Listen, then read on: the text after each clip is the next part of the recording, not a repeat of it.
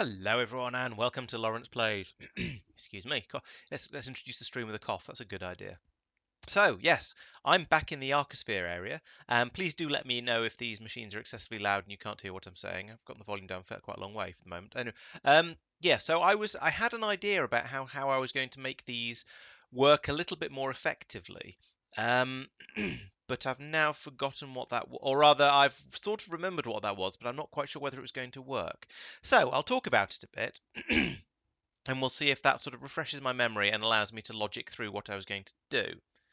So my thought was that at the moment I've got these machines deciding whether to run or not based on whether the arcospheres on their outputs um, exist or not. So if either of them don't exist, if there's a shortage of either of them, yes, if either of them equals 0, then the arcosphere folding will run, and we'll get some extra arcospheres passed over, which is potentially well, it's an idea. I'm not sure whether it's a good idea, but it is an idea.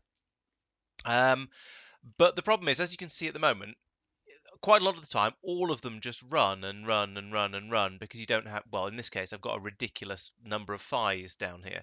So I was thinking, what if I looked at the inputs that were available and only ran if there was more than, say, a couple of each of them. Because what I was thinking is I want a way to, basically I want a way to make sure that if we're short of omegas, for example, then and we've got loads and loads of phi's then and gammas, then I want this one to run. But if we're short of omegas, I don't have many phi's or many gammas, but I've got loads of thetas and epsilons, and I want this one to run. And I'm not sure if there's going to be a particularly good way of doing that. I could say if phi is greater than theta, then run, and if gamma is greater than, I'm not so sure I like this idea anymore. I had a sort of I had the vague trappings of an idea that I got when I was talking about it idly with someone else, and it sort of seemed like a good idea at the time. But now I've got this far, I can't think of a good way to do it because there's too many different variables. I could add up the number of uh, phi's and gammas here and say if that's greater than the number of thetas and etas, epsilons, then run. But yeah, I don't like it. So what I'm going to do instead, I'm going to go back to plan A, which was to go and grab all of the arcospheres that I've brought over in my in the ship that's hopefully made its way back. Yeah, exactly. It sounds like things are probably going to not quite work as well as I hoped. So I need to be very clever or just not at all clever. And I think being not at all clever is a lot easier than being very clever. So yeah, let's come back over here. Let's find the spaceship that has hopefully got about 30 or no, not you. Up this way. It's hopefully got about 30 or so arcospheres on it. And have a quick investigate. Right, so this one in here somewhere. This one, yeah, there we go. There's all my arcospheres.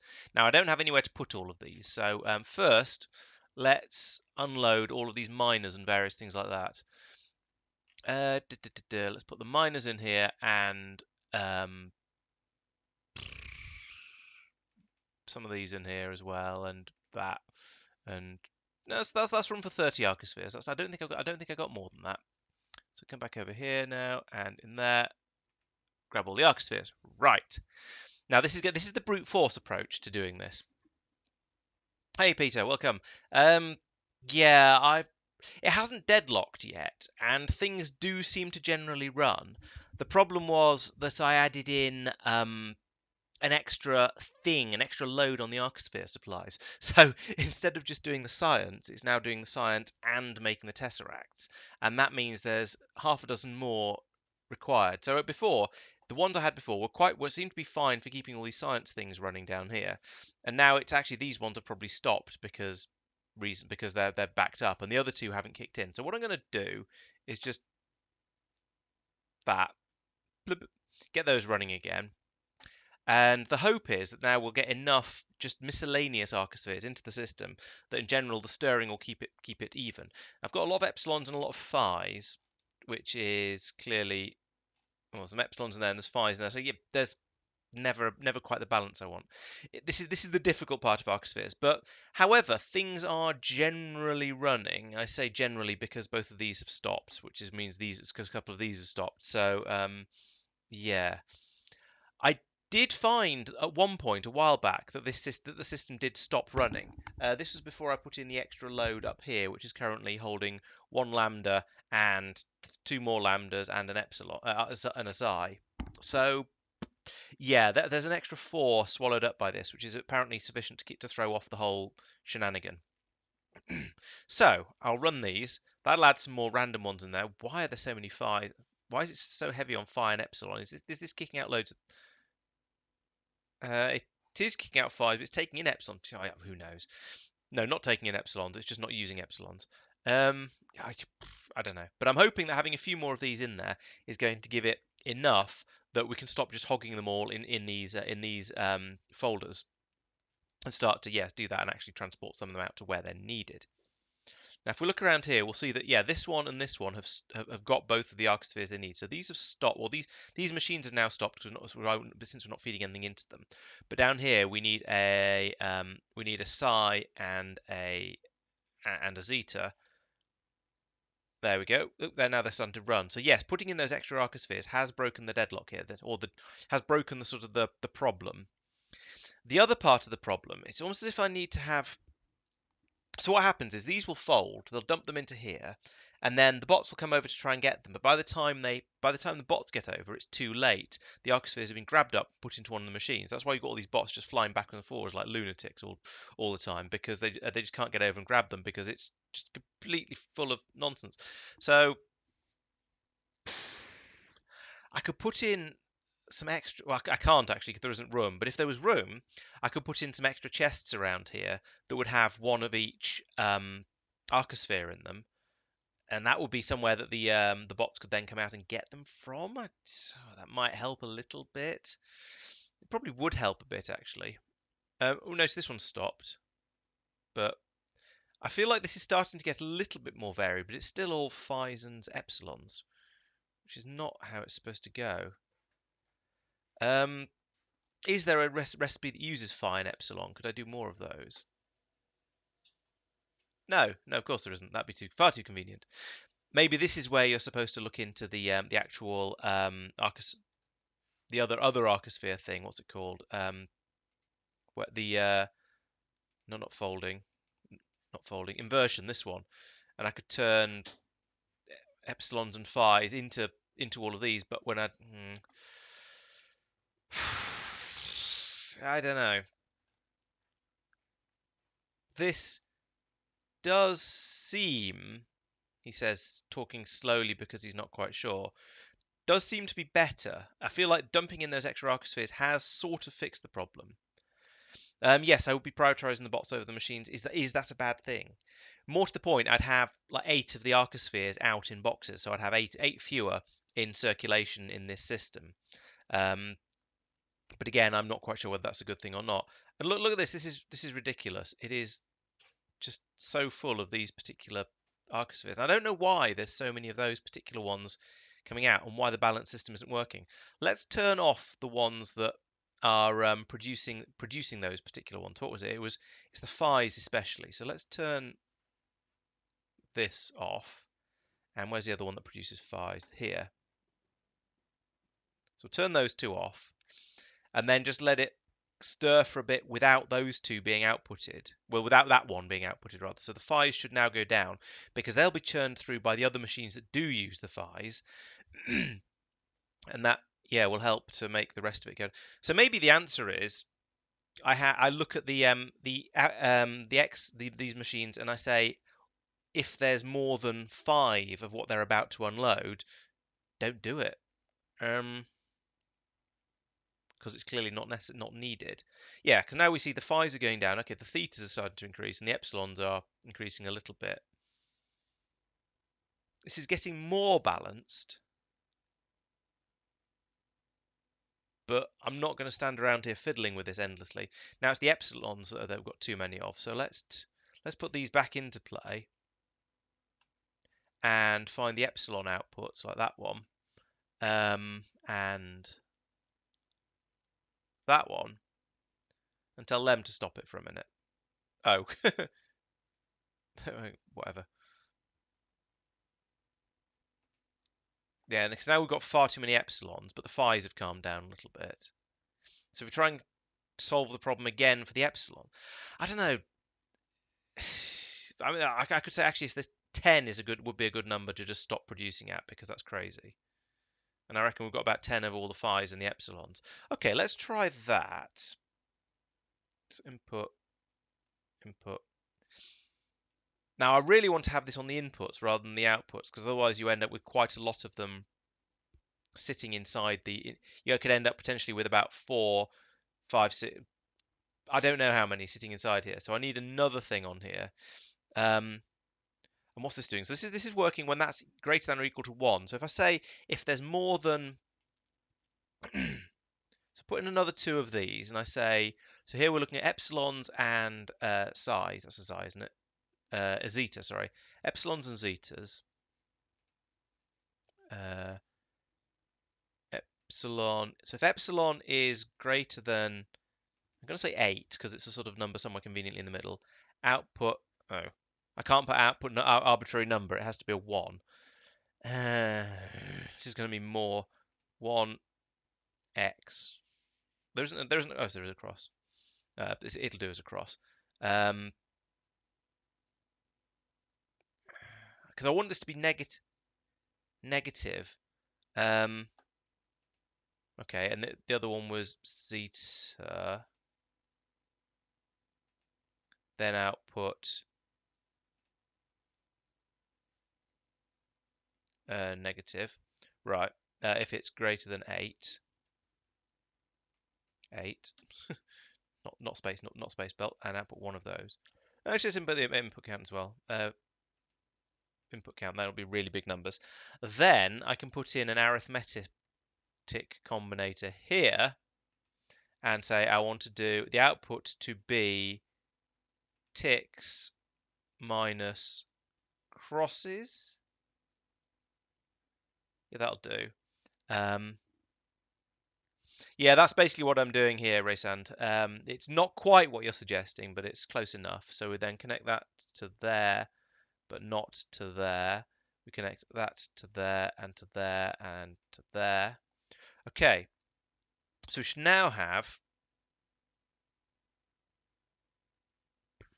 oh, and connect that to there and there.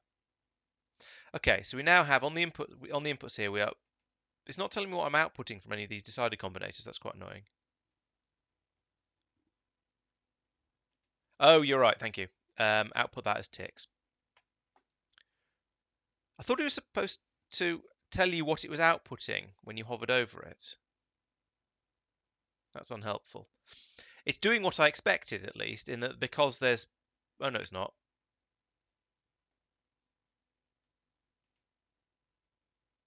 If epsilon greater, yeah. I'm gonna need to hook. Yeah, they're both on greater than 8. I'm gonna need to hook these all up to pylons, aren't I, to find out what it's actually doing.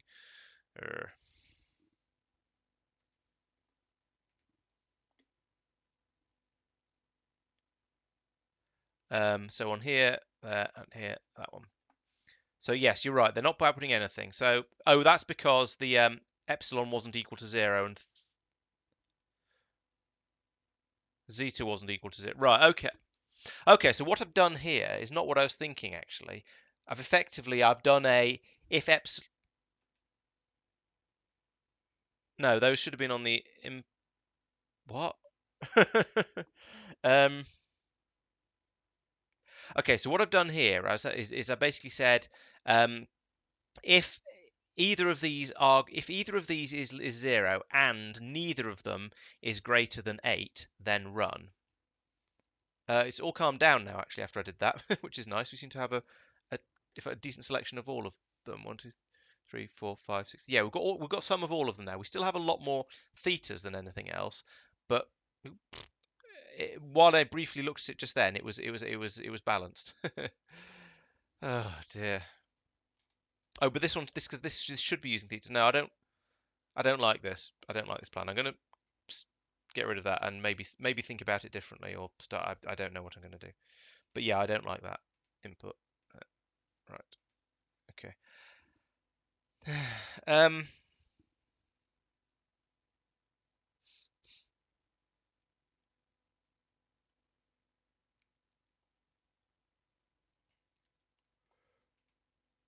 So now I've got too many. So yeah, basically what I want to do is run when the I don't know what I want to do. That's the main part of the problem. I think you know what I am going to do. I'm going to ignore this and forget about it and go off and do something else and think about and try and think about it some other time because I'm not coming to any sort of answers that I actually like here because mostly because I'm not quite sure what I want to do. And at the moment, I've got it running if its output, either of its outputs is equal to 0, which is what this has stopped because we've got lots of epsilons and zetas apparently. Yes, we have. We've got one of each rather. But that means it's not running to use up all of the thetas and try and balance it. I almost feel like I need to add the two inputs together and the two outputs together. And if the total of the inputs is bigger than the total of the outputs, then it should run. But I can just see that going wrong as well. So I don't know. I don't know what the answer is. I feel like this isn't it because we're just full of thetas, like a bad um, Scientologist or something. I don't know enough about Scientology to know whether that joke actually made sense. So this one and this one should be using up the theta. This is another thing I was looking at. So where's Myokin? No, I want Myokin orbit. Um, right, for some reason, even though there's a coronal mass ejection hitting Myokin, this has not kicked in, and I don't know why not. There were some questions around this, whether it was because it's on a spaceship, whether it's a bug, whether it's nobody. I honestly don't know, but it doesn't seem to be working, and I don't know why. But it's got power. We have a potential generation of a gigawatt here. We have plenty of steam available in these pipes, so there should be plenty of power available. This should kick in and protect Myokin. It isn't, and as I say, I don't know why. And I'm trying to decide whether I should submit it as a bug report or not because it seems to be a bug. The ship is actually in Myokin orbit, as you can see here. I've got the launch option, not the docking option, so it's not like it's in Myokin orbit. And there is, if we look on Myokin, currently a coronal mass ejection hitting down here. So, and as of a reasonably recent update, the you're supposed to be able to protect against a coronal mass ejection from either on the planet itself or in orbit, whether it's on the planet or in orbit. They share protections basically, which is why the umbrella ship seemed to be. It is docked. Oh, you mean docked to a clamp? That doesn't make sense based on based on my understanding of the system. It's possible it does, but it shouldn't need to. Is basically what I'm trying to say. This is not working, and I don't know why. So what I'm probably going to do is keep this in a separate save and then have another look at it off stream sometime. Well, I posted about this on the Discord, and there was a general people going, I thought that was supposed to work. I think I might have heard of a bug around there somewhere, and general non-committal answers. So it seems like people generally reckon it should work. It's just in this particular case it didn't. So I don't know.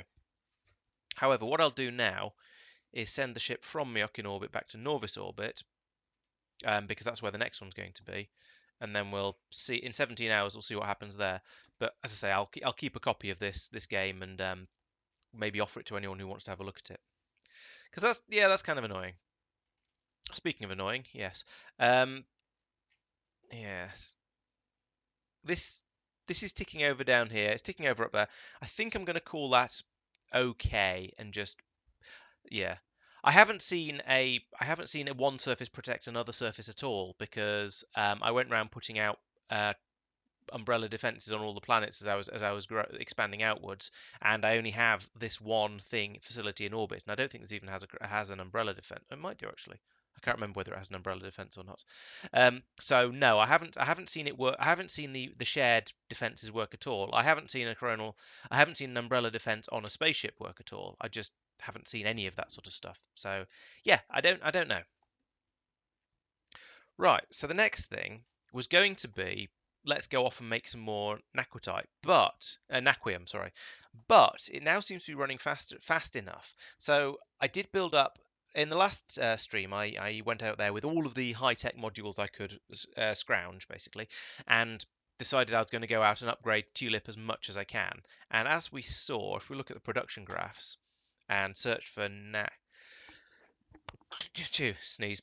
Cesium, no, cesium is something else. Cesium is also something else. I bumped it up from 120-ish per minute to 150 per minute, which isn't a huge jump, but apparently it's been enough of a jump to get over my the rate I'm using it at, which is interesting because the rate I'm using it at is all over the place. I don't really know how to. Oh, I suppose I judge that by looking at the average down here.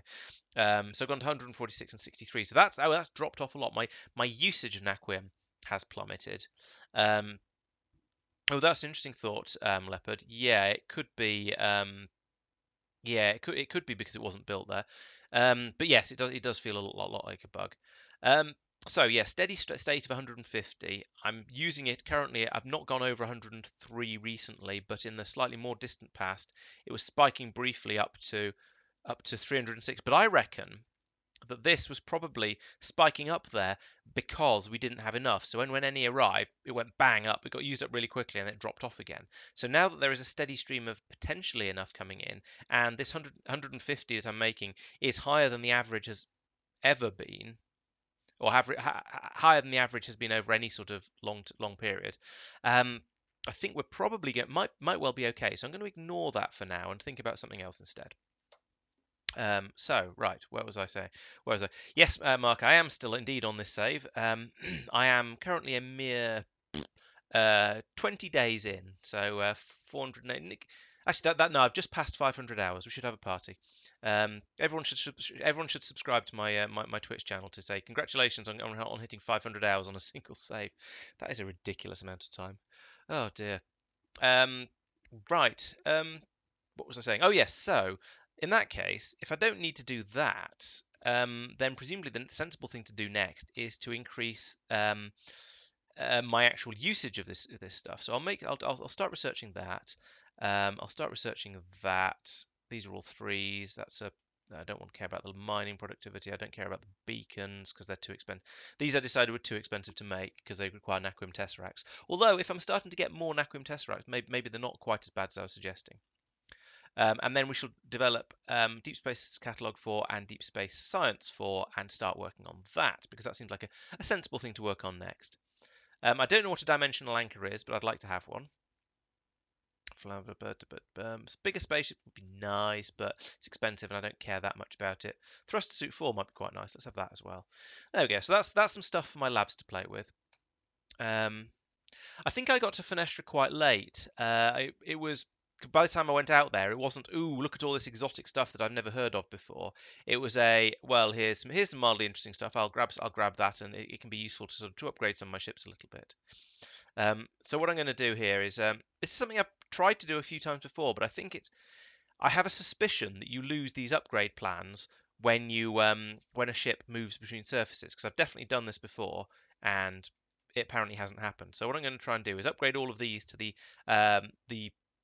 15 megawatt solar panels instead of the 7.5 megawatt solar panels. These are the ones I got from Fenestra, so thanks Mark for the reminder of that. If you're not Mark and I've misremembered a username, please tell me and I do apologise.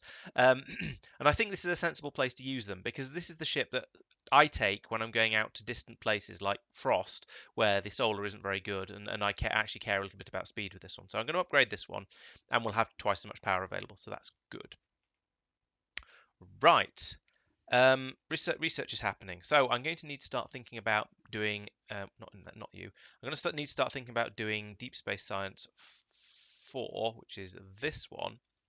So to make that, I need cryonite rods. Got loads of that over there. I need interstellar travel data, which is to put one of these Nexus things, which is what I'm currently researching, on a spaceship and trundle around at some speed. Now we had a little bit of a discussion about the numbers on this before. And so we're saying that contain data for interstellar movement, so we need to get out of the solar system.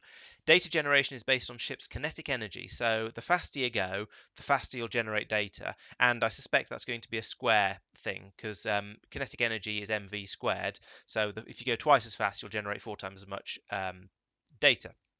However, I believe it also, yes, energy use is proportional to speed. So the faster you go, the more energy you'll use up, but you'll get more data than the amount of extra energy you use up. So yeah, I think that's probably fine. So yes, so yeah, put one of those on my fast personal ship, and we'll go out for a flight and generate some of that, and then from then on we can see how that goes. Maybe I'll put one on one of my long range naquium ships, and it can generate this data on the way out and the way back again. Yes, use a bit of extra power. I probably don't care about that. I do care about the fact that it applies an extra 2,000 container integrity stress. That's a concern because my current spaceships. Do I have one of the long range naquium ones? I don't, so I'll have this one. Current integrity stress is 850 out of 2,500. Okay, so I don't have 2,500 available here, but I'm not actually that far off. If I pulled up some of these chests, there might be enough. If I do one more spaceship research, then I'll definitely have enough. So that's a possibility. To answer your question, Mike, yeah, I have this. I have this ship. It's not nuclear powered. It's energy beam powered, which is much better than nuclear because it's less stuff to bother about on the ship, and it's just a little bit simpler and cheaper to run as well. However, this ship is not capable of landing on planets because it doesn't have any booster tanks apart from this little iron one down here. So this ship is my one for taking me long distances through interstellar space where there's no solar power available, and it's really quick because it's got all of those engines.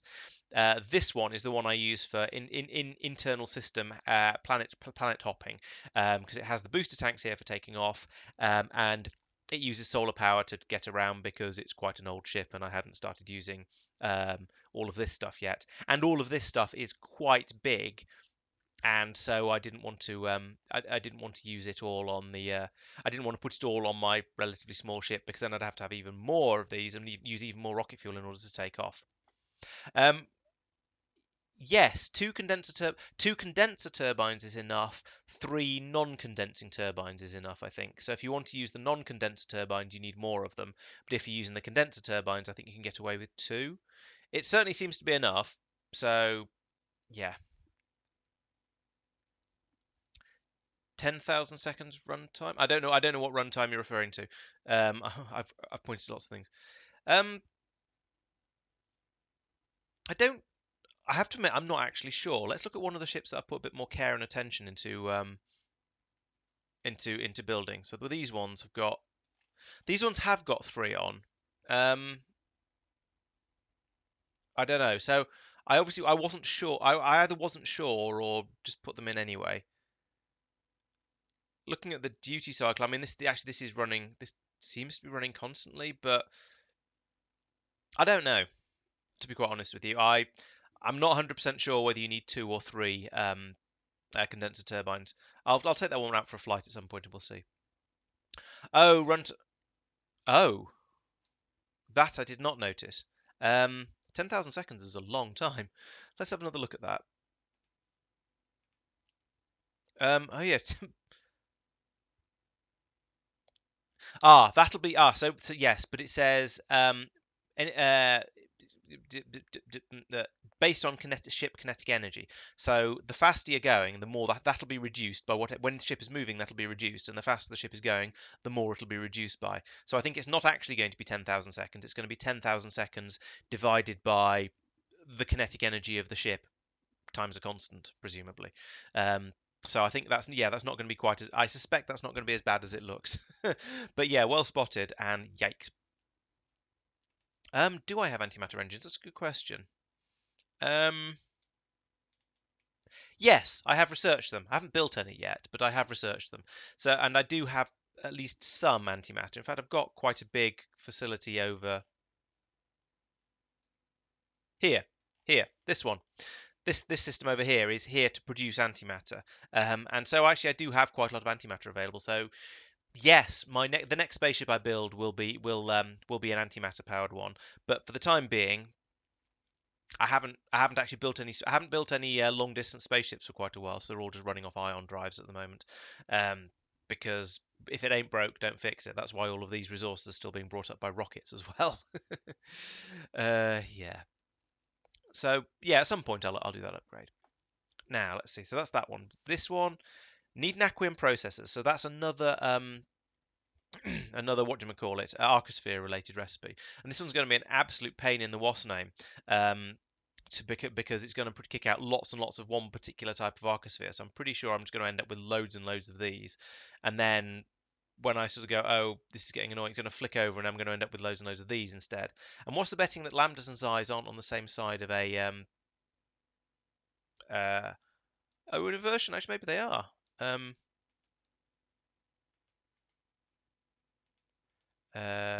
Where are the inversion recipes?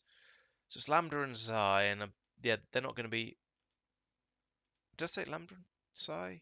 Yeah, yes. Okay, so I could do these inversions as long as I have a steady stream of epsilons and phis coming through, then this will work. And those are the ones I had too many of. So maybe maybe this will be balanced when I start making the naquium processors as well.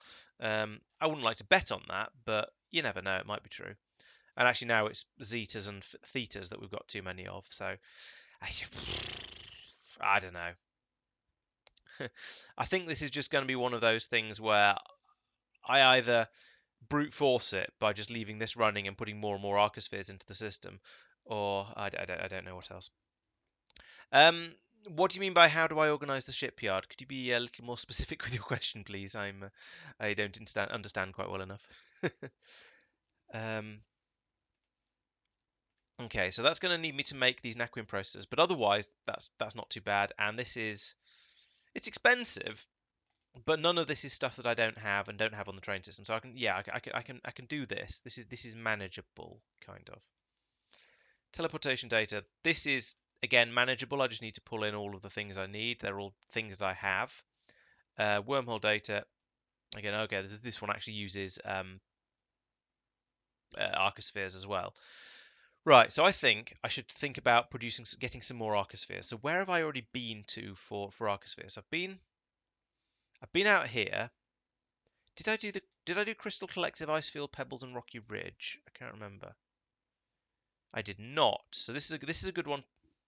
This is a good one to go to because there's four in very close proximity, and I might have enough fuel to nip over to Grapeshot as well, and maybe even Shadeland, especially if I go via Fenestra. Okay, so that's 1, 2, 3, 4, 5. So I need 25 of each. So I'm jumping around a little bit at the moment, but I want to try and get things running um, before I start doing any sort of long-term thing. So, oop, falling off the world. Right, so down here, what have we got in the spaceship? We have nothing, no probe rockets, and no other things, none of the probes. Okay, well that's fine. I can go and try and get some of those. Let's go and have a look.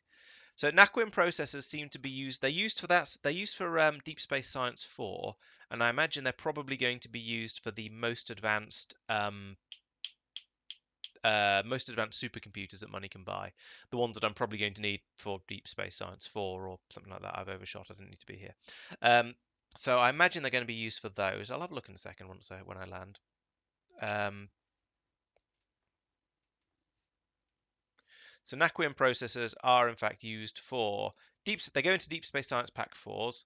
Oh, they go into Energy Shield Mark 6. Sure, I don't care about that too much. They go into Arca Links. They go into the. I'm going to need to make them in order to make a Nexus as well.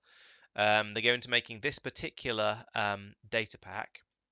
They go, as I said, there we go. They go into making the deep supercomputer. I suspected they would. Thruster Suit Mark 4, because why not? And this non-existent thing that. Oh, actually, I know. I recognise that it's an artifact, a thing for the artifact. So that could be worth. That's worth knowing about. I'll try and remember that for later. Right. So I need some probe rockets, which come from here, and you have 20 of them, and I need 25. 21 of them. Get building. Build faster. Actually, the limiting factor here is the inserters, not the building. How fast does this build now? Crafting speed 52. That's quite impressive. Let's take them back because they're not doing anything useful. The limiting factor is actually how fast I can make rocket fuel. Great. Go faster. I think it's actually only this one that really needed it, but never mind. Right, so what tier of modules do I have in main production? Well, I've got machines producing up to tier 8 modules. Um, and I've got a few, and I do have some of those made. But I decided that was a bit silly and a bit too expensive, so I've cut it off at tier 6 here. So I'm actually currently only actually making up to tier 6, but I do have the infrastructure to make up to tier 8. I just don't have the resources and the throughput and the everything else. So yeah. Um, Mostly when I need rocket fuel in orbit, it's brought up by this spaceship that brings this tanker here brings it up from another planet. But over there on the other side, well, it needs the solid rocket fuel, so I'm just making it on site because that's easier. But yeah, for refueling all of my spaceships, the rocket fuel gets brought up from another planet on another spaceship, brought over and then dumped into these tanks, and then out to, well, usually to refueling tanks like these, where it then gets dumped across into the relevant spaceship. You look full. Well, no, only 540. Okay. And this one I think is the one that needs to go all the way to it needs to be able to take off from Trellis as well, so it's got a slightly higher request limit than these spaceships normally do. 550. There we go. You going? Blip. Yes, it's gone. Yeah, so we fill up these tanks fill up the buffer tanks, which can then be dumped straight into the spaceship. So that speeds up the refueling a little bit for those. And up here for whatever lands here, I've completely forgotten. But in general, we just pump the fuel around. It's fairly easy. Um, yeah, I suppose I probably should be making them down on Norvis, but I had a slow facility for making the lower tier modules down on Norvis, but it was fairly slow, and I thought, well, I'm going to bump it up, make it a bit bigger. That's a good point, though. I suppose yes, these should all have productivity module a bajillion in them, shouldn't they? Yeah,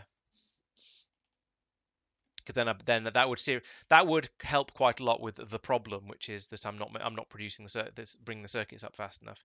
So yeah, you're quite right. It would be much more sensible to bring up enormous numbers of the tier 3 modules from the ground, or possibly even to start shipping some of this stuff down to the ground and making the higher tiers on the ground as well. I don't know, but I haven't been. So can you can you not productivity module even low tier modules? Oh, okay. Well, in that case, there's no point in making them on the ground. I might as well just ship the stuff up here. Rocket fuel's cheap. I don't care. um, yeah, fine. I put the combinators on the ship itself because that makes more sense to my the way my brain works, to have the ship in control of its own destiny. Um, so it makes more sense to do it that way, and that way you can also have different ships going to the same place but doing different routes. So, for example, this landing pad here is for all of the ships that are carrying core fragments around, as is the one down on Norvis, down here. We have all of the ships that are carrying core fragments will land here, unload their trains, which unload here, and then get back on again. So yeah, it's sort of the opposite way around for me in a way, because I've got lots of ships where I need to select the destination based on where the ship came from, rather than because they've all got the same cargo, they're all bringing to the same place. So having the logic here wouldn't make sense. And to be honest, once you've got past the very first tier of spaceships, um, once you've got at least one spaceship capacity size research done, the amount of space that the logic signals take up on the spaceships is fairly insignificant compared to the amount of space everything else takes up, and you tend to run out of I find I tend to run out of storage space before I run out of actual space. So why not put the logic on there? It makes a lot more sense to the way my brain works as well. Yes, I could have it all on the other side of the anchor and tell the ship to clear off to wherever. Um, but there's no real need. I'd take this one for example. This is using container stress is at 368, hull stress is at 324, so I could make the hull significantly bigger, and before it even went above 500. I can make the hull bigger before it got above the container stress level. So there's no point in putting it outside the ship. I might as well just keep it inside. It just makes more sense to me. What was I doing? Oh yes, I was bringing over the no, these things, the probe rockets. Now I need to get some deep space probe things themselves. Those are being made down here. I would have these being loaded by automatically by bot, but it's not really practical because the ship itself has a roboport network, and it would end up just kidnapping the bots and confusion and wailing and gnashing of teeth and dogs and cats living together, pure anarchy.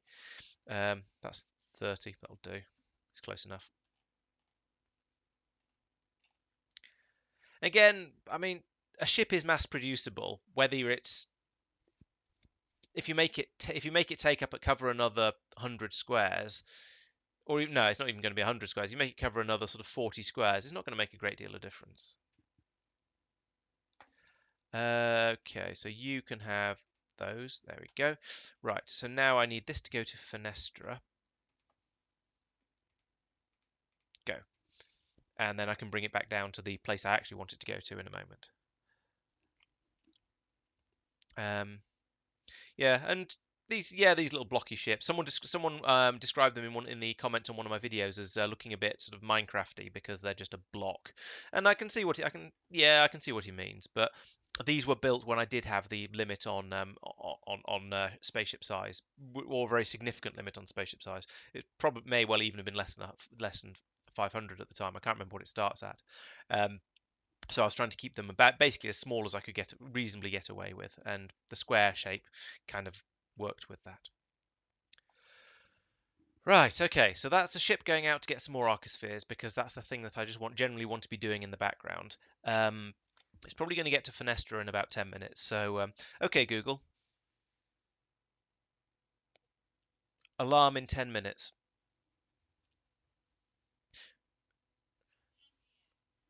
What? No. Listen to me when I'm talking to you.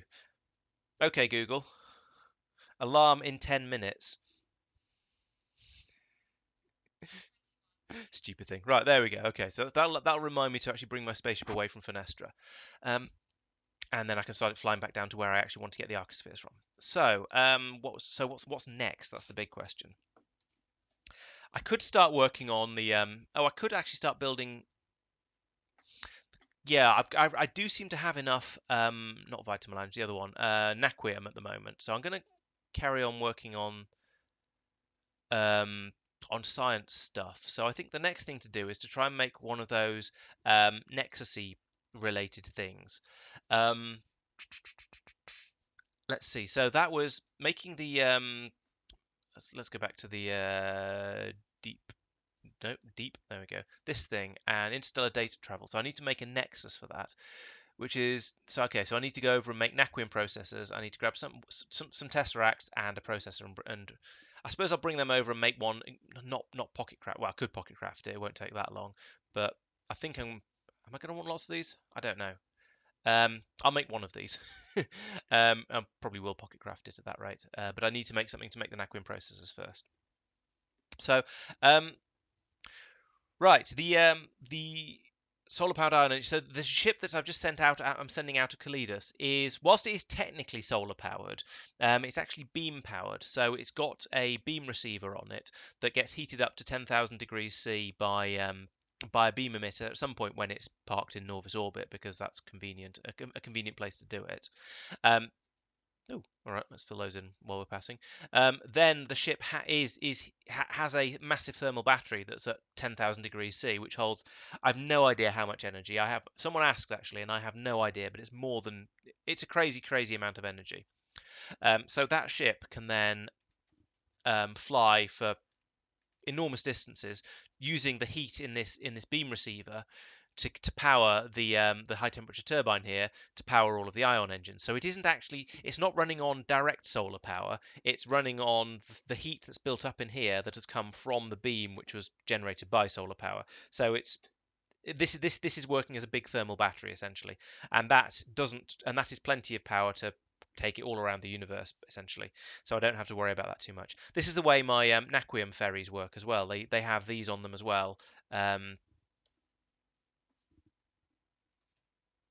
these ones. Is it either them? Where are you? You're there. Okay. So again, got the big thermal battery, powers the ship, and then when it gets back out to the other end, we then use this. The ship also then generates steam at 5,000, at 10,000 degrees, or to 5,000 degrees, whatever it is, and pumps that out into tanks in the space station outpost to power the mining systems until the while the ship's there and while it's flying back and forth. That's a very good point, Faust. Let's have a look at the donut again, see how its power is doing, and whether I do actually need a third. And the engines all seem to be running. Let's see what the power graph looks like. If I can find the pylon, there's the pylon. And this is oh yeah, okay. There it is. It is problematic. It appears. We are getting, yes, okay. It turns out you do need three of them. Um, yeah, you do need three. You do need three what's names in there to keep it running. However, it looks like my accumulators on there have enough oomph in them to. Let's see, wait for it to happen again.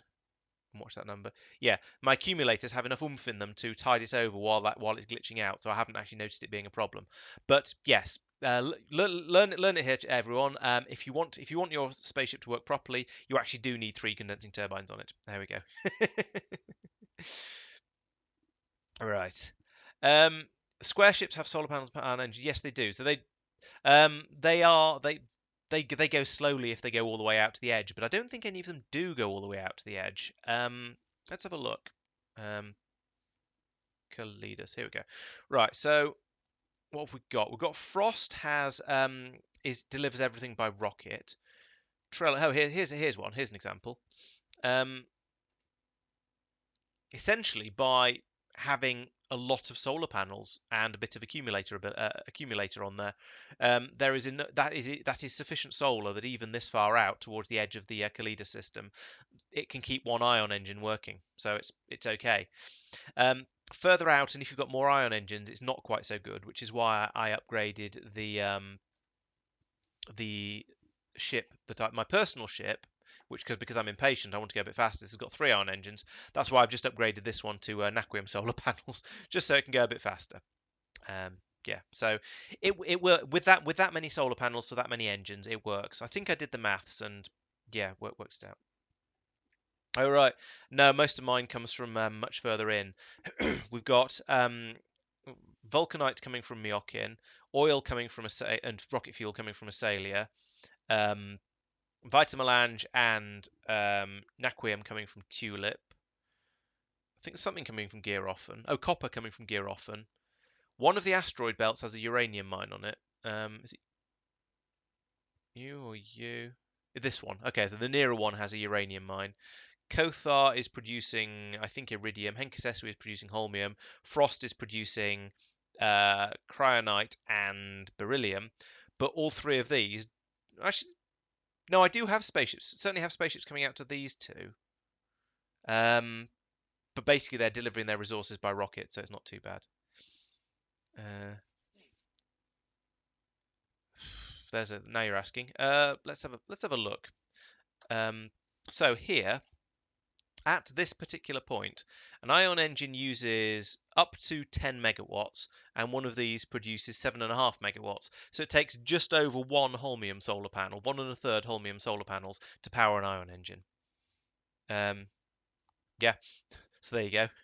They're 7.5 each, so 1 1/3 of these. Actually, no, sorry, no, take that back. They because they only run at 50%.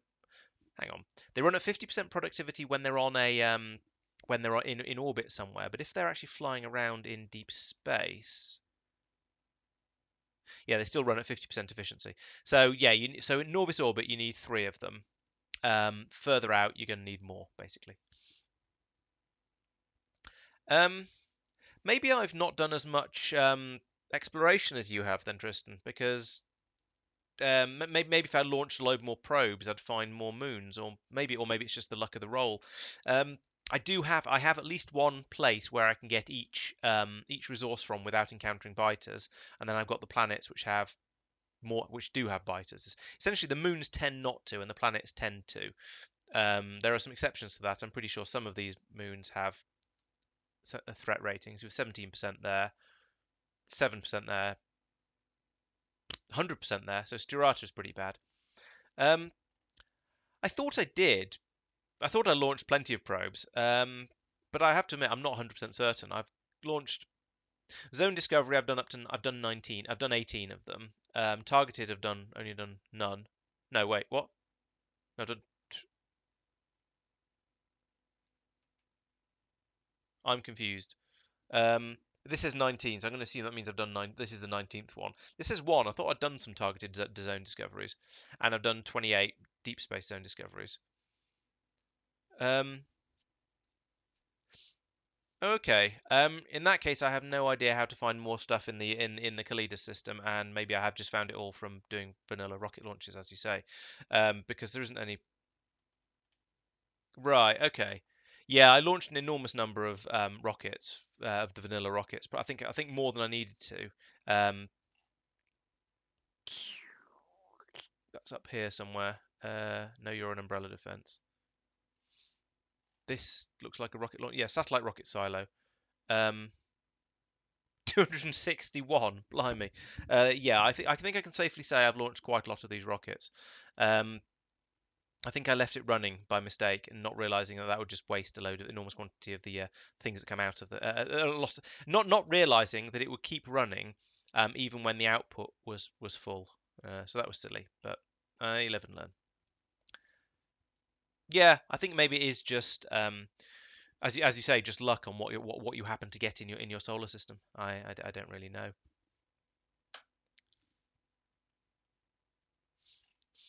I'm glad it's not just me who made that mistake. It wasted quite a lot of resources at a time when I could have kind of done with those resources, but oh well, never mind. Right. So I was now going to try and think about making an naquium processors, wasn't I? So that's these ones. That's made. Oh, it is made in a grav facility. I thought it probably would be, but I wasn't sure enough to just drop one in and find out. Can I fit that in the gap here? I can. Oh, that's the alarm. That's telling me my ship is ready for looking at. So let's see where the donut is. Let's see if I can spell donut. Right, so it's made it to Fenestra. So now we want to go to. I can't remember where I wanted to go to.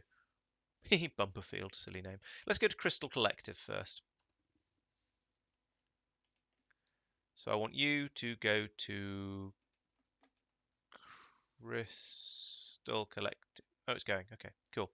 And that's going to take less, not very long at all. Okay.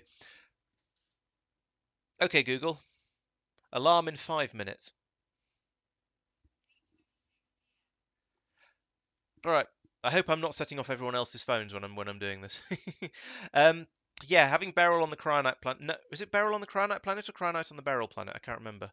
Um, let's have a look. Oh yeah, Beryl on the Cryonite planet. Yes, you're quite right. Yeah, and I don't have a, I don't. Oh yes, I don't have a Cryonite. I don't have a Beryl planet in the Calidus. Let's check actually. Calidus, do I have a beryllium planet? Now I've got a beryllium asteroid belt, but I don't have a beryllium planet. So, or a Beryl planet, perhaps I should say. So, yeah, I've got it on the asteroid belt, as I said, but not a planet of it. So, I guess I could potentially have gone there for mining purposes. That might have been a bit tricky to set up with.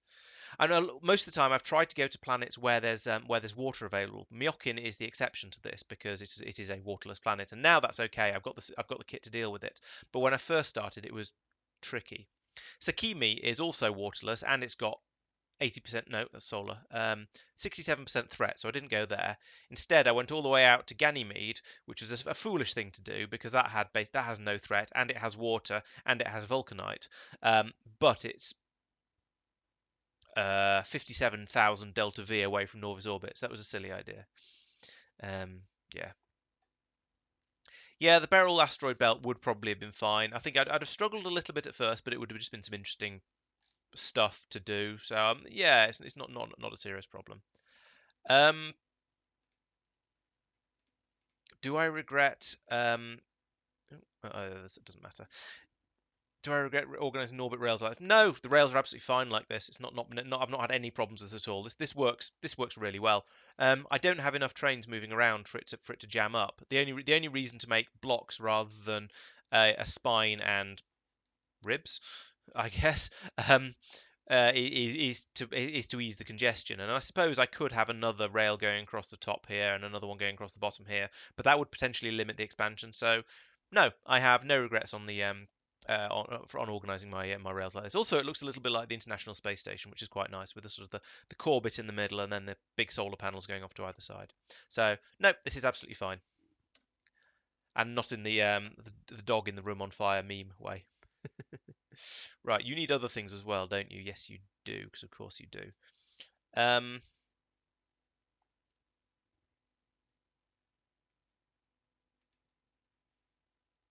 all right, so let's put in. There isn't room to do this, is there?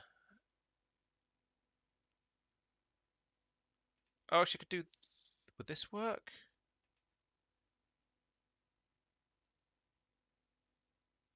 If I make the naquium cubes go to the right here, yes, I think this will be okay. Naquium tesseracts go to the right, rather. Then half of them will come up here, and half of them will go down there. So right, there we go. That's that sorted. Um, yes, yeah, that'll work nicely. Um, so naquium cubes. We need the quantum processors, and we need basically all of the yeah, all of those. Get rid of those two because those aren't going to happen. But yeah, all of those can be brought over. Right. Okay, that's going to be another load on the old arcosphere supply. That's great. Um, blocks, reusability, extendability. I mean, um, yes, technically you can copy and paste blocks, but to be honest, I can copy and paste this as well. It makes no difference. I can then just extend the rails up as far as I want. I could. Nah, no, I don't think there's any advantage to doing rails as blocks over what I've done. Um, it would allow for more throughput, as I say, but I haven't got a particular throughput problem, so I don't see that as being an issue.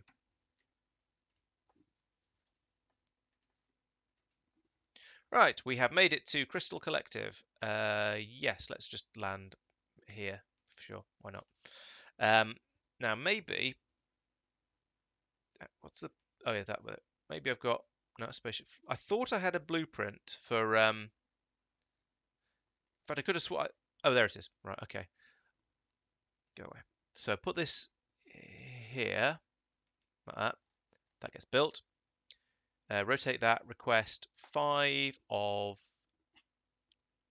these and 5 of where are they in here? No, they're not in here. They're somewhere silly. I remember that much. Oh, they're in here. I mean, here. There we go. That one. Eventually found it. I couldn't remember what they were called either. So right there we go. So we've got that. We now delete those and put that back, and this will now launch all of the rockets, and I can come back later and sort that out. Right. Yeah, local spaceships would be quite nice, as you say, thematically. It would make a certain amount of sense to have the stuff brought around by spaceships, but um, but from in the since there was the update where it now costs fuel to launch a spaceship uh, from from a space station, it would be a massive waste of fuel. I think it's going to be far better to do it this way. Also, it'd be a bit of a struggle. You'd have to be quite clever with your with making sure it anchored again in the correct place. That would be an interesting challenge, which I haven't had to bother with. I need to get the processors in here as well, and I need to bring processors in. But conveniently there's a station here that is not full yet. So I want to bring in the naquium processors, presumably in here. Quantum processors, that's what they're called, not naquium processors. The previous generation, holmium processor. I don't know, quantum anyway. Bring in some of them. I'm still not doing numbers properly. I know. I don't care right now. And then I want to unload them here. Come around this way. Put down some scaffolding. and some underground, and some more belt. Yeah, that's what I was thinking. It's circuitry on the. It's not so much on the clamps as on the things that, as circuitry, yeah, to tell it what clamp to attach to. But yes, it would definitely be complicated. Um,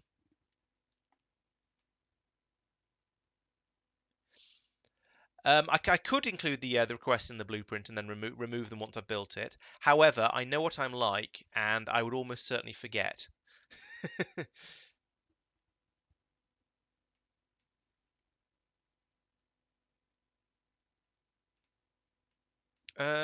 Disabling clamps, yeah, that could work. This is going to be some horrible, horrible spaghetti. Never mind. Nothing like a bit of horrible spaghetti to lighten up your day. Um, yeah, yeah, turning the clamps off would work quite nicely, I think. Um, yeah, sure. I'm not averse to that.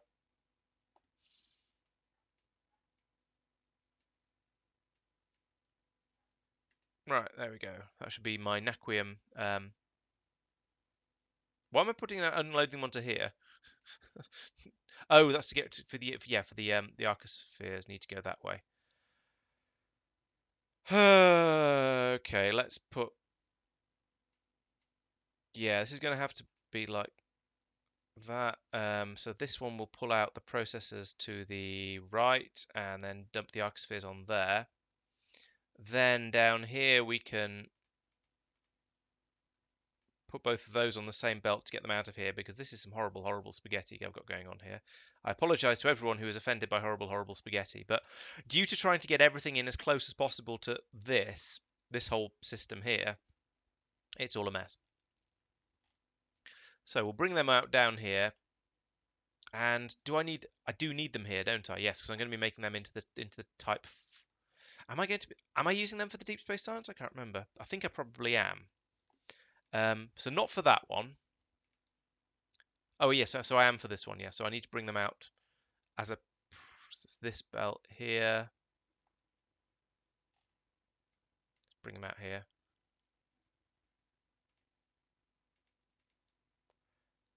Filter tesseracts to the right. There we go.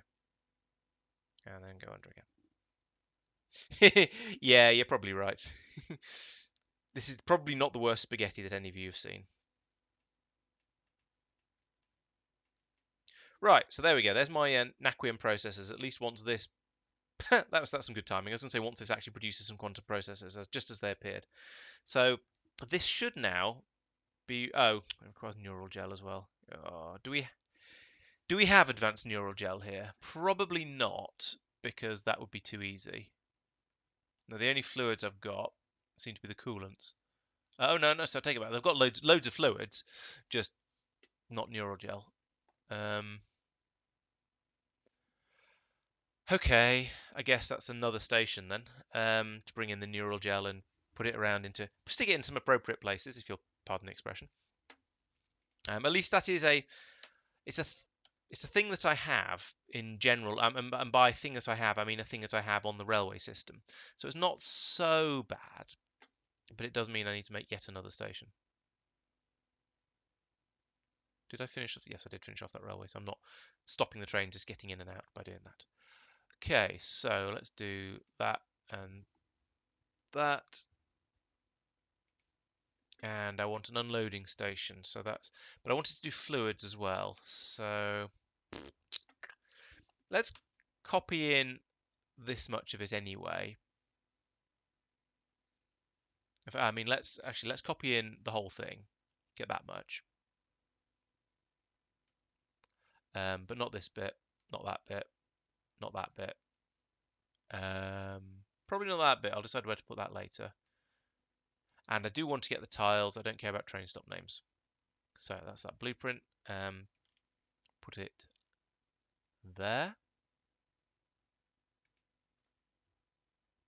Most of it's not going to fit, but that's kind of okay. I'll try and work something out from here once it's built.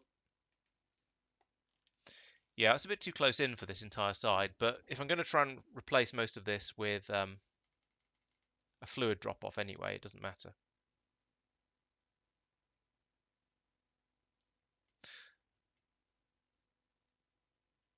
I'll keep the other side because I'm probably going to need some more solids at some point fairly soon.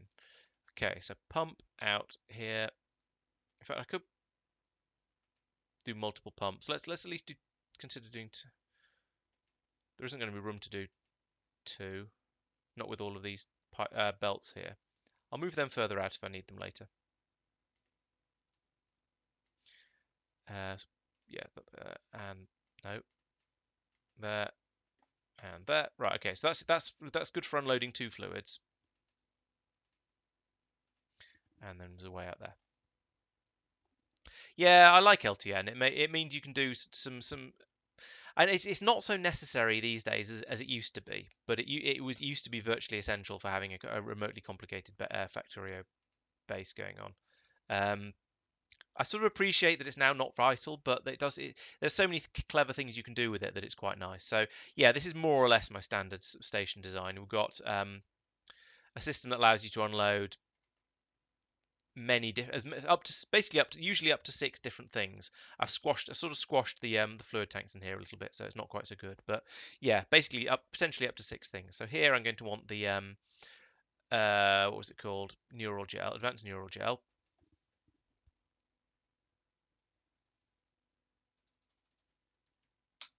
So that'll request that. Come up, fill the tank up. Because we're doing fluids, we then need to also link up the station contents to the pumps and tell the station to read train contents, which it's doing. Good. And then we say you are to unload if neural gel is greater than 0. You are to unload if, I don't know what, let's say water for now, is greater than 0, and I'll reprogram that as and when we realize I work out what I actually want to have that pump, that fluid handler deal with.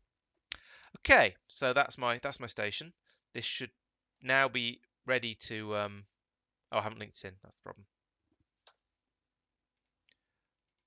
Link that to there, and we should now get some advanced neural gel arriving.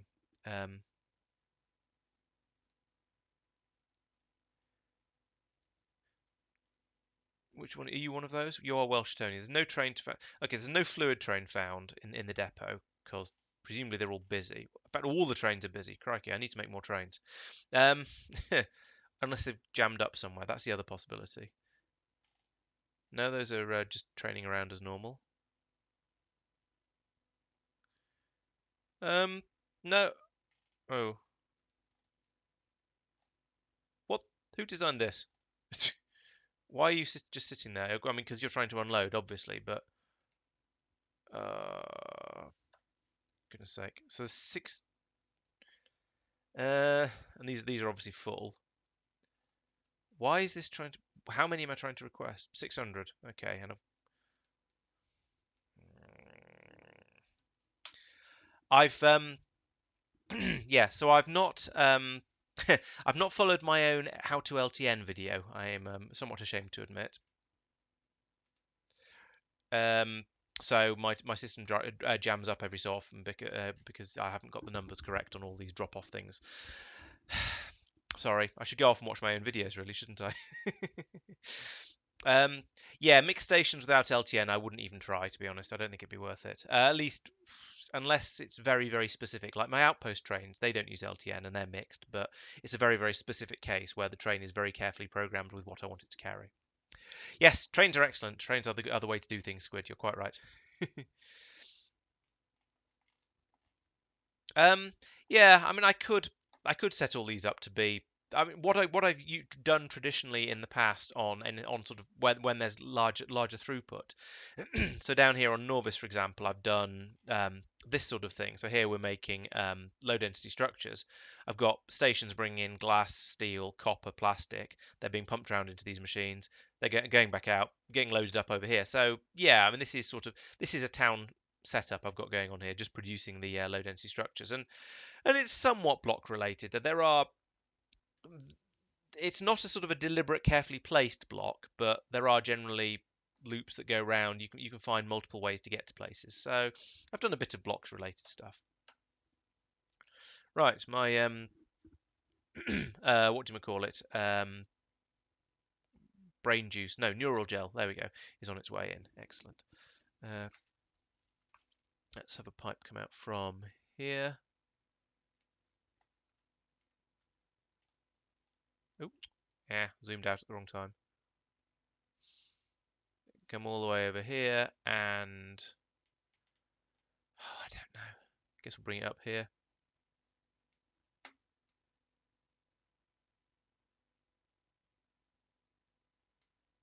Oops. Right, and then we'll use the long pipe to bring it over. Yeah, and for anything where you don't need massive quantities of stuff to be transported around, the multiple drop stations are great, especially when it doesn't take too long to unload because there's relatively small quantities of whatever it is. There we go. Pump, pump, pump, pump, pump, pump, pump. There. Right. Now I can start running with some slightly shorter pipes. Not that short. Not that short.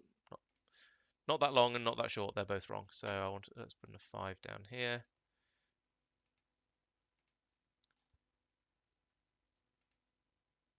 What was it that needed? It was up here, wasn't it? We needed, yes, you. This is going to be some even more ridiculous spaghetti going on here, I suspect. 1, 2, 3. Okay, there is room for a pipe to come through like that.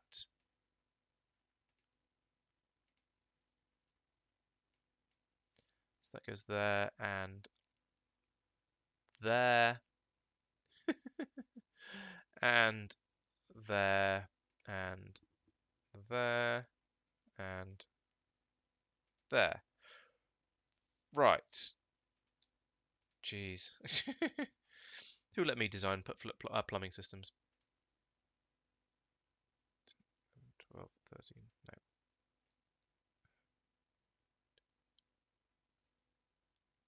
And a 5. Oh, it's a 4. Okay, I can't count. Right. Now we can finally make these blooming naquium processors. Yes, it's running. Hurrah! It's running quite slowly, but I don't think I need particularly large quantities of these yet.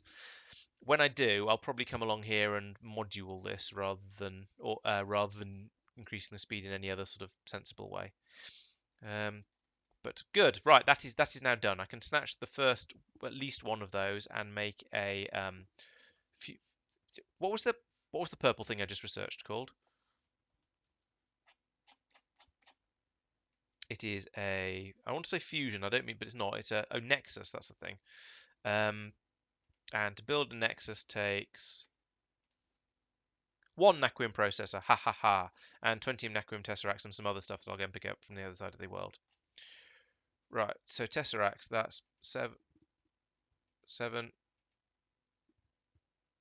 21. So one of them go back. Have that back. There we go. Yeah, it's a very shiny game. Right, here comes all of the output from the, there's my naquium processor. Yoink. I think I picked up an arcosphere as well. Yes, there it is. Right, I'm just going to leave that to its own devices now and go off and make my Nexus, and then I'll put it in my big spaceship. No, I won't, because my big spaceship has escaped. Oh, is there? I've harvested everything from Fenestra. I didn't pay all that much attention to exactly what I was getting. So if there was an Naquium processor there, then it's gone into my storage system over here. So I could have just summoned it. That would have been slightly easier. Never mind. I'm going to need more of these sooner or later, so it makes sense to start building them now.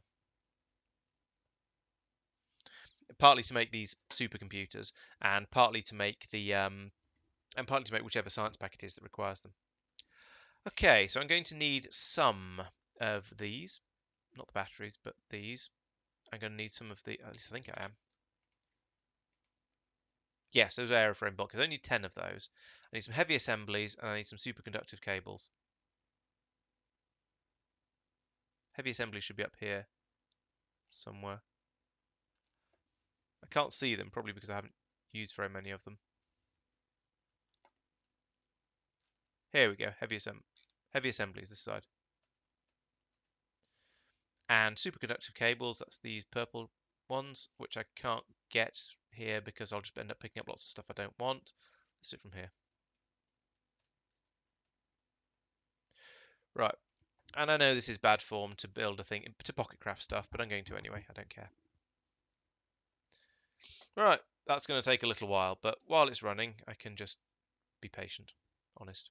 Yes, the recycling area is sizable. um, because when you do, you know, when it was like when you're doing material science, every so often a train turns up with a massive quantity of scrap and just dumps it straight into your storage system, like well, a bit like this. And then you have to deal with it all. And it turns out this is the magic number, or this is a decent number of what do you call it? Recycling facilities.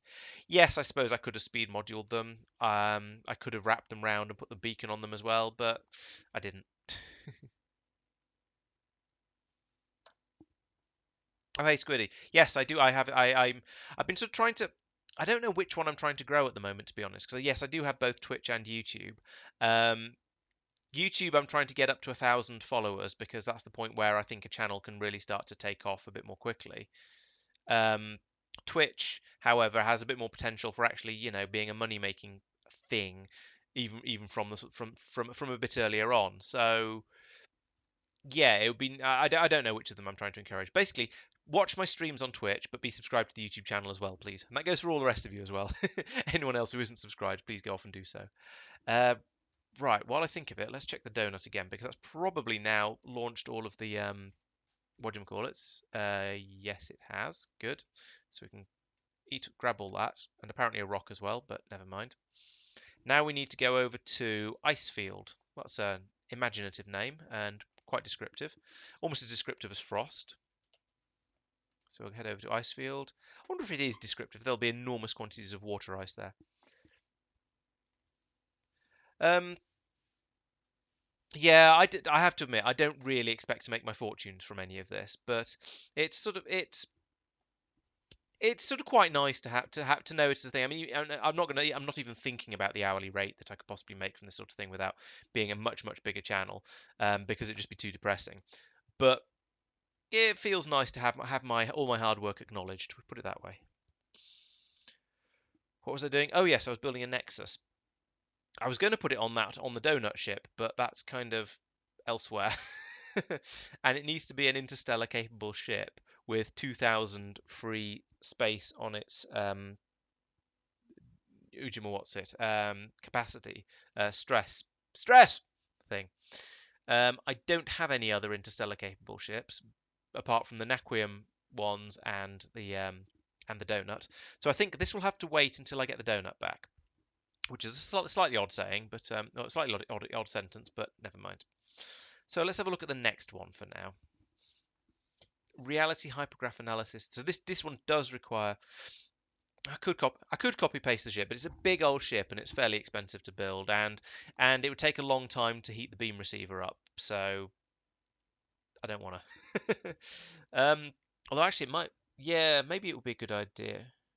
I think I want to trial it on the existing ship first to see how much power it uses and how when for the speed that ship goes at, and then that'll tell me if I want to make the next ship that just is dedicated to that one, whether I want to make it faster or slower. So I think I'll I'll wait for now. I'll hang tight and just to test it on the donut when the donut comes back. But for now, I'll wait.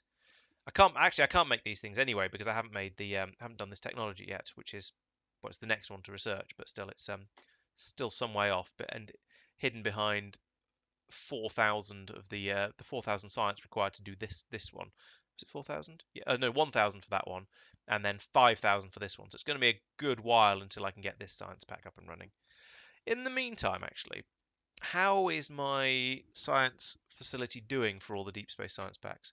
Okay, the ones and twos are backed up. The threes are getting used as fast as they're being made. Now, the next question is, are they being made? And the answer is probably not, because I'm producing the science packs so slowly for them. Three. No, it's run out of science pack twos. That's an interesting problem. And science pack two has run out of science pack ones, and science pack one has run out of coolant. Oh, for goodness sake! Really? That's such a stupid thing to be a problem. Let's come over here and give that some proper speed modules and just generally make it a bit less terrible. Or actually, better idea. Let's put in a proper cooling system down here, and just get that fixed once and for all. And by proper cooling system, I essentially mean that might be overkill. What else have I got that I can just copy and paste because I'm not building it from scratch? That looks like a reasonable size. Is that exactly the same as the one I just said? That looks like overkill. I wouldn't like to say. So yes, you, including the tiles, but not those tiles because those are pointless. Is this exactly the same as I've got up here? It feels like less. It's actually more. All right, let's copy this one instead then, because it's slightly smaller. And that apparently is what I look for in it. Oh, no, it's the wrong. No, I can't. I'm not going to be able to flip it. And it needs to go out the other way. That's going to, yeah, it's going to be problematic. What have I got over here? Not that one. What have I got up here? Yeah, this will probably do. Oh, that's a point. I could make an antimatter ship that does this instead. That'd be quite good, quite nice. This is a mess. I don't like it. Why is everything horrible? All right, let's go back to the plan A. I don't know. Numbers are difficult, and I'm aware no, it's not technically a number. Let's don't do that stupid thing. It's I've groaned about it, grumbled about this before, but if you click on these things, these are links that take you to wherever it's complaining about. So if it pops up and you're not paying attention and you just accidentally click on it, then it takes you to somewhere where you don't want to go, which is very, very mean of it.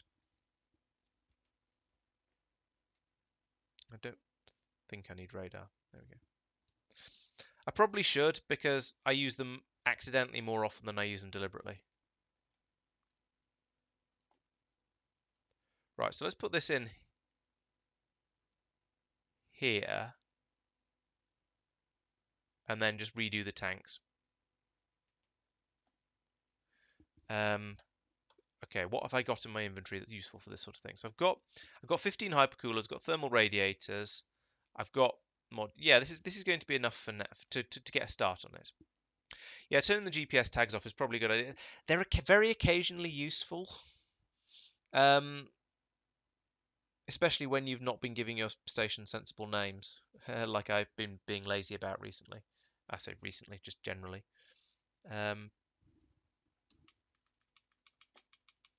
Let's do this a slightly quicker way. Oh, or the slightly runny outy way. I mean, this is going to be enough of an upgrade that it might well just be enough all by itself. So let's put that in there. Give that a moment to build. And, right. Oh, I haven't got the...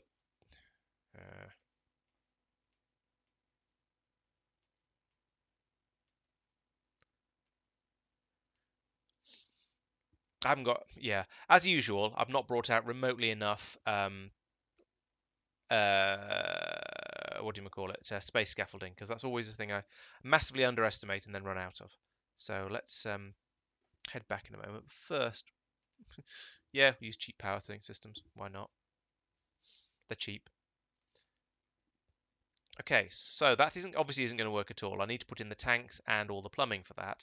But to do that, I'm going to need some more space scaffold because 1800 was not enough.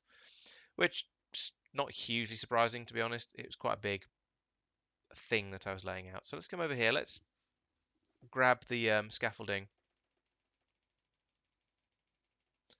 like that manually. So I just get that brought in. Hopefully, I should now be brought some more hypercoolers. Yes, more thermal radiators. Yes. And just all of the other stuff I used up while I was building that. So that's good. And some speed modules as well. That'd be nice. And then I'll head back over, get all that set up, and hopefully that should then be able to run a bit more smoothly. Did I answer that question, Leopard? I can't remember. Yeah, if I make an antimatter ship, which would be, yeah, I think that'd probably be quite a nice thing to work on next, actually. Maybe at that point I'll turn the antimatter ship into my new personal explorer ship and use the old one, the one with the ion drives, for carrying the Nexus around, because I suspect the Nexus is going to produce a lot of data cards, and so I'll send it out for a sort of a quick jaunt, and it'll bring back about a bajillion of them. It'll dump those into the system, and then I'll have enough for quite a lot of research. So I've got this. I just have this feeling it's not going to be doing an enormous amount of flying around collecting things. Really? I thought I got another one of those. Apparently not.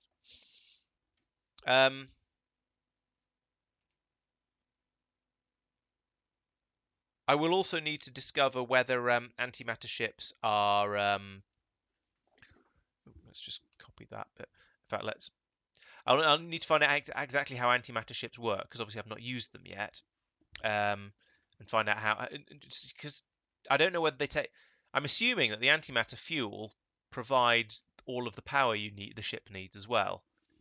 So we'll find out. Right, there we go. Tanks, tanks, tanks. Tanks a lot. Okay, so we're low. Oh, there's funny pumping shenanigans going on there. Okay, so we've got, yeah, I've got overflow protection in that. So we want to be, that needs to go there. Yeah, that looks about right. Put that there. That one goes into, that one pumps into there. That's fine. Then from here we have, all in the wrong place, of course. Did that.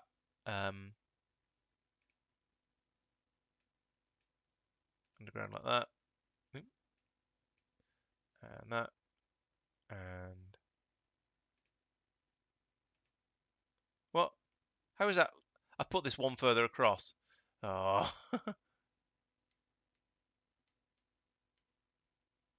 Actually, no, that upsets me enough that I'm going to move this. Put it there. Now, presumably we can come bring that straight down from there. Yes, we can.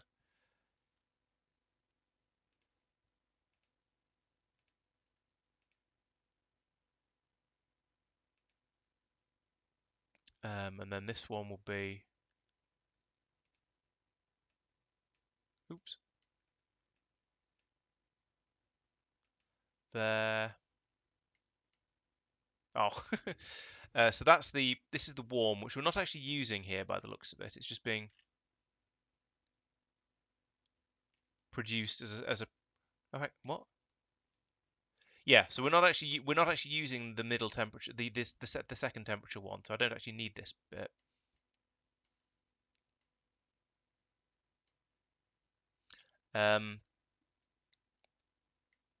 Wait, what?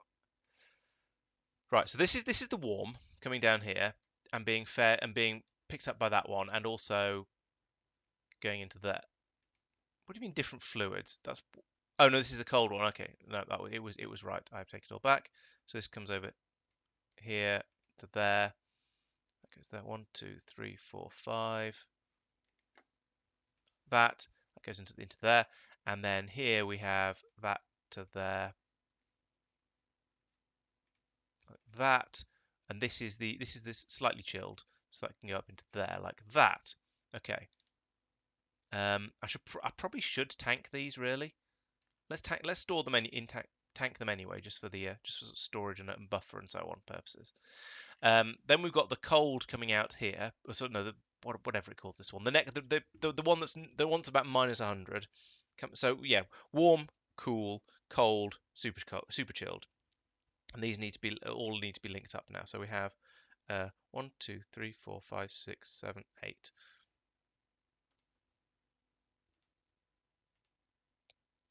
These are all. This is just a single pipe. Let's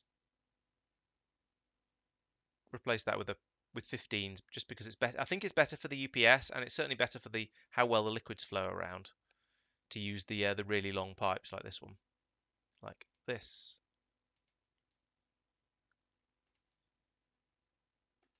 And then occasionally you need the odd single piece like that. Okay, so that's got those fed. They're now starting. Well, they would be running if there's power down here, which there isn't. Now there is. So those should all be running. One on the end hasn't either. Never mind. All right, that's now. This is now going to start filling up with warm. These are going to start being able to chill down to cold and super chilled and so on. Um,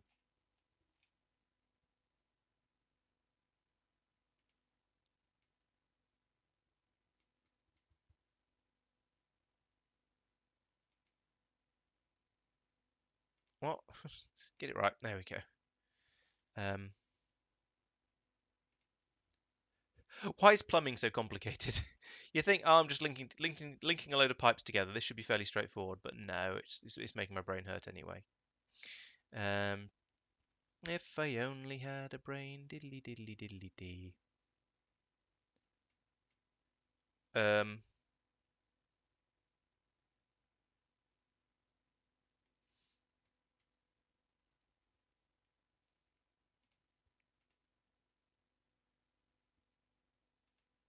oh, not quite.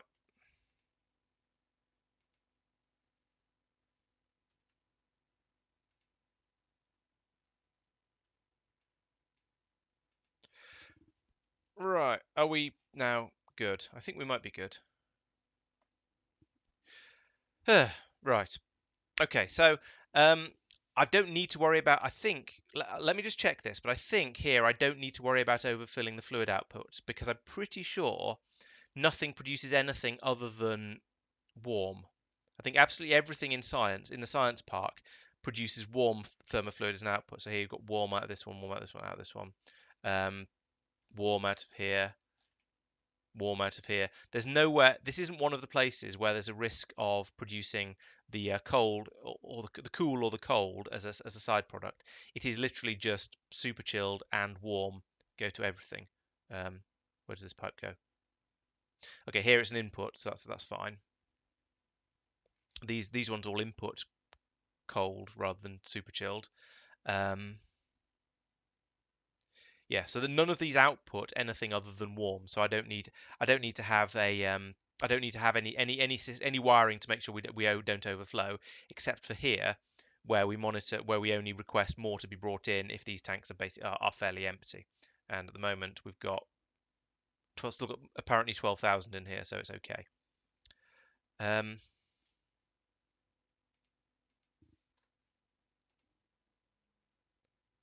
presumably 22,000 in these then. Um, 3, 6, 9, 12, 15, 18. I don't know where the rest is, but apparently there's minus 10 and it still says, okay, 17. Right, okay. So, yeah, there's a buffer. Basically, what I'm saying is there's a buffer in these tanks here. And that buffer is quickly being slurped into all of these, which are chilling it down. So hopefully now we're going to find that we have basically no, still none. Oh, there's 3,500 here. Is this not making it up here because of piping difficulties? Or flow rate, or whatever you want to call it in Factorio. Yeah, this is just flowing a bit slowly. These machines are not working. Oh, no.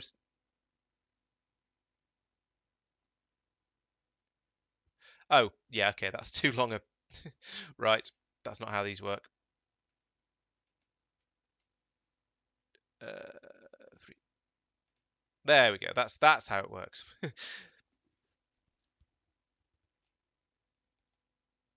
All right, so now all of these should be running. All the ones that actually exist. Can we make that one exist? No, we can't without the parts. All right, you can have power, I suppose. Okay, so that should fix the throughput problem fix the coolant problem. It's gone up to 4.2, 4.3. This is gradually climbing. This is also gradually climbing. Right, I think that's probably sorted now. Hang on, this one's super chilled. This one is not climbing yet.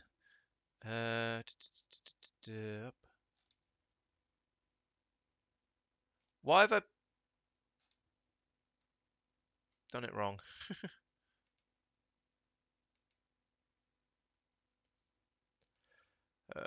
Why is this difficult?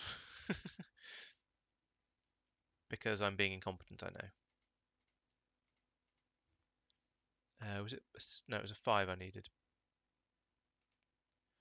Right, now we can pump this out of here. Yeah, there we go. We can see that dropping now. And presumably therefore going into here. Because yeah, it's got to 2,200 instead of the 200 it was on before. Right. Okay, problem sorted. Face palm. Right. Hey, Sopkal, welcome. And thanks for joining all that sort of stuff. You know the drill. I am going around beating my head against basically everything at the moment. But I'm making some progress, I think. So Yes, the biggest excitement thing so far is I've made a Nexus, which I can put on a spaceship and make science very, very quickly. Well, science very, very expensively. We'll see how that actually goes. um, that's the point. Let's check on the donut again. Anchor to ice field. Yes, there'll do. And while you're here, you can put down one of these. Bloop. I said you can put down one of these. Bloop.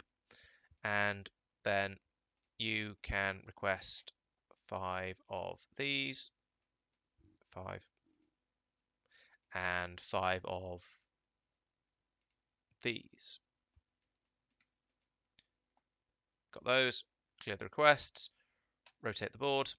Right, okay, so that's going to get me some more arcospheres now. Build up the arcospheres, launch the rocket, yada yada yada. Bob's your auntie's living lover. How much power heat have I got? I've still at 9,600. So you can see, even though I think this is the second, at least the second, if not the third mission this ship has been on since I last charged the thermal battery up, it's still used less than 400 degrees out of a possible 5,000 it can use before it actually runs out. So it's used less than 10%, and I think it's been out, as I say, at least twice, maybe more. Who knows? We shall see. But yeah, this is going to generate me my arcospheres. Okay, which I'm going to desperately need as you've seen from earlier on in the stream. Now I'm going to do a quick flight over, get some more speed 3 modules and get those upgraded. Yeah, speed modules in the silo would be good. Thing is, it doesn't take that long. It would be sensible to put them in there, but there aren't any speed modules in this available for it. And by available for it, I mean in that particular spaceship. At least I don't think there are. I should probably have a look, really.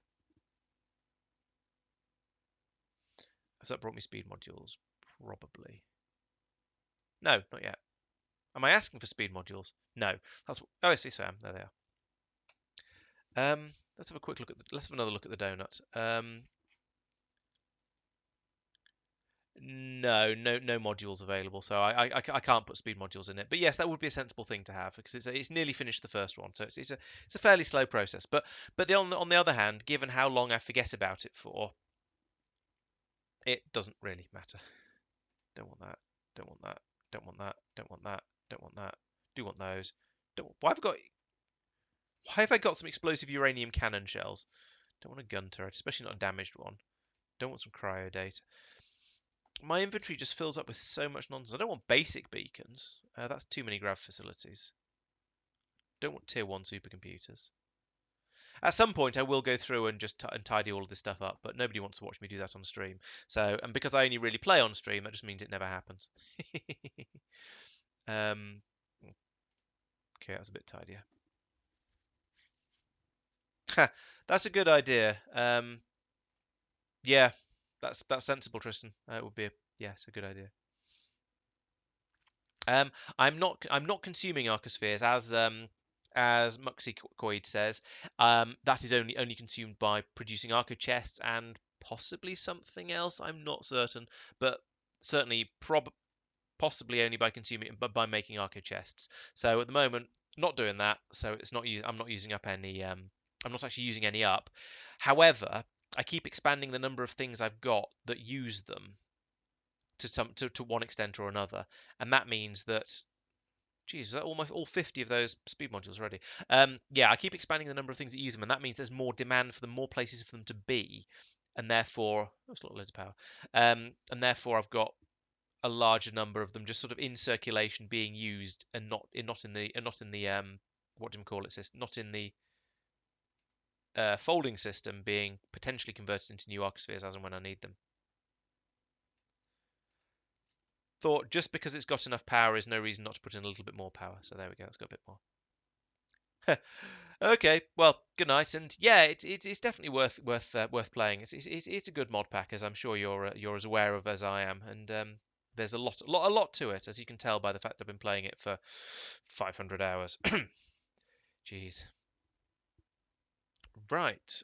So I can't really do anything else until this is finished, because I can't start making the data cards, the catalogs for that, or even the data cards for that until it's done.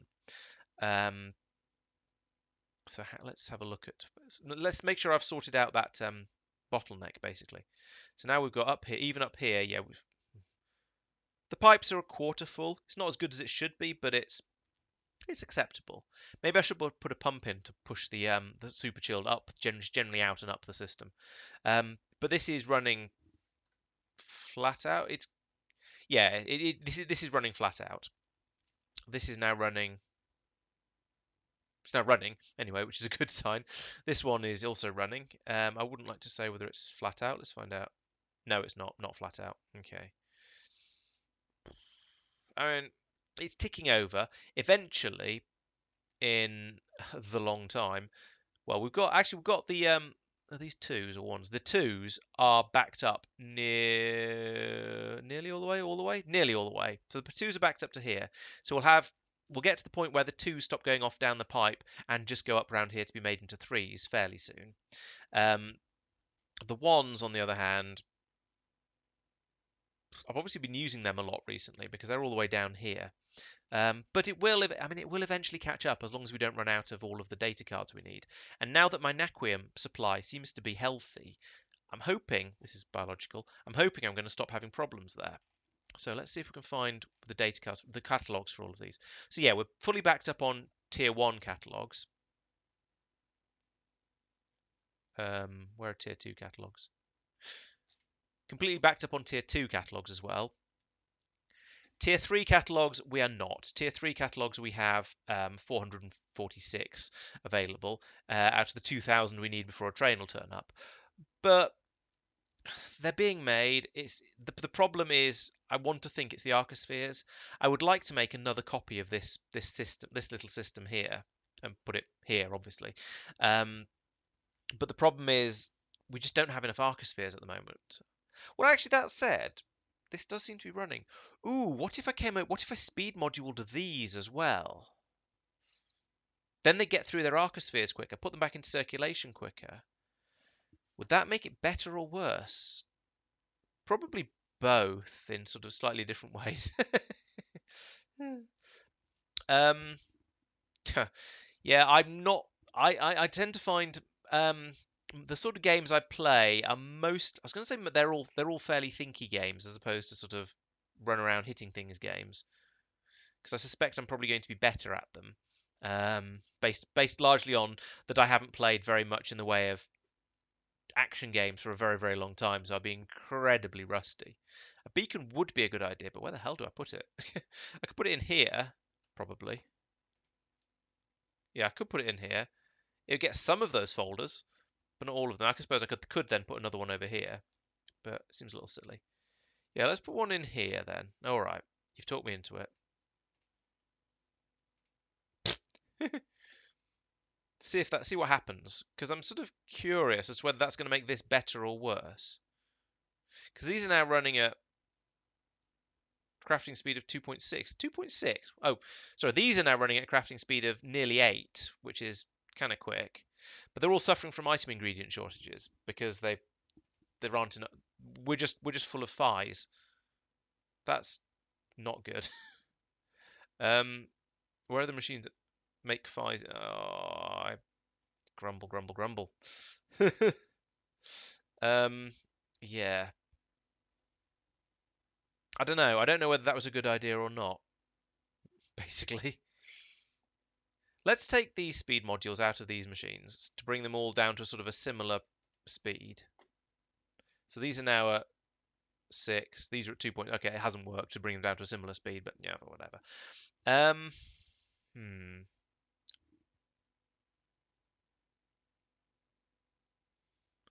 Yeah, that's my point, Leopard. It puts the spheres back in the pool sooner, but it also demands more sooner as well. And then there's essentially a greater time of the sphere's lifetime is spent on this belt, but that's still probably better.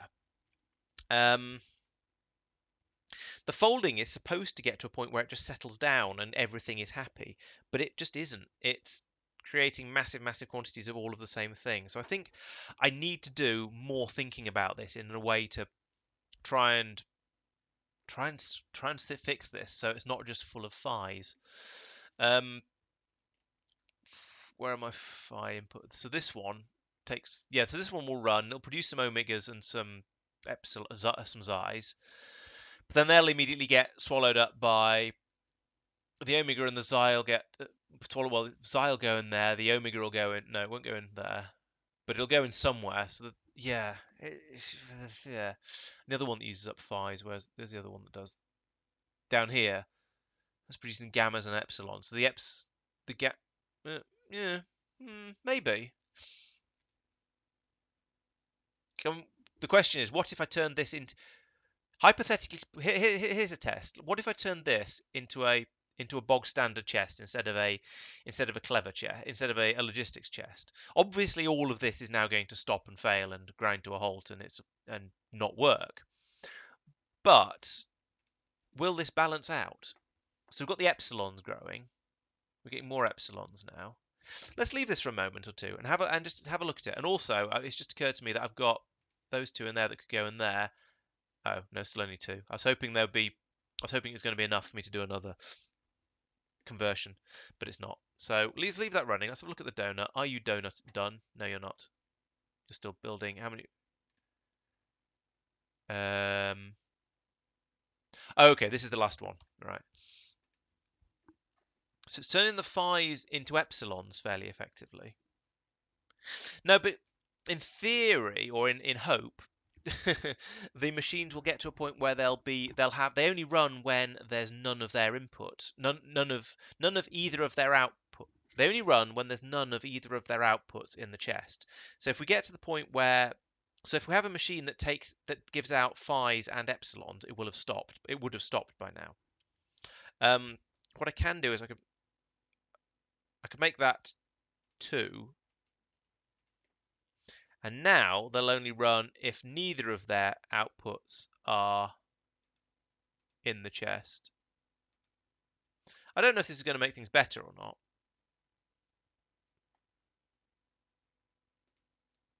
So now how many different types have we got? Now we've got all 8 types. So that has, I'm not going to say that sorted it, but that does seem to have,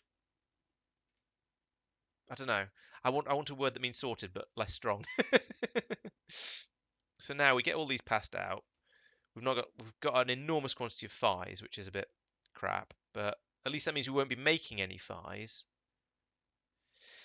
I don't know. It's almost as if I need some very, very slow machines that are doing that are just churning all the time, and then faster to make sure it doesn't deadlock, and then faster ones. I don't know. I don't have a good answer for this, unfortunately.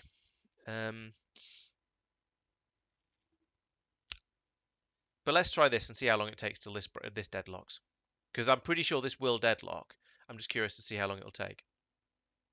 We're now down to 4 different types. It says bloody phi's that there's just an enormous number of. I don't know why there's so many phi's being produced compared to the rest of them.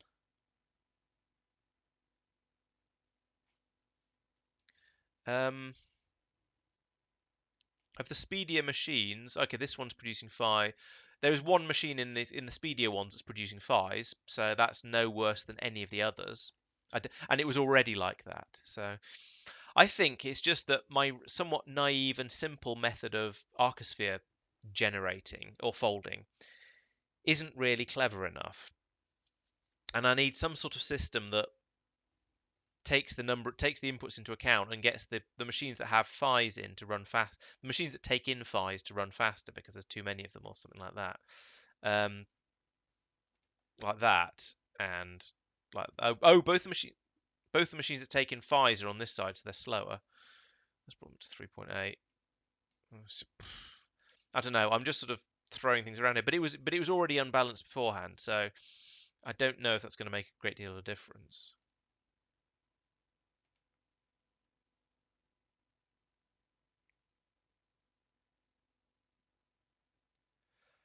Yeah. I did have a very quick look around on Google to see if anyone else had any other sort of arcosphere solution ideas and things that I could sort of go get a little bit of inspiration from. I don't want to copy somebody else's design, of course, but if there's one that I can get a little bit of inspiration from, then I'm not too proud to do that. Well, I don't know, is this working better? I honestly wouldn't like to say. I think this is actually worse because these machines aren't running very much, but they weren't running very much before. I don't know whether it's better or worse. In a moment, I'll have a look at no that one. I'll have a look at the sort of the production stats and see how things are going. So that was ice field. So now we're going to Rocky Ridge, which sounds nice and chocolatey.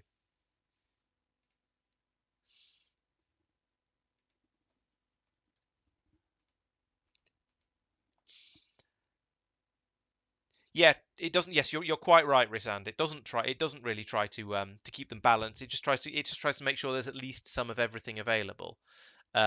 Which yes is not exactly the same thing, but it's has certain similarities, should we say?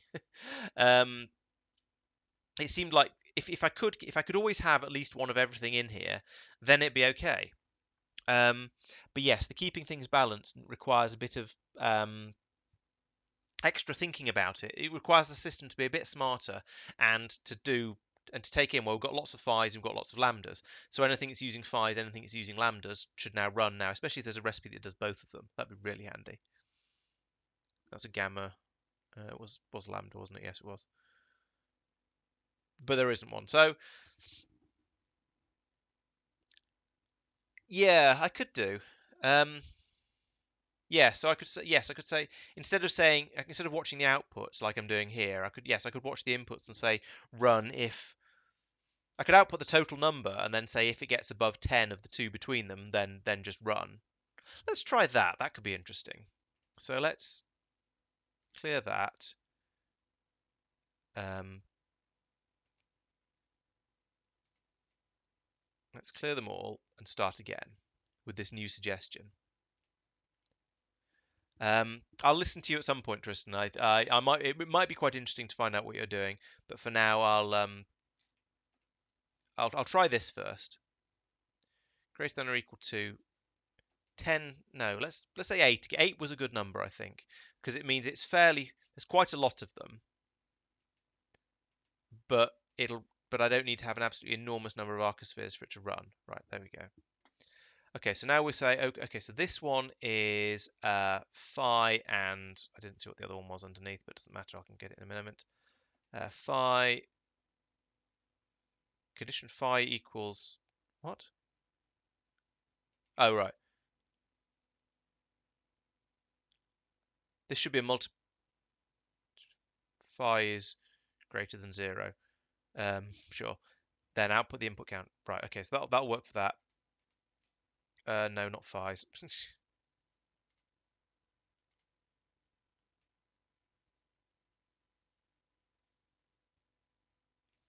Right. So that's phi and gamma. This one is gamma and epsilon.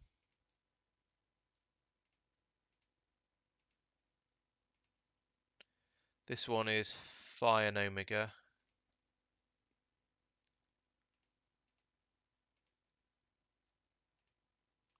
This doesn't seem to be working because there's lots of phi's. There's more than many. There's many phi's in here. Um,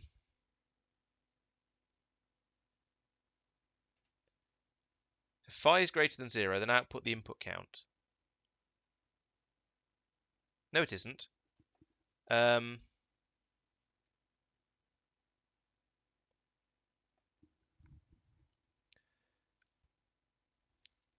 so in here we've got like 30 something phi's. So this should be saying phi is greater than 0, therefore output green ticks and the input count. The input count is something more than 30, surely. But it's not output. These should probably be, I mean, to be honest, these should be.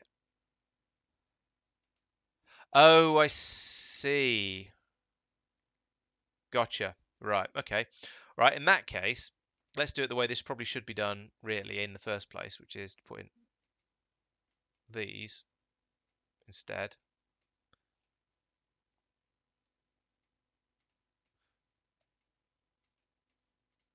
And I've run out. Have I run out? Yes. Oh, for goodness sake. Um. Ah.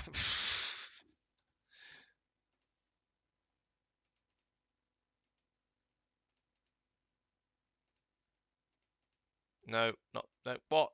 No, no. Do what I mean, not what I say. Right. That should stop them all now. Um. don't know how I don't have any more arithmetic combinators, to be honest. I thought I had a stack of each of them, but apparently not. But anyway, what I'm going to do here then is let's get a little bit of this wired up as a sort of a proof of concept and make sure I've got my ideas right. So I want to say, so we take the, what are we working with here? Phis and gammas. So phi times 1 output as a tick, and gamma.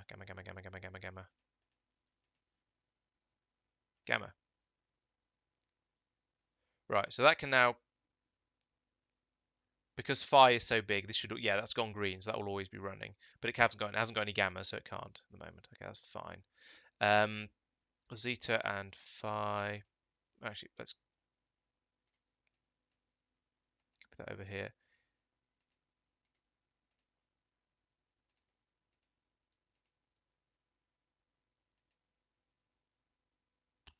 Okay, so again, this should now allow this to be, yeah, that's gone green. That's gone green because we've got a lot. Again, we've got a lot of phis in there. Okay, let's go and get some. Let's go and get some more arithmetic combinators. I don't even know if I'm making these over here, up here. We'll find out.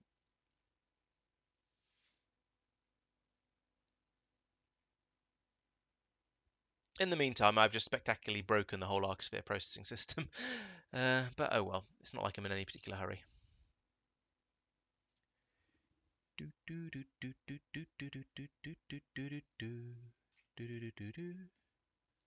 Am I requesting? Yes, I am. Oh, I'm requesting them, but there aren't any. Great. What do they take to make?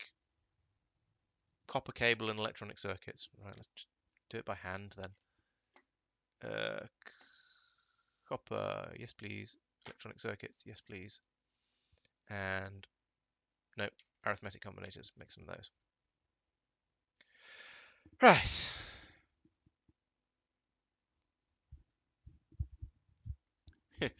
Number of people watching the stream has gone down since I started beating my head against arcospheres. I'm not surprised. It's just me beating my head against it. I can see why they'd run away.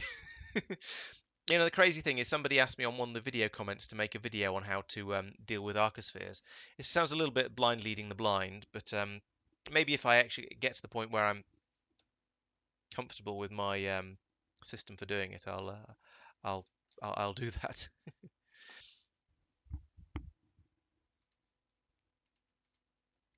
Not that.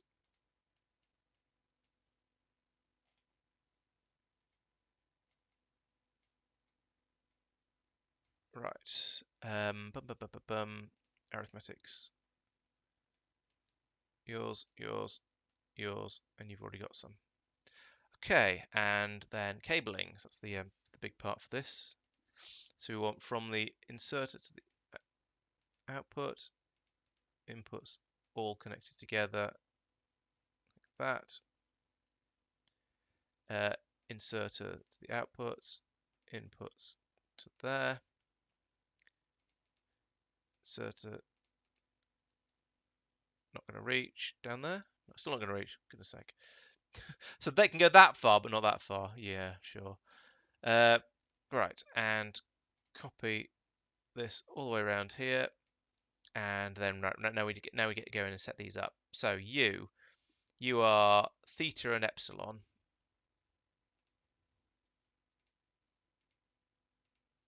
You are lambda and theta.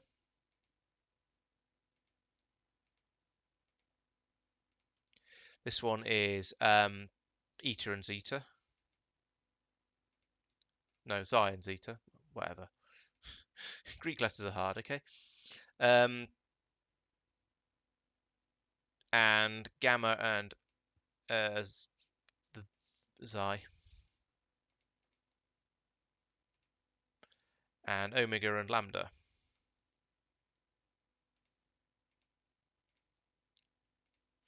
Right, well, some of them are running. Lots of them are running. Some of them are not trying to run, so that's good, I guess. There's a lot of lights. Yeah, were you just trying to pick colours out of them then? On the top left facility. Oh yes, you're quite right. This one is not connected to anything. And I haven't got any room for its inserters. um, okay, let's connect that to there, even though that's absolutely horrible. This is an epsilon and omega. Oh.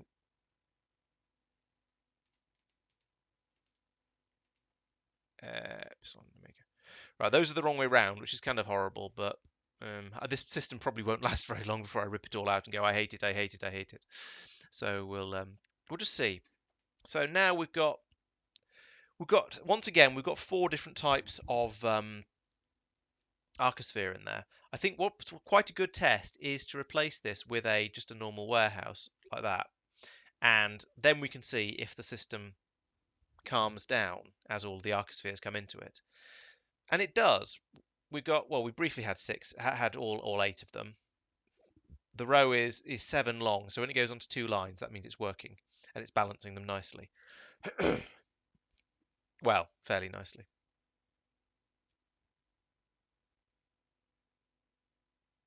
I have no idea whether this is working nicely or not. Maybe 8 is too small a number. Yeah, especially because it's for both of them. Let's increase this to 12. Was it this one I did? Yes.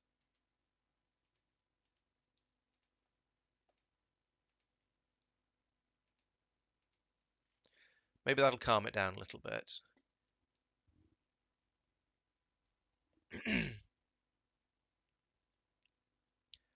um, how many do I have in circulation? I've kind of lost track. 70, 73, 83, 93, 103, 113, 100. So it's about 123 minus the 10 or so that are in the spaceship. So it's just over 100, slightly over 100 in circulation total. So if it was perfect, I'd have about 12, 13 of each type. Oh, it stopped. I don't know why it stopped because I've got 20. Whilst I've got 24 and 12 and 10. Sorry, 24, 20 and 10 of some of these. There's presumably none of the other things they work with. So um, this system isn't going to work then. This is not clever enough. This has got to this sort of deadlock position. I think what I'm going to do is chuck this back in here, because that at least does a bit of extra stirring to keep things interesting. I'm going to drop this back down to 10. And yes, I am just making... No, I'm going to drop it back down to 8. And yes, I am kind of making up numbers here. But I reckon, to an extent, I sort of feel that if it is just constantly stirring, that's slightly better than not, because at least it keeps the variety, it keeps some variety in there. I don't know if there's any sense in that. Are they all on the same side of an inversion recipe? I don't know. What have I got too many of? Xi, theta, theta, and omega. I don't know how to search for inversion recipes. I just have to search for arcospheres, don't I? And then psi. No, it's phi's that I've got too many of. So let's look at that one's inversion recipe. That's the wrong side. I want it on the other side. Here we go. So this takes lambda, psi, epsilon, and phi. So no, they're not all on the same side.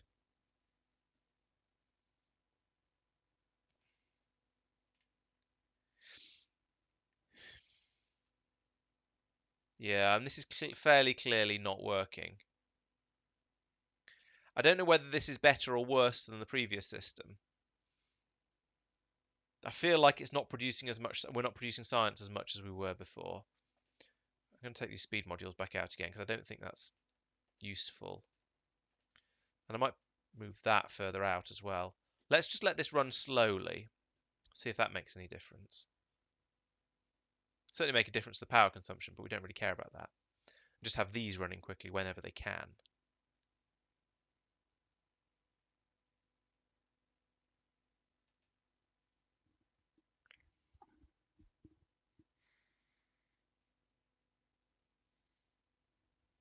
Right, okay, that's interesting. So, um,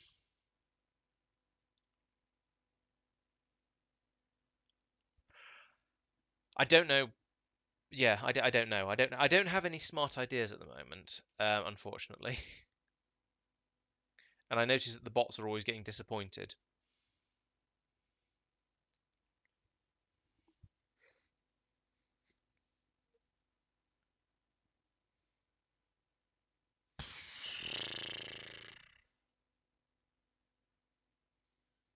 Yeah, I don't have any good ideas for that.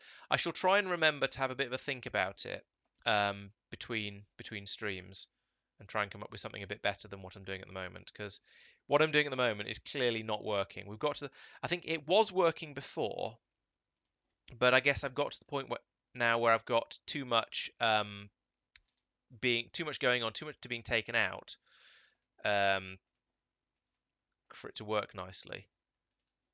I don't know what the answer is though at the moment. So I say I'm going to have to keep thinking about that until I can hopefully come up with some kind of solution for it.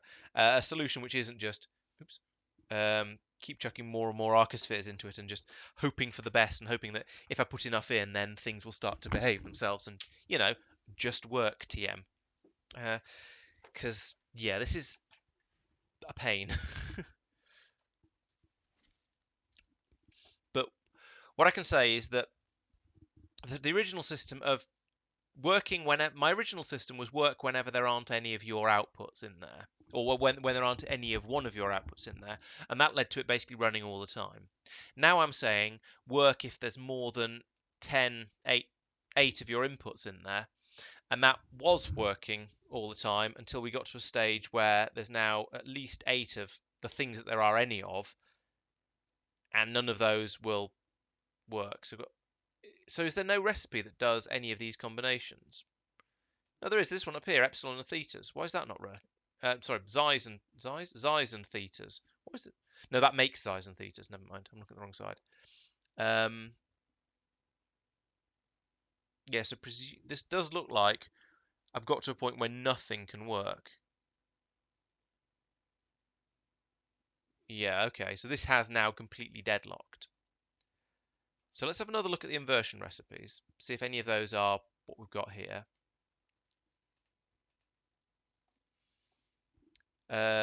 Zeta, theta, gamma, omega. No, it's not going. It's not going to be any. It's not going to match any of either of the inversion recipes then. So does that mean this is now officially broken and I can't do anything with it?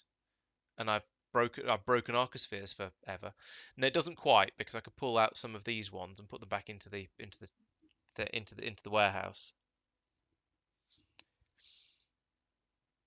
Yeah, that's the sort of thing I'm thinking, Leopard. It's just getting more and more complicated, and I'm kind of loath to build something complicated unless I'm absolutely convinced it's going to work. Because it just feels like otherwise it's sort of just a bit too much of a risk.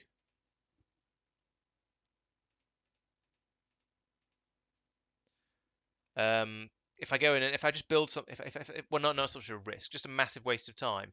Because if I just build something for the hell of it, just to see what happens, this is sufficiently complicated that by the time I've built it and tested it, my head is going to hurt, and it's going to waste a load of time trying something. So I need to think about it enough first to have come up with a system that I'm convinced is going to be able to keep it balanced. And at the moment, yeah, I don't know. How many have I got in here in total? 58, 59. Okay, so you've got quite a few more arcospheres than me, Tristan. Maybe that's the difference. Once I bring in another 50 or 100, it'll actually all start to. So when you say in this, do you mean not including the ones that are off in machines over here? Yeah, that's sort of my thinking. That without enough of them to stir, you can never really quite get to what you need.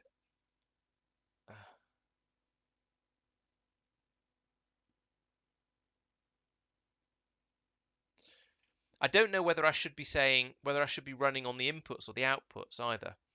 Because at the moment I'm running on the inputs. I'm saying if you've got loads and loads of your things, then go. Perhaps I should be saying if there's not very many of either of your outputs. So I could add the two outputs add the two outputs together and say if you've got more than 8 of your outputs combined, then don't run.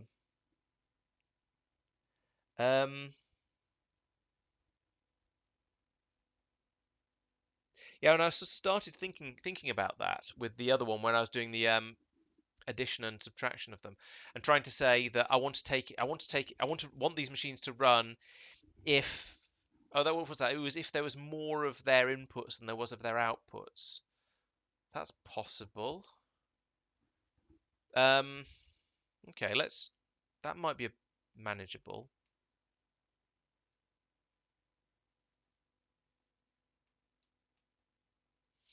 So I could say for this one, I could say input, take the omegas times -1 and output that as green ticks. And same here, but with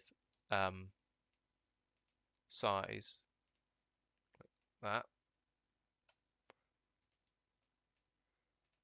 And here with gammas and epsilons.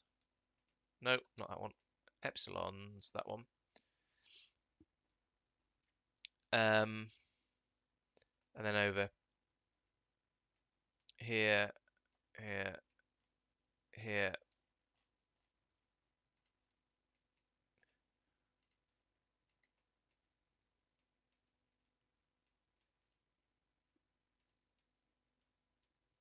And then over here where there isn't room.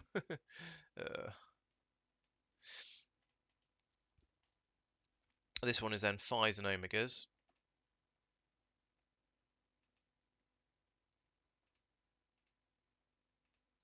And then here we have epsilons and zetas. Epsilon, zeta, theta, phi, theta, phi, zeta lambda. Oh dear, this is yeah, a bit overcomplicated, I think, but still, it's hopefully mildly interesting. Then over here, this is horrible because these are crossed over because I made it badly earlier. In fact, you know what? Let's take that one to there, that one to there, that one to there and there, and then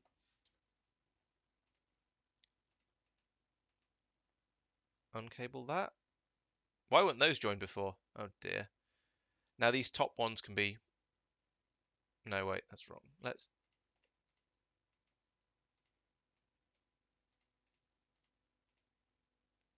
I'm just trying to tidy up. No, I do want that one. Not that. There we go. So that goes to there. That goes to there. Right, okay. So this is now slightly more sensible. So these... Huh? No. Let's try and get this right. That goes to there, not there.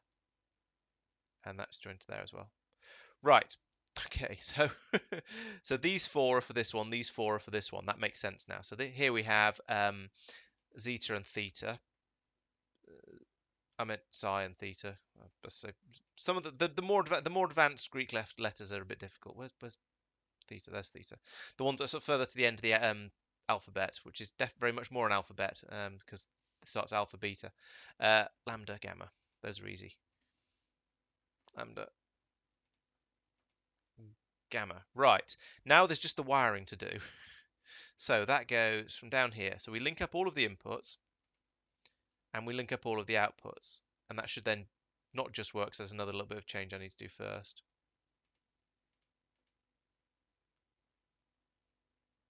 Yeah, that's good.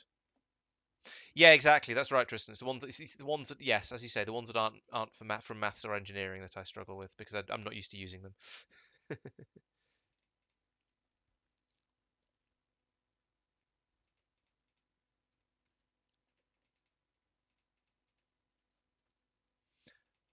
nearly wired all of these up. Are these already done? Yes. And no.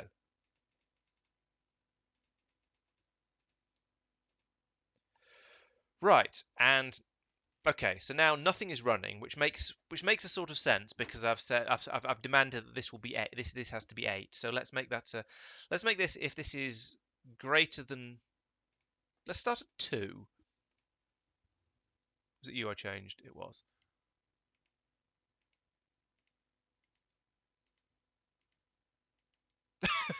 And absolutely nothing is running. Great. Joy. So this one has got 24 of the things, 24 inputs plus 0. Yeah, 24 plus 0. Oop. And then here we've got minus 14 and minus 17. So yeah, that makes sense for this one to not be trying to run. Oh, this one's got a green light on it. So this one is trying to run, but there aren't any of the right type of thing. There aren't any of the right type of arcosphere there. Great. Okay. Um, this one I can't even see the light on it because one of the orrery balls is in the way, but it is disabled. This one's enabled, but again, there's presumably lambdas, or yeah, there's no lambdas. Okay, so it does seem like it's sort of basically kind of working. Getting 8 and 0, 0, 0. Okay, sure, I can believe that. I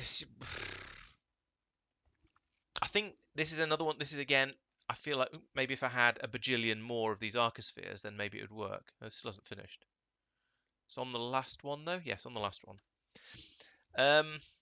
So again, once again, let's try taking them all out of here and out of here. Omegas aren't particularly, most of these aren't particularly valuable now I think about it, but let's put them all in here anyway and see if this causes any sort of a stir. Oh, there's one that's running. So hopefully one of these gamma and this epsilon will allow something, yeah, will allow this one to run and that one to run. Okay.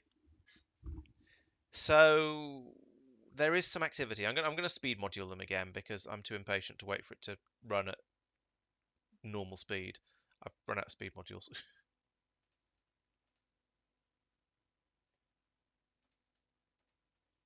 And it shouldn't matter if they've got different speed modules in them because everything should just be running at about the same. It should get to a point where everything settles down. But now we've got to the point where lots of the machines are running, so that's at least a deadlock fixed. And even this one's running as well now. That's so they are managing to snatch some of them out and put them in useful places. Got some machines running down here as well. This is looking promising. We've got, yeah, there's a lot of churn happening in here, but then that's a good. Oh look, none of them are massive numbers. We don't have any. There's lots of them being taken away because they're all being used by the machinery over here. But we don't have enormous numbers of any of the arcospheres now, so I think this might actually have worked. Oh, phew, right. Yeah, well done to right. I'm going to actually read through chat now to stop concentrating quite so hard on this. Actually, there hasn't been that much of it. Yeah, it's a bit low on the ones to stir, so I think that's causing the problem. There aren't enough in here for it to keep the system going nicely. Yeah, with the so I could have pulled all the arcospheres out of here, but it seems to be running reasonably well now. I can't update the satellite silo with speed modules at the moment because it's way out, because it's nowhere, it's a bajillion miles away. I don't have any speed modules out there, so I can't put them in it. Hello, Yerniacs. Welcome to the stream. You've just missed me beating my head against arcospheres for a few moments, trying to get my balancing system to work a bit better. And once again, I've come back to the conclusion that I just don't have enough arcospheres. However, it does seem to be working a bit better now. I'm not ending up with enormous quantities of them the same. And in case you're curious, and I'm going to provide a brief summary here for anyone who's just sort of skipping through the stream or stripping through the VOD. Basically, I've taken for each one of these things, I've added together the inputs and subtracted the outputs from it as just as a single number. And if that number is greater than 2, then I've told the machine to run. So the machine will only run when there's more of its inputs than there are of its outputs, which is why only some of them are running, and is hopefully going to keep the whole system under a little bit of sort of control and general tidiness. We shall see. Um, yes, we shall indeed see. The science does seem to be working actually. So down here, probably because I filled this up with these up with speed modules, we've now got both of these labs these supercomputers working nicely and producing science. So this is the best this has ever, almost the best this has ever been, I suspect. So this is going well. The inserters may well be the bottleneck, but I think I'm happy having a bit of a bottleneck in there because if I didn't, then I feel like maybe there'd be even more arcospheres being eaten up in here. I'm not sure I go as far as to say they were conquered. Arcospheres have been smacked around again a little bit, and it has changed and it has changed the way things are currently numbered, counted, whatever. So things have been changed in the arcosphere world. I wouldn't like to say they've definitely been made better, or whether they've been made worse, whether they've just been made more something. So let's go to Pebbles and get some more arcospheres. Pebbles is a good name for an asteroid field. I approve of that. It's 4 minutes away. Okay, give me a shout in 4 minutes, and I'll go and actually maybe I'll leave this open. I probably won't. I'll probably forget myself and close it. But if it's left open for a moment or few, I might remember. The other nice thing is we see the rate this is now, because everything seems to now be working. I'm going to say that suggests to me that I've fixed the problem, because all of the machines that I actually care about, but one of them, this one isn't, are working at least a decent chunk of the time. I'm not going to say they're working all the time, but they are working at least some of the time. So that's good. This one up here is churning through from time to time. Down here, yeah. Yeah, so I think you're right. There's this the return belt is a little bit of a bottleneck. Um, but then that inserter there is the bottleneck. I see what you mean, actually. Yes, that one. Let's see if we can speed that up. Okay, that has fixed it. It wasn't too far behind, I don't think. In fact, that's probably not going to make very much difference at all because a stack inserter, well, it'll pick up more than one if there's more than one the same in front of it, but I don't think it actually helps very much in this sort of specific case. In fact, it might be worse if it waits for. It seems to be swinging fairly constantly. Oh, good point. A stack is one, so it's all in the swing size. 864, 864. So it actually makes no difference at all. I'd be better putting this. Which one's that? Yeah, that's the return one. So putting that there, having that go to there, and putting in another inserter there. Nom, nom, nom, nom, nom. Right, okay, that's sorted it. And yeah, so we've got the phi's are building up again. Although I say that they built up for a moment, and now we've got epsilons, and the phi's have all disappeared. So and the phi's are back. Yeah, I'd say that is. Yes, it does. Every so often we do get a build up of some of them, but it gets fairly swiftly dealt with, at least to an extent. So, mm, and there's usually most of them in there. Usually most of them in the warehouse. I haven't seen it with all of them in there yet, but it's usually most of them. So I think that's going pretty well. I can't fit 3 inserters in there because that's not. I couldn't put one there. I can't put one. I need these 2 down here, so now I can't put a third one in there.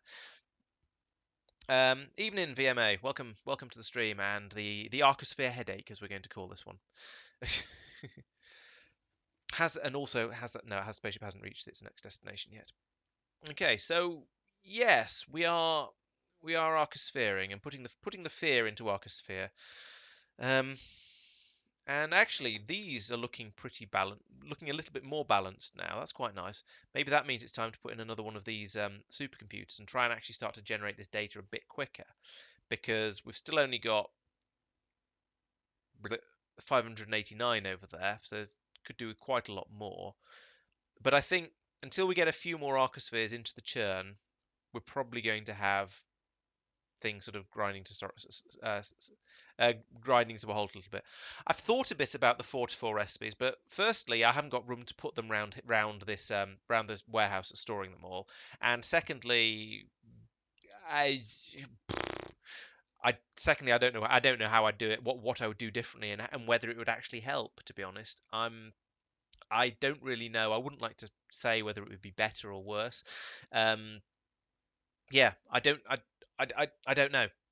I haven't got room to fit them in, and I don't know if it would help. So I'm not going to, at least for now, unless I come up with some sort of really clever idea, which you never know, might happen.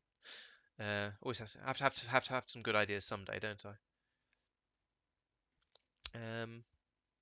Okay, so we're building up a decent quantity of these naquium processors, which is quite nice. Eventually, I guess that'll back all the way up here. In fact, let's put in a thing here somewhere that says if naquium processors is greater than 0, that no, only be active. Enable if naquium processors equals 0. You are just read belt contents and hold. There we go. So right, this will mean that if this starts to back up, if we made enough naquium processors that this comes all the way back up to here, we will stop passing arcospheres from this chest into this machine, which means we won't get the sort of a large number of them building up in here, because that could really scupper it. So I don't want that to happen. I should also do the same for the naquium tesseracts. If there's ever any naquium, no, if there's ever any naquium tesseracts there, then don't run. So enabled when naquium tesseract equals 0. There we go. So that'll run basically whenever there's nothing, whenever it's not backed up, it'll run quite happily. Oh, hang on. I wanted to put it there so that it can still carry on passing them around to here as necessary. But the problem with this, oh, actually, no, here's what I need to do. I need to link there and there and there, and not there and there. But that won't work because that would be an OR, and we don't want to stop if OR. Uh, yeah, exactly, Tristan. It would block the spheres. Yes, if that filled up with spheres, it wouldn't stop this. So I could put it in here, or just either one of these two. But I think I'll leave that for now because I don't think it isn't a problem at the moment. Um, yeah, it isn't an issue at the moment. We're getting through the tesseracts as fast as we can make them because they're all being transported off to the science area. So I'm going to leave that. Oh yeah, you're right. Yes, you're quite right. That should be there.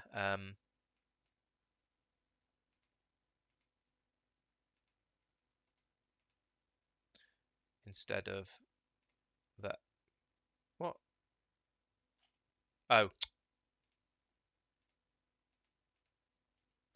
that should be there, but it can't reach. We'll put it. Let's take a bounce right like that. This one does nothing. This one does read belt contents hold, and this one does a don't insert. Yeah, okay, that's all right.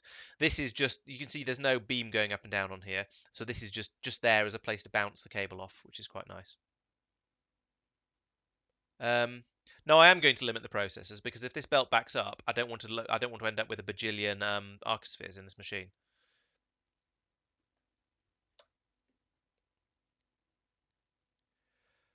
Right. Okay, this does seem to be working. This spaceship has got somewhere. Let's land.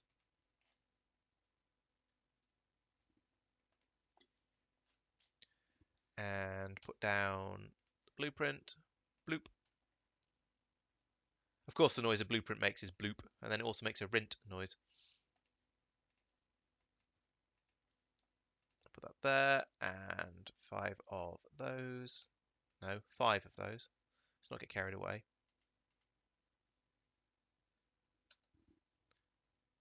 What is Control R? I keep hitting it by it's a factory planner. Okay. I should get rid of some of these mods I don't use. Okay, so yes, science, yeah, science up there is happening. let's have another look at the science area because that was running rather slowly before. Okay, so the ones are still trying to catch up. Obviously, oh, this science I'm doing at the moment. What? Oh, it uses ones, twos, and threes. Okay, that's mean. That's really mean. Oh dear. Uh, no, Vissi, that won't work. The requester chest is limited. The requester chest asks for one of each of all of the things it requires. But if I don't put the limit on, if I don't limit it on this one here for making it, then then this will fill up with lots and lots of well, pairs of all of these arcospheres along here, and then a lot of the arcospheres from running as many times as it does before the buffer fills up on this side. So no, no, I can't. There's no chest I can limit. I need to stop the machine hoarding all the arcospheres, which is why I've limited the inputs in input splitter. No, input inserter up there. Yeah, as Resand says, yes, has to be done this way around. Right. So yeah, the interesting thing about this is my big plan for today wasn't so much to mess around with the arcospheres. I was going to try and get some more of them, but I wasn't really going to mess around with the production thing. I was going to I was going to have a look at the naquium production. However, it seems to be okay. This is going up every time. This is now full. We've got a spaceship here waiting to we've got a spaceship here not leaving because it's carrying too much naquium. It can't leave because it's full of naquium. So that's brilliant. I've somehow I've managed to catch up on that, and I don't. Well, apparently I am using less of it than I was before. But naquium seems to be kind of fixed. Um, is that? Can you? Um, Now you're making me wonder if this is a thing that can be done. If I link this to here, no, you can read contents to the circuit network, and you can set requests. You can't turn a requester chest off when on a signal from something down here. That's oh I suppose I could. Yes, I could say if there's any. Yeah, I could say if there's any processors here, then don't pass a signal through, but otherwise pass through a signal from a constant combinator that has all of those things in it. That's an interesting idea, actually. Hmm. Yeah, that's an interesting idea. Let's try that. See if it's practical. So put in a come on, I must have a constant. Yes, I do have a constant combinator. Right, so have that somewhere around here. Put it up there. Can I copy that to there? No, I can't. Can I copy that to there? No. Okay, I'm gonna have to do this manually then. Okay, so and then we say if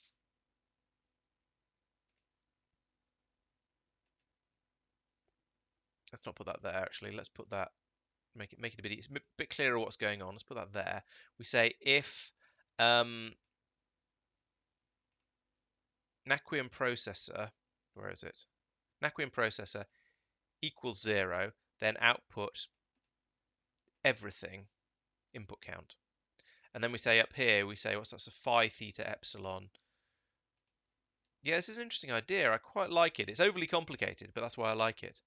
1 phi, 1 theta, 1 epsilon, phi, xi, gamma, omega. Xi, gamma, omega. Right, and then we link the red cable, that's what I want. Link that to there and to there. We disconnect that from there and we link that to there and we set requests. So there we go. It's setting requesting one of each. 1, 2, 3, 4, 5, 6. As long as there aren't any naquium processors here. But as soon as there's a naquium processor here, in fact, let's extend that down a little bit further, like that. As soon as there's a naquium processor on here, it'll turn the requests off, as we'll see as this drops it down here, like that. But if it stops there, then that'll get stuck with them all turned off, and then, well, if there's a full set, then this will run again. If there isn't a full set, it'll stop. It'll certainly stop asking for them in here. So yes, it is ever so slightly better. I don't think it's going to be very much better, but it is slightly better, and it was interesting to set up. So yeah, I'm all for that. Yeah, that's yes, slightly better, as I say. What's going on in here? And why are there red cables everywhere? Let's take all of these out again. I mean, I sort of know why, but it's a bit silly, so I'm going to, yeah, I don't know. Right, so all the machines have stopped. We're down to only 4 types of arcosphere. That's problematic. But there are some more coming back, so let's see if that starts some churn happening. It hasn't. We've hit a deadlock. Well, I say we haven't actually hit a deadlock yet because things are still going, but it's not as tidy as I was hoping it would get to be. Now, next time it does that, I want to have a look at all of these and see whether we've got. Okay, so we've got red lights on them, basically all of them. So that means they've turned off. It's not that they've got a shortage of their arcospheres. So maybe I should set that to a 1 or to a 0. You can't just say 4 to 4 recipe this year. You have to give me a lot more of an idea than that because I've no idea what I'd do with the 4 to 4 recipes at the moment. Yes, they exist. No, they never match. They never match what I'm actually trying to build at the time or what I've got in the chest at the time. So yeah, you're gonna need to give me a lot more details to play with than that. Um, yes, the machine will still end up hogging some of them as it's doing here potentially, but it's still slightly better. No, I'm never left with the 4 that no, I'm never left with 4 that match up for a 4 recipe, or at least I haven't been the handful of times I've checked it. I think what I probably want to do is maybe drop this down to 1, or maybe even 0. Let's leave it up. Let's try 1 for now. Was it this one? Yes, this one.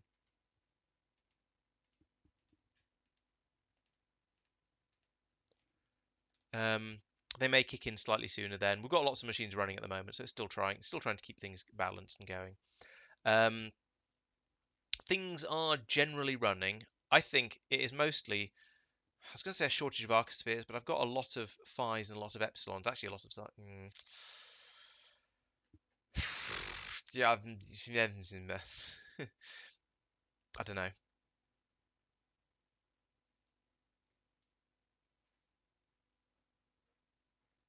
I could put in one of those over here somewhere. it My sort of gut feeling at this point is that the system is working well enough. Oh, we've got two of these have shut down due to. Oh no, one of them, two of them had shut down. One of them is now waking up again, but because it's got enough of the cards through. So um, the fact that one of them, yeah, it's kind of okay. I'm. I think I'm gonna. I want to play with something else because I'm getting a bit fed up of messing with this now because it's just getting annoying. And I think I'm making sort of little bits of progress, but I don't know whether it's actually significantly better or not. But it's it is churning through. Stuff is being made, and I'm still gathering arcospheres fairly rapidly. And as one of these rockets is about to leave. How many have we got left? 2 more to go. Okay. 1 more to go actually after this one. Probe. Rocket. Whoosh. Whoosh. Whoosh. Okay, so that's nearly there. So where have we gone so far? We're at pebbles at the moment. So I'm reckoning I've probably got. Oh, I think I've probably got enough fuel to get to Grape Shot and Shadeland. That was the original plan. 1, 2, 3, 4, 5, 6, and why I brought the amount of fuel probes I have. And we're down to about half fuel. I don't want to get the spaceship stuck because then I'll feel incredibly silly. That wasn't what I meant to press. I want to press that. So it's gone that, that, that, that sort of distance already. It can go, yeah. So it can get to. I reckon to get to grape shot on. It's going from pebbles to grape shot is no further than going from there to there to there to there. And we've got almost exactly half the fuel left. Are there no game sounds? There should be game sounds. Maybe I've got them turned down too far. Is that any better? There should. Oh no, there are no game sounds. You're quite right. Huh. No wonder nobody's complained about things being loud. One moment, please. I shall fix that. That should be. Yeah, it's not showing up in. Oh, wait a minute. I did words. I thought I set all this up correctly. Oh yeah. No, it's outputting to the wrong. Oh. That's weird. I didn't have my virtual sound cards turned on, so it wasn't sending it to the right place. Try that. There we go. You should be able to hear game sounds now. That's very weird. I don't know why that happened. Because I'm sure I turned those on earlier when I was recording a Minecraft video, and I haven't rebooted since, so they should have been turned on, but apparently not. Sorry about that. Still nothing? Here's a loud sound. Oh no, you're right. It's still not working. Ah, oh, stupid thing. Where am I looking in here? It should. Oh, here we go. This one. That should be that one. I'm still not getting the sound through from there.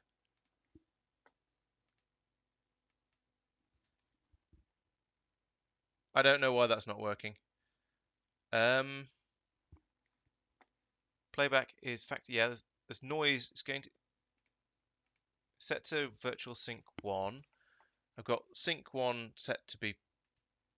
I don't know. I suspect possibly I'd have to restart OBS, and I can't really do that midstream. Sorry. I'm afraid you're going to have to do without game sounds. Oh right, yeah, okay. That's clearly the secret to watching my streams is be playing your own game of Factorio at the same time, and then you don't notice whether I've got game sounds or not. Somebody was complaining in one of the videos actually. I think he was just complaining for the sake of it, but he was complaining about I think it was these machines being a bit too noisy. Oh, it worked for. If it's working now, then that's very strange because I've just muted it. But that was something I did very very briefly earlier. Um, I don't know. I suppose what I could do, I could set this to that one. There we go. Now you'll get game sounds. But if I get any WhatsApp messages, you'll also get those sounds as well. Sorry about that. So this is a was it on when I was saying this is nonsense because it's muted, or was it on, or do you mean it's just on now? Because at the moment now I'm now instead of doing clever stuff with virtual sound cards, I've just got it sending the noise from my headphones straight to the stream, which, as I say, means if I get any WhatsApp messages, oh, okay, yeah, if I get any WhatsApp messages, you're going to hear the noises from those, which well, sorry, it's all I can really say about that. Oh dear. That was the last. That was actually the final rocket going as well, so I can clear this up now. Why did I do a cut? I don't know. Right, I decided I do have enough fuel to go to the next one, which it is grape shot. Let's go to grape shot. And no, send this one to grape shot. I'm going to feel really silly when it gets there and I find I actually don't have enough fuel. But I think this should be okay because it's got slightly more than half left in the tanks. So it should be okay to get there and back there and then fly and then just fly home. I think. It's going to take a good 10 minutes to get there by the looks of it. Okay, well, funny thing is, I've now kind of done everything on my to-do list. Well, that's not quite true. There's a few things on there. Oh, here's an idea. All right, let's just leave this now and go and do something a bit different. Because one of the things I've been kind of wanting to do for quite a long time is make a military landing craft. So something I can go out to planets that are as populated as you like with biters, and just land down there and have a ship that's so well armed that it can just defend itself. So let's have a bit of a think about this. See how far I can get with this idea before I run out of, well, anything really. So is this a suitable place to build a ship? I think it probably is. Have I got roboport coverage? I have. Excellent. The question is there enough space here for the sort of ships I'm going to create? I think you probably can, and that was going to be my sort of tier 2 version of it. So I was going to start off without for now, at least partly because I don't have any artillery up here, because why would I have artillery in space? That would be a silly idea.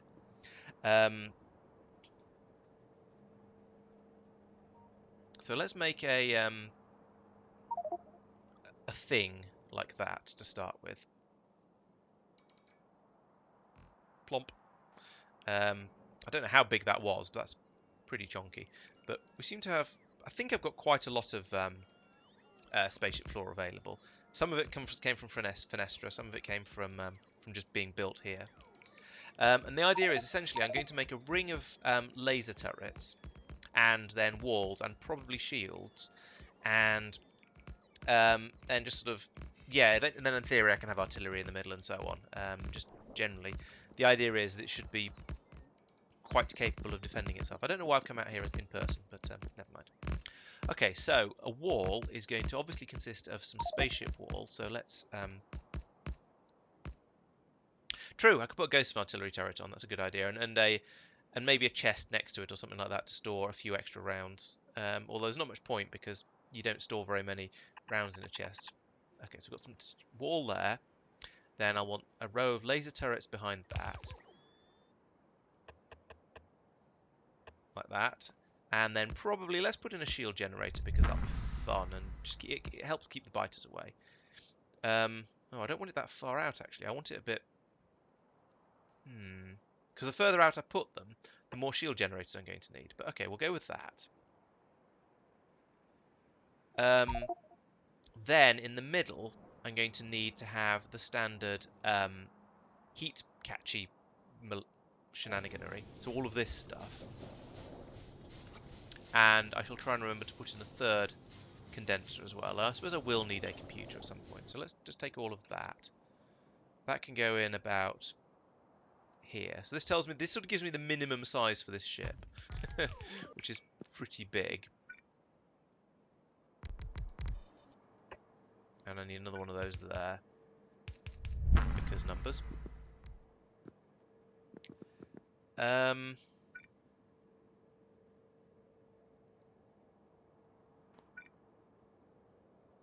I put that there? And they overlap, but it's not. No, I'm not going to get a. I'm going to need to put it. I'm going to need to have not have that there. Let's put one about there, I reckon, and another one there, or more likely there. That'll help keep the biters out. Then I can put one of. I need to put one. Okay, it's going to have to go here. Can I make... I could probably make this... I can't... I'm trying to think if I can make this a more compact shape. I don't have combat overhaul. No, this is vanilla space exploration combat. So that'll go there for similar reasons. I feel there must be a way to make this more compact. So this needs to be directly up against this, unless I make some naquium heat pipes, which I haven't. This probably wants to be directly up against this, like that, because if I try and rotate it, it'll stick out a long way out past the sort of basic shape of it. However, I reckon these don't need to be where they are. There is going to be water coming out the side. If I pull up all of this, I reckon I can make a better design of that. So we'll have this pipe come up here like that, and I suppose I could put in the condensers horizontally. This is probably going to make it even bigger. Where have those condensers gone?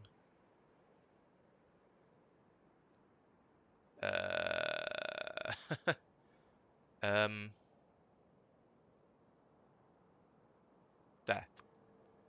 So I could put these here, here, here. I don't know whether that's better or worse, to be honest. Oh, what if... Here's an idea. Move that whole shenanigan down to there. Down to there. And then move this up to there. There we go. That lines up the heat receivers and makes this as small as possible. And this can go up there like that. That's down there and across there. So that's my water, and then I can put the tanks in the middle of here. This is a slightly better design, I think, than the one I had before.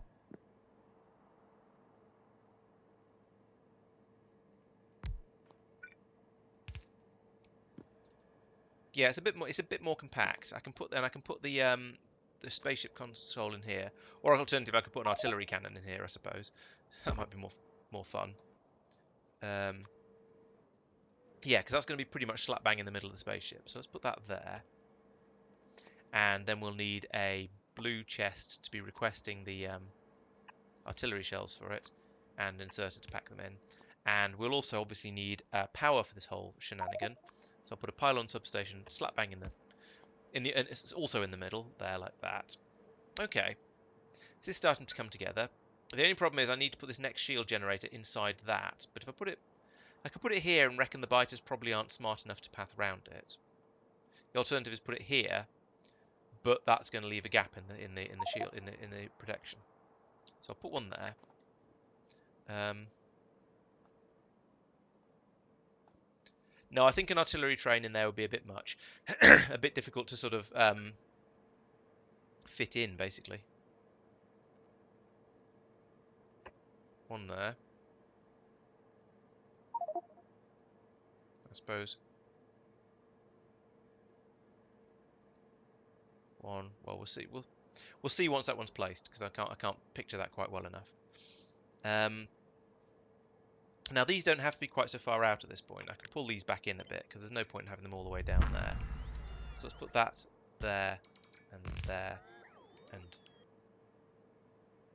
there. Can that go on diagonal? No, because it would need to go about... Ooh. Put one there and then one there.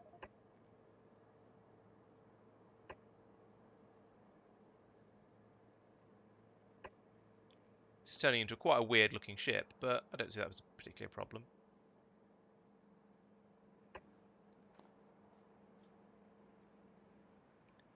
If I... Oh, I see. That's an... Yes. One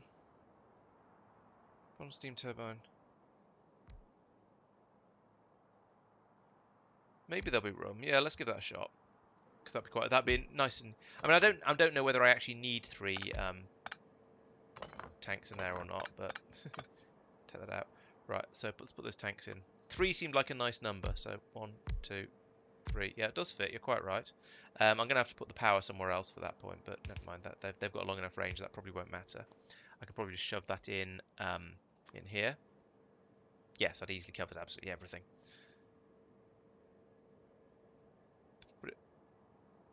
Put it here, then I can put in a 4th tank and just carry... Oh, no, I need... Oh, no, I was going to say I need a way to feed the water in, but I can do that up here. That's fine. To top it up when it needs topping up. So I'm putting a 4th water tank, just because I never know quite how much water to put in one of these ships. Ooh. Okay, there's a gap in my shield. I guess I could put that... I don't know what I can do with this one. Also, I seem to have killed this one. Let's put it down again. Okay, so I'll put that... Ideally, I want it to be there, but obviously that's not going to work very well.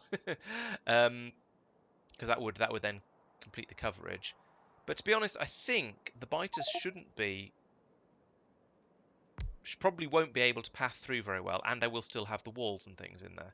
So, oh, okay, that's why that happened. Okay, fair enough. So there we go. That's the basic design. I mean, this shield generator needs to be about a couple of blocks further back. What if pull up that one, put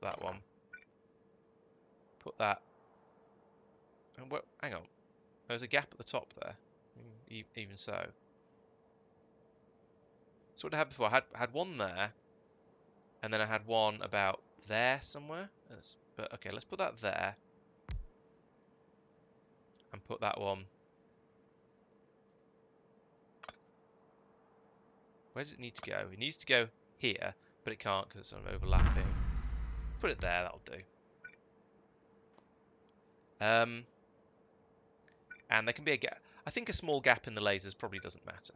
Right, okay, so let's turn my robots off for the moment. Because I'm going to want to continue that there and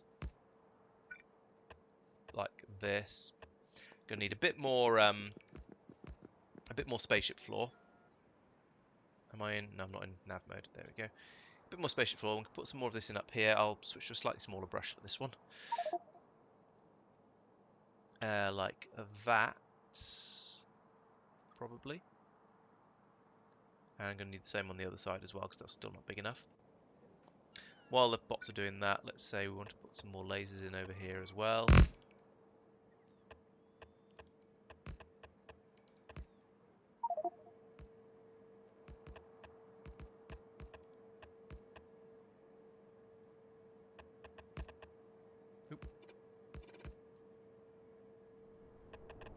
And as I know from previous combat experience, the corners are the most dangerous parts of these sort of setups. So I want to probably over-arm the corners if I possibly can. I can't fit one in there. Alright.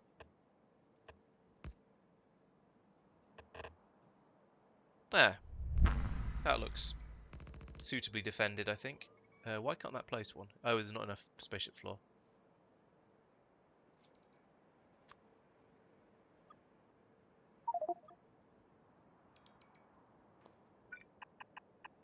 And then just build wall all the way around here, of course. At some point I should probably have a door so that I can escape from this ship of death, but we'll see how that goes. I don't know why that one hasn't been placed.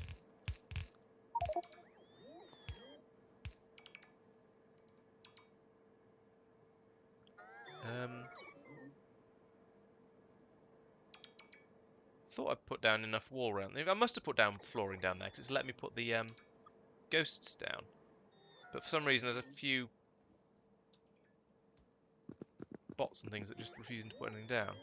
Oh, there's a... Oh, they don't like placing things on energy shields. Right. Let's turn all of these off then. That's a lot of energy shields, actually. I've just noticed. 1, 2, 3, 4, 5, 6, 7, 8, 9, 10, 11. Just to protect this one little spaceship. Oops.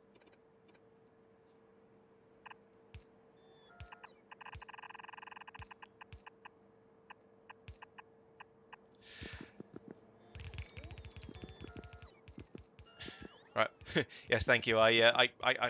My chatter stopped scrolling properly for some reason, but thank you. Yes, I did eventually realise that. I suppose I should put a door in here as well, because I don't want to have to smash my way through every time I leave the spaceship. So let's get some spaceship door. Spaceship door, spaceship door.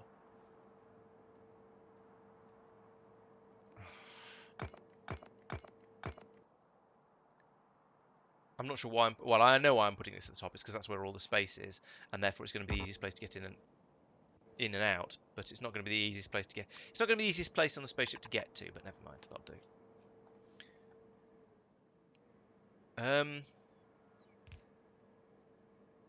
That's a good point. I've no idea how much power the shields use. I mean, I don't expect them to be being fully attacked absolutely all of the time. How do you turn shield generators back on again after you've turned them off by trying to rotate them?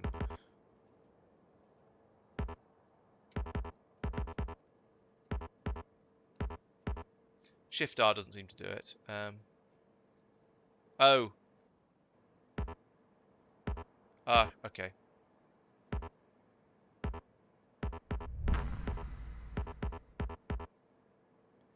Alright. How much power was that using while it was happening? Search for shield generators. Got 11 of them. It's using 11 megawatts right now. When they all fired up, they went up to 59 megawatts. When they're getting damaged, who knows? But I don't expect them to get damaged all the time, but let's see if we can find a spaceship has reached its destination. How much fuel's it got now? It's still 8,500. Okay.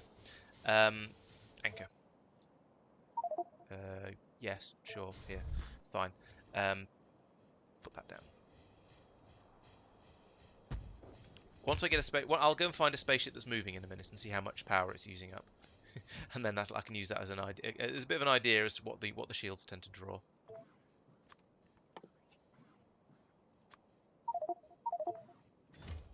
Oops. Bloop, bloop. Stop pressing Control R. There we go. And so far I've got, how am I doing? 15. Is that expected? Is this the fourth place I've been to? Yes, this is the fourth place I've been to. No, it isn't. I didn't get as many as I was expecting. I was expecting 5 from each of these. Crystal Collective, 5. Icefields, 5. Rocky Ridge, 5. Pebbles, 5. Oh, they must have just gone into a different chest. Okay. Oh yeah, there's 15 in there and 18 in there. So I've done quite a lot better than I was expecting to. Nice. All right, so okay, let's find a spaceship that's actually on the move. You're not.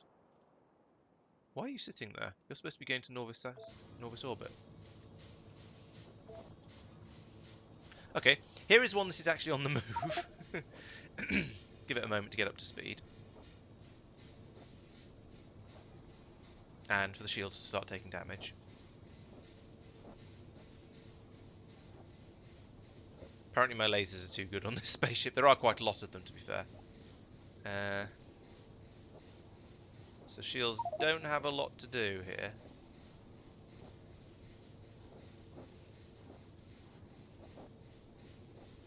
Okay, let's look for a different ship. Fuely 2, maybe. Oh, that doesn't have shields at all.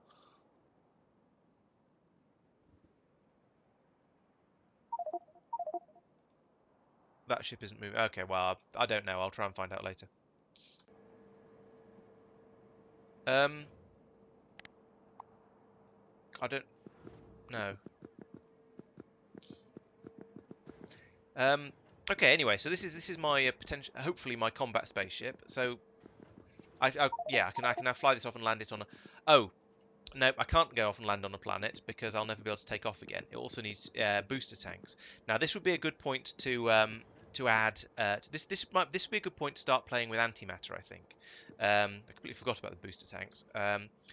So let's see. Does it tell me about antimatter booster tanks? Yes, very true. Well, no, that part isn't a problem because I intend this to be a landing craft from another ship. So the idea is that this ship will be tethered to the main ship, which will fly it off to in orbit around whatever the place is, and then it will use the booster tanks to land, do its work, and then take off again.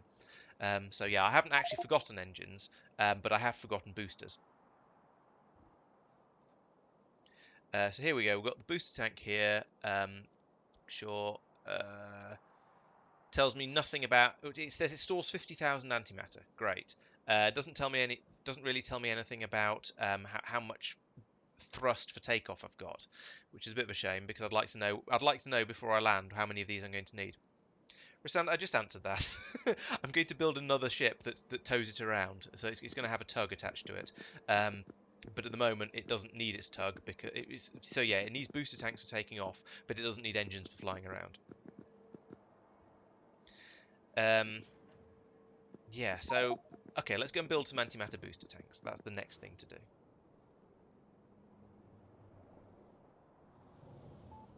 And then the tug ship can have the,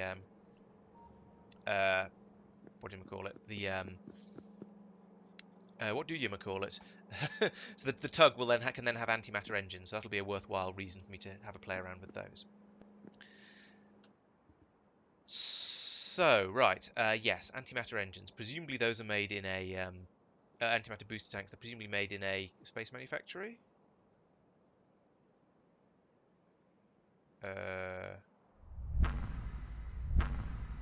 Doesn't say. Doesn't say what they're made in at all, unless I'm misreading this. Antimatter booster tanks. Made in absolutely anything. Okay. Well, I'll use a manufactory because that's nice and easy. Plunk, plunk, plunk. Oh, okay. Sorry. All right. I'll let you off. I got thrown off because Tristan answered my or it looked like he answered my explanation before you said it. So yeah. Fuel value of 20 megajoules. So okay, so it's 10 times as powerful as a rocket booster tank, and a ship of this size can take off from anywhere with 1, 2, 3, 4, 5. So one antimatter booster tank is equivalent to 10 of those. That ship is that size. This one is probably about twice as big. Let's see if we can get actual numbers on that. No, we can't because I haven't put down a. Oh, okay. Okay, so 5 times as much. So it's equivalent to one of those. So I'll probably want to put in a couple of those. That seems manageable. Yeah, there's plenty of room down here for a couple of booster tanks. Yes, antimatter. Yes, the antimatter booster tanks can be used for planetary takeoff. The ion ones can't, but rocket fuel and antimatter can. Those takes naquium cubes, lovely. Have I got those over here yet? I can't remember. Right, heat shield tiles. That's this one.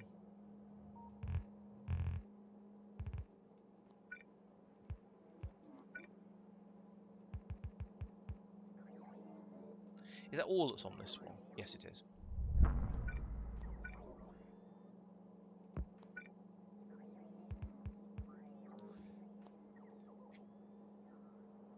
Yeah, 3x3 is fine. Same as the rocket booster tanks. I can deal with that. Low density structure and nanomaterial. Low density structures are here. I don't know why each of these have their own what do you call it? Belts entirely to themselves. That's what I'm trying to say.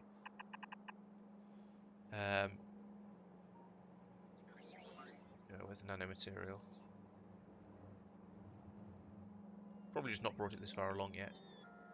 It's fairly high up, I suspect, because I only made it fairly recently. Here it is. Nanomaterial. Here's its belt.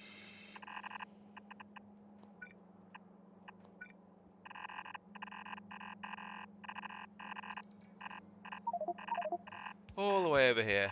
Right, and it's on that side, so let's bring up. Its underground can be here. So that means it needs to come up here and have a splitter here. That's that one.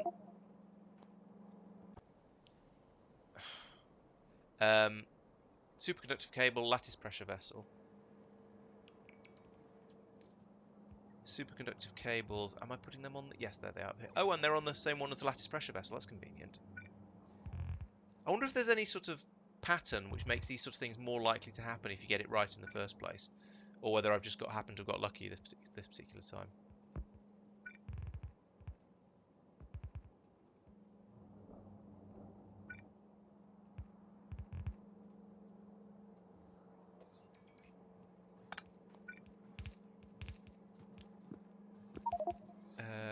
And inserters for all of these.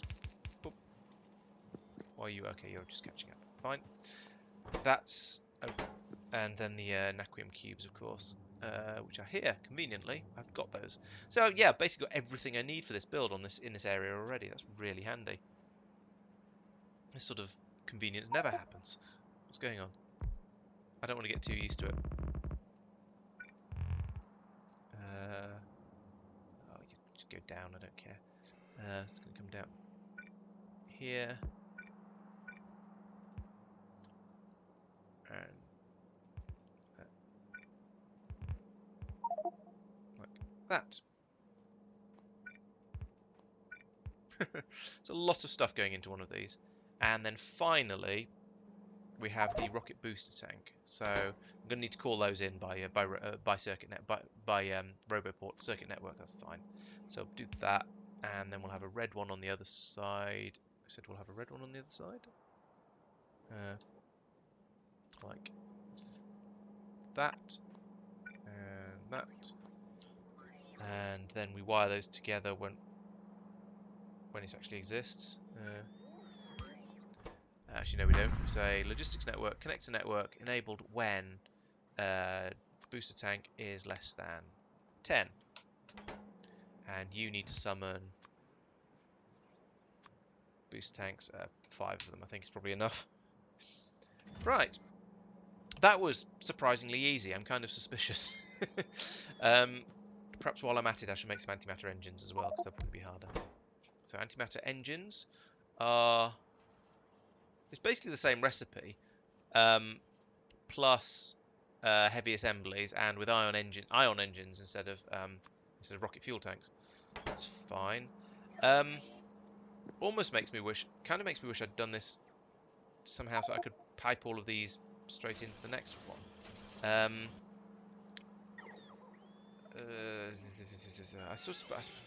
kind of could by making sort of a minibus going down this way. So let's do that. Plonk. So you actually can do the booster tank. There we go.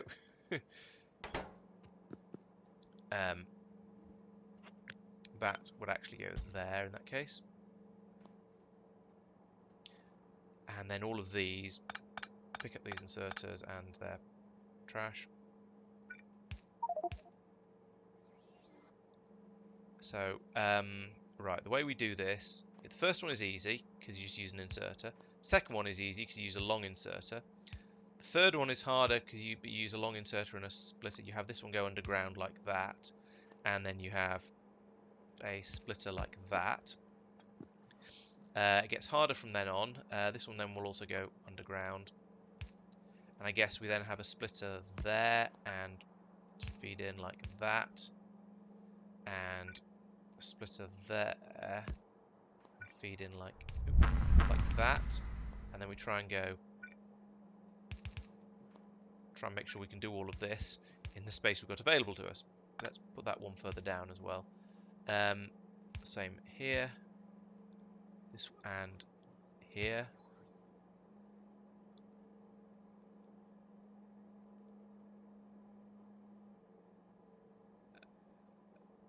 And here, and then yeah. Okay, that seems to be okay, I think.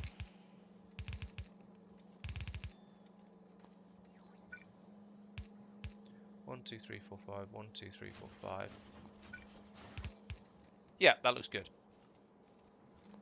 Then I can put some more of this down here. And copy paste all of that.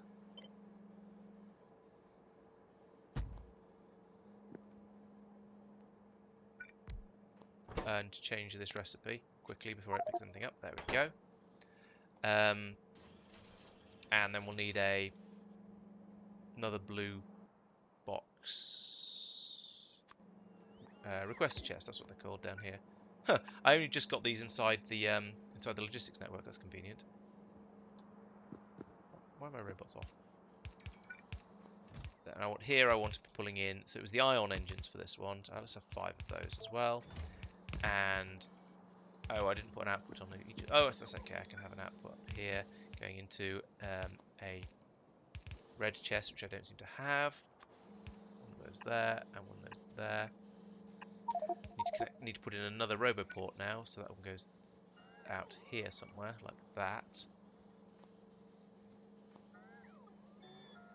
There we go. Goes that. Oh, that won't get built because we're waiting for the robots. That's fine. So here we want to link. No, we can't even link it to the logistics network. So that's just going to fill up and up until it's got too much in it. Okay, well let's do that by hand. Roboport goes in there. Does it still got power? It has. Nice. So you link to circuit network. You link to circuit, and that's how logistics network. That's how we do this. And we say if booster tank is less than 10, then run. And down here, similarly, connect to logistics network. And if rocket engine, antimatter rocket engine, no, yes, is less than 10, then this one can run. Right, good. That's all fine, except this is missing its heavy assemblies. I don't really want to bring in another belt, so let's get the heavy assemblies onto the other side of one of these. That's fairly doable. Where are my heavy assemblies at? Up here? Yes.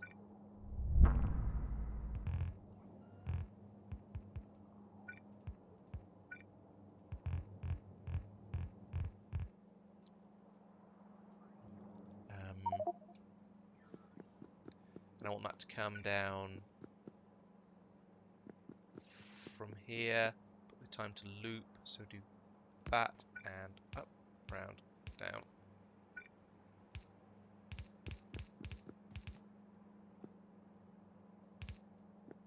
Down to here. Oh yeah, alright, let's go underneath that. Oh, I only want... fail. That should go there, and there, and this one should say only heavy assemblies out to the right, please. Curses. Heavy assemblies to the right. There we go. And then we can belt that across there like that, and yeah, then we'll have to pick up all of the... I don't even know what the other things on this belt are, to be honest. I've forgotten. They look like the... They look like the bulkheads, but they're not. They're another of the iridium things that you make. There we go. That's enough.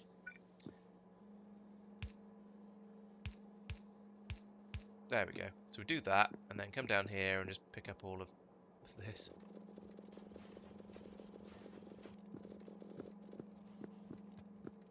And that, I suppose. Right. Let's try and get rid of all of this now. All the nonsense I've picked up. The problem is, I'm probably going to be getting rid of a lot of stuff that I'm just going to get brought more of out. Oh, heavy composite, that's what it's called. Get rid of a load... Oh, that was not the button I meant to press. I'm just going to get rid of a load of stuff that I'm then getting it brought back by bots, but never mind. At least it gets some of the junk out of my inventory. But I think that's cleaned it up quite nicely. Okay, happy with that. Right. Back down the other end again. So, how are we doing down here? These are all working. Do they have everything they need? Lattice vessels. Lattice vessel pressure gas wastel.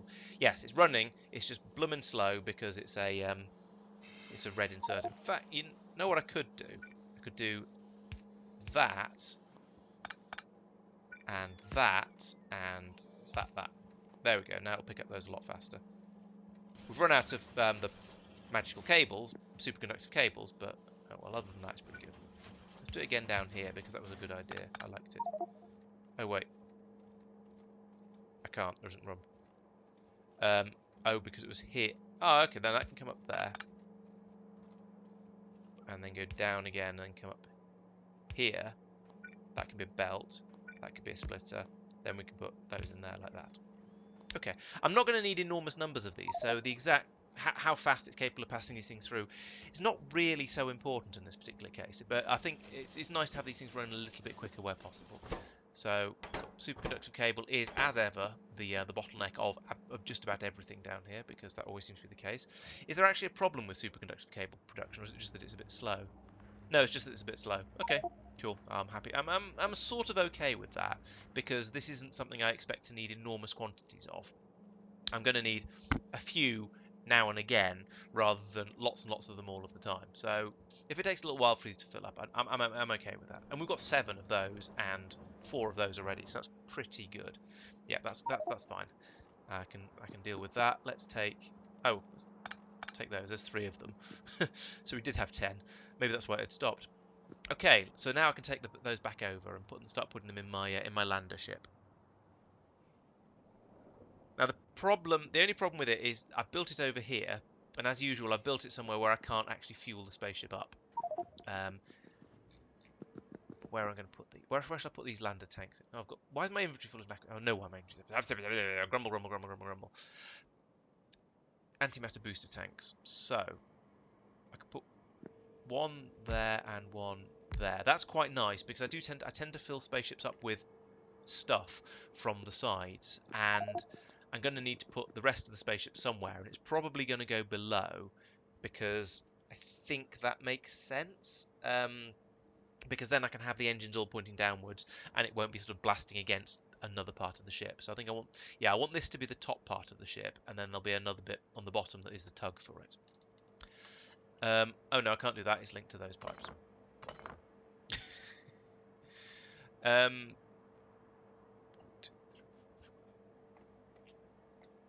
Yeah, yes, antimatter and steam is a lovely combination.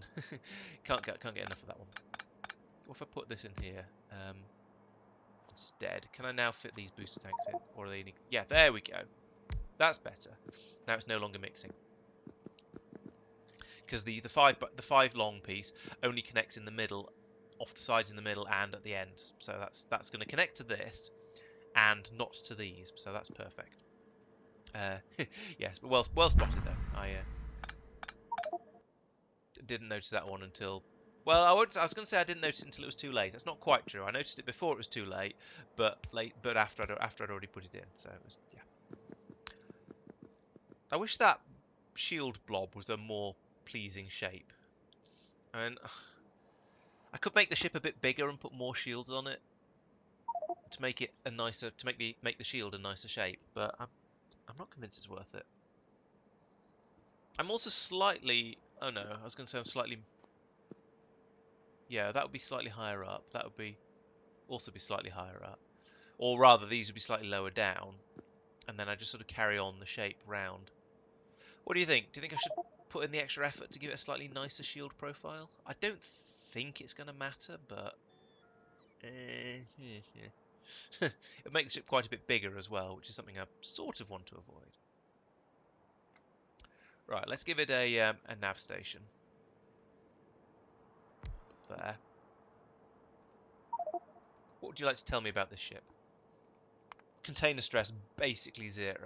Hull stress 900. That's not bad actually. That's we can deal with that. Happy with that. Yeah, that's I think a completed lander. Okay, we don't have the artillery gun in here. Let's ask for one. Actually, I don't think I can ask, or rather, well, I can ask, but I don't think I'll get one. But let's try, just in case there's one I've made and forgotten about. But I think I only made artillery locomotives, but we'll see what happens. So yeah, I'd like one of those, but it's obviously not going to happen. Need to fill these up with antimatter somehow. That's going to be the hardest part of this, given where I've built it.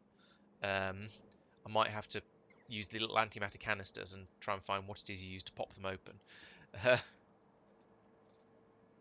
Yes, that's correct. The fives are single long pipe pieces, which is why they don't connect in general to each other. However, the threes, I think it's the threes and the fives, and not the sevens and not the nines, don't have connecting points in the middle of them. So that is connected to this pipe, I believe. It's possible I'm wrong, but I'm pretty sure that's connected to this. But that is not connected to this, and that is not connected to this. So it's doing exactly what I want. I think you can generally tell when you put them down. So if I drop back into normal mode, if I put down a oh, 3, 5s and 7s have middle. So yeah, there we go. If I put down a 3, you can see the middle on it like that. If I put down a 5, again, you can see the middle pipes poking out. 7s, Tristan's quite right. You've got the 7 has the middle bit as well. The 9 does not. You can see it's just rounded on the in the middle. So there's no connecting points. And the 15 is the same as well, I believe. I don't know if I'm not gonna have room to put that down, but I'll hold it up so you can see. Yeah, there's no connecting point in the middle of those. So the 3, 5s and 7s, it turns out, you have the middle connecting point that you can use. So you can do clever stuff like that. Why I'm making the ships quite so tight and compact when I don't really need to is anyone's guess, but it's just how it sort of come together. I could make it a little bit bigger. I don't know. What do you think? Is it worth it? Get a nice smooth shield outline going all the way around. I'm not sure what I'd do on this end. That's the only problem. Round here, I'd just extend the whole thing downwards a little bit, so that would drop down about 2 squares. This would drop down 1 square. That's true. Smaller means lighter and easier to take off, so these two tanks should then be enough. Yeah, okay, let's leave it at that. Maybe I should put the actually I should put the docking ship connecting on the side here, so the tanks can be filled up from the docking ship. That's going to be an absolute nightmare to try and build, but because there's no space left here. But I'm sure I've got somewhere in my universe where I've got a bit of logistic construction area. I could put it in down here actually. That might be quite nice. But yes, first I need to find a way of getting some antimatter onto it. So how do you unpack an antimatter canister?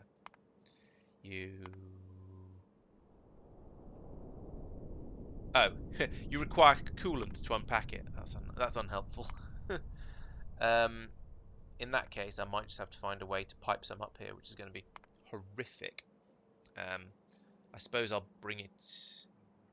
There's a fluid station. There's a station down here that's got some space on it. I could pipe it in here, and actually, yeah, that's not too horrible. It's a bit horrible, but it's not too bad because if I pipe it into here, then I can bring it up with a long pipe round here that I can then remove later, and I can also have it come down here into this sort of area. I was talking about building up down here. Oh wait, I've got antimatter over here somewhere. Are you on? Yes, I've got antimatter here. That's not too bad. So I could pipe it temporarily from here up and across and round and up and across and into here. So that's kind of horrible, but yeah, it'll work. Agreed, Leopard. The gap up here it bothers me a little bit for exactly the same reason. But as you say, they're not going to last very long if they come through that hole. Yeah, I think that'll have to do. Ooh, let's check on the donut again. Donut is done. Now, how much fuel have I got left? I'm down to a third of the fuel, and the next place to go is here. So if 2/3, if half of it gets me to here, having gone Fenestra, and then a sixth has got me that far. I don't know. These numbers are difficult. I think I might just discretion's the better part of valor and send it home. It also has just occurred to me this isn't going to be big enough to put that big purple machine I've just built into. So let's go to Fenestra. Off you go. So I'm going to have to build a new ship anyway. Right, so yeah, I think I guess let's fuel this up. Maybe I could land it on Norvis and take off again. Oh no, I can't even fly to Norvis. It's going to need the tug to get to Norvis because Norvis orbit is not directly above Norvis. Oh yeah, let's have a look at alright, let's have a look at the arcospheres again.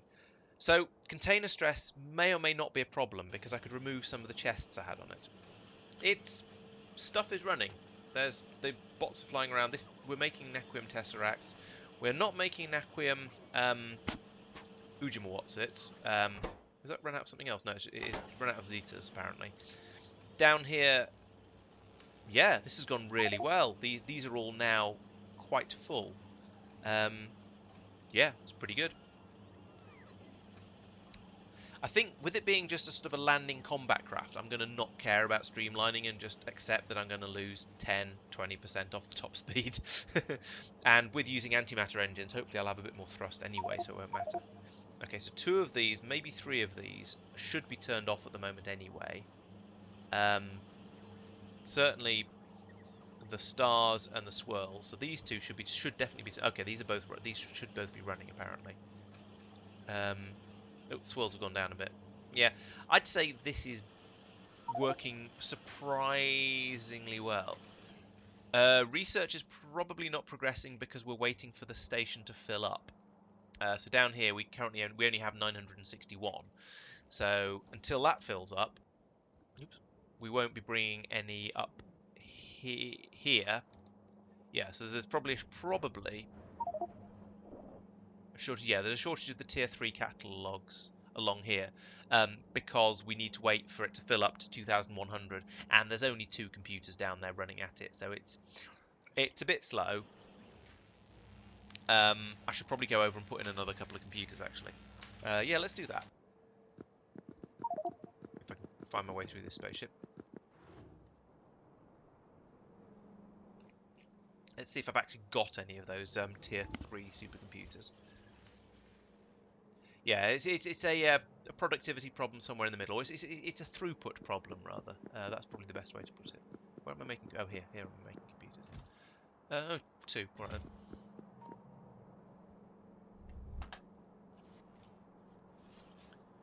Speed module's not a bad idea, actually. Yeah, alright, I'll check... Ooh, let's get some...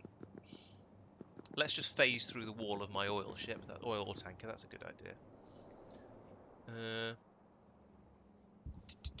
This used to happen to me in Angel Bobs as well. I'd got to the point where I had such powerful exoskeletons that I could literally run through pipes. And Angel Bobs doesn't have the running through pipes in quite the same way that space exploration does, but as a sort of a default. There we go. There's some tier 8 speed modules. That should help a little bit. Might need to put some more power in as well. We'll see. Did I just lose some bots to go out and put down some... Yes, I did. Put down some more coolant systems.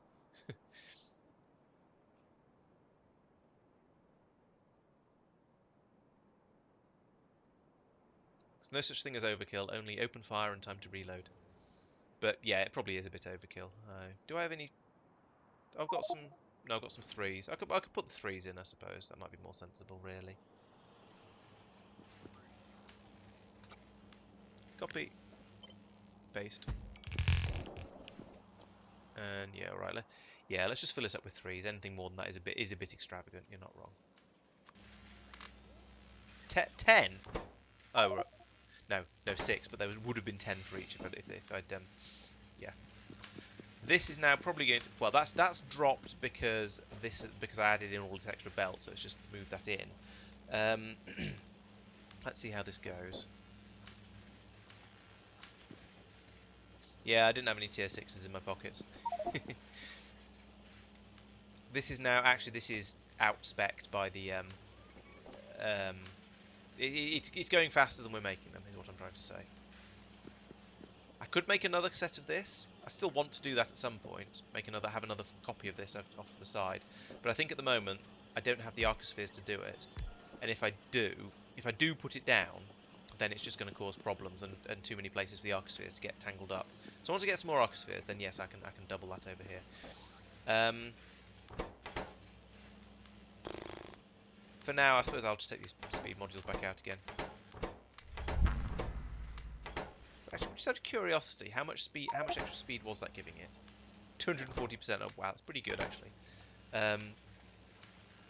So yeah, I've got the I've doubled the throughput now, which I think is probably going to be something that these machines have a chance of keeping up with. So that'll allow us to get the science going a little bit sooner. But we're still we've got to 1,000, so it's nearly halfway to having enough to summon a train, because it summons a train at 2,100 because that's 40 stacks. Well, it's a little bit better anyway. I suppose having the ship on its way back is going to be having the ship on its way back is going to be mean I'm going to have a load more arcospheres in a minute, so I can go back out there and then get everything running a bit faster, put in some more science production, and then actually speed module those machines back up again. And then that should work. Okay, where was I? Oh yes, the next thing was going to be let the bots bring me back all the stuff I've been using up. Sure. Next thing was going to be to bring up a long pipe full of antimatter from down here somewhere. So that's this station here. Oop. No, misclick. Try that thing. That's what I wanted. Yes, there we go.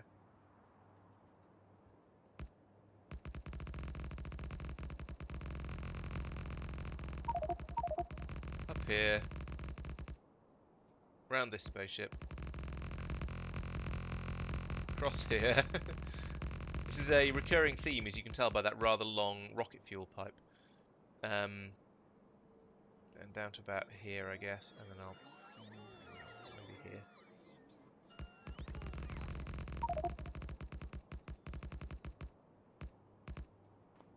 Right, let's see if I've got enough 15 long pipes to do all of this. Well, there's a power thing in the way there. Oh, you know what I haven't done? I haven't got enough. I haven't got any power generation. Oh, what was I saying? Yes, I've got loads of power generation on here. That's fine. What an idiot. There you go. You get to hear me call myself an idiot this time rather than a muppet, just for variety's sake. Ooh.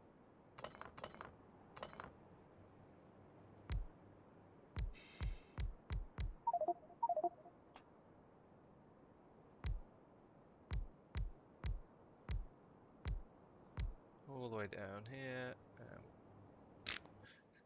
and then we'll start carry on with the slightly shorter pipes. Let's see if is that manageable? No. Now it will be. That looks like about a 9 to me. 10, close enough. Bloop, bloop, bloop, bloop, bloop, bloop, bloop. All the way up here to a corner, and that looks like another 9. It is. Along here. Put a 7 in there. Yeah, then an underground will do that. Oop. Then over here, and just a single piece in the corner, because that's where I started, so it's easy. I should probably have a pump in here somewhere, really. Let's do that with these. Pump, and a little bit more there and there.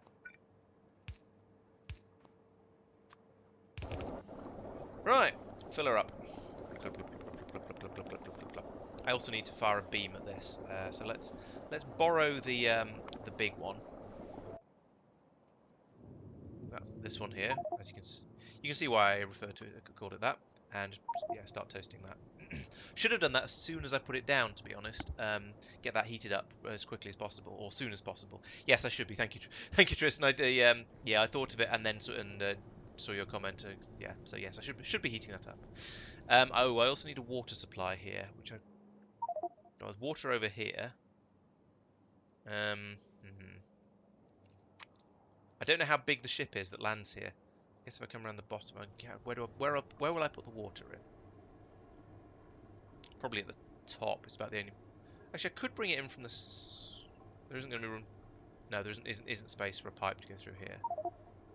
There isn't even space for an underground pipe to go through there because all this is so close together. All right, we'll bring that in from the top then. Can it? Oh, up through. Will it go through this and into the tanks? Because bottom would be much easier. So it'll actually go through the turbine. Okay. Oh, I suppose, yeah, some of these sort of things do allow water through them. That's a good point.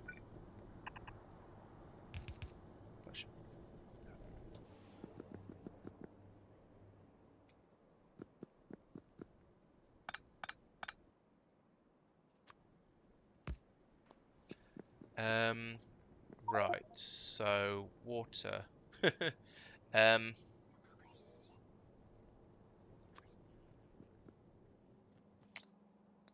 I'll need to make a proper landing place for this ship at some point, where all of these resources are just available rather than confusing. but I need to get it loaded up and ready to go first. So I should have thought of that before I built it, really, but that would require planning ahead, and I just didn't.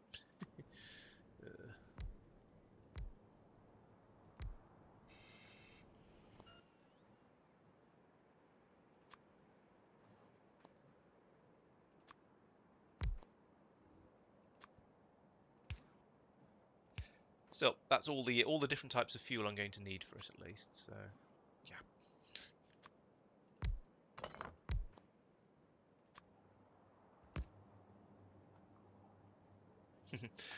Well, if you're wrong, I shall be very upset. Because, yeah, be a bit of a faff to swap it round.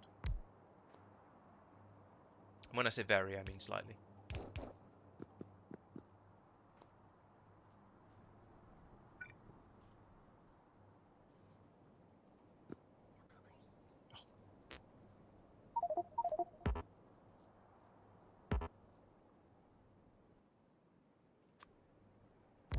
to there, and then a little bit more of this. And, oh, let's stick a pump in that one as well, like that. Oh, so I was expecting that to say it didn't have any power. That's too long. 7? Nope. 5.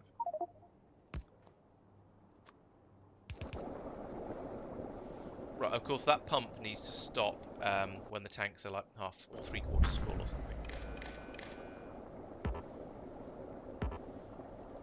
What can I connect to? For goodness sake.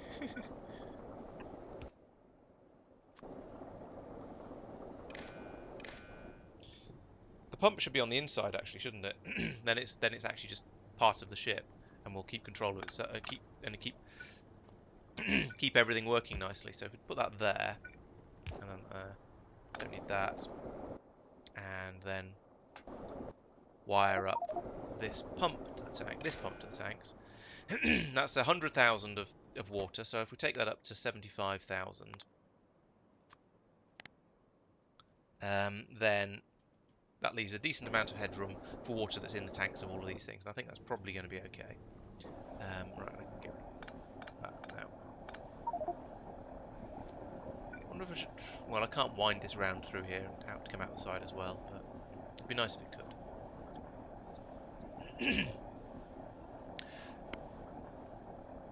Oh, yes, I think. Well, yeah, yes, they do, you're right. And it does seem to be working, so you're spot on. Right, so that's mostly done. This thing is now capable of hopping around in orbit all by itself, which is a start. At least it will be once this is up to temperature.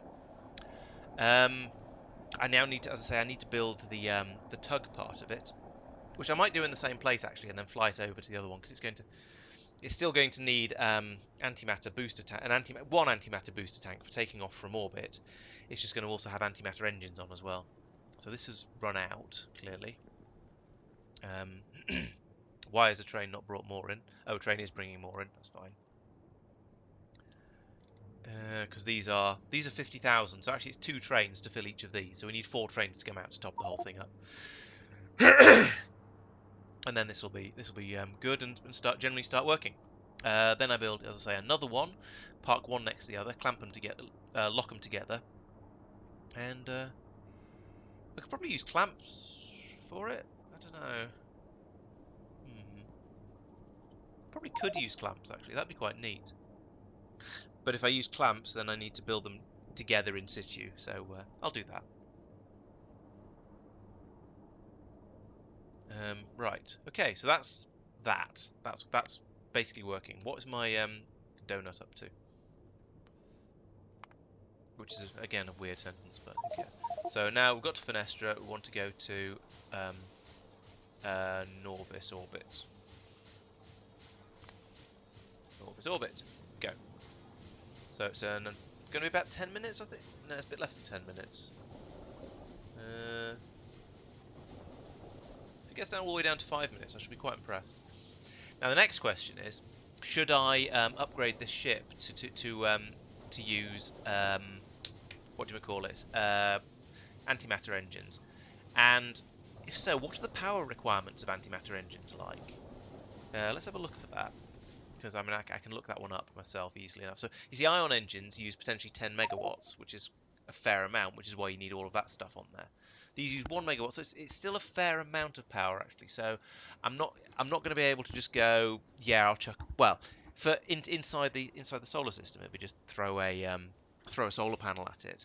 But for the long runs out all the way out to distant parts, I'm going to need to use some sort of power generation, proper power generation, which could be, I could stick with this sort of steam system. The other possibility is to, what's the point? Yeah, yeah. At the moment, the shields are coping, but yeah, you're right. They are getting quite a bit of damage done to them. Oh, I was going to see how much power we use how much power shields use when they're being beaten. So it's spiked up to 34 megawatts at this point. It's then dropped down all the way down. I don't know what happened then. The satisfaction dropped. Oh, I do know what happened then. It's the insufficient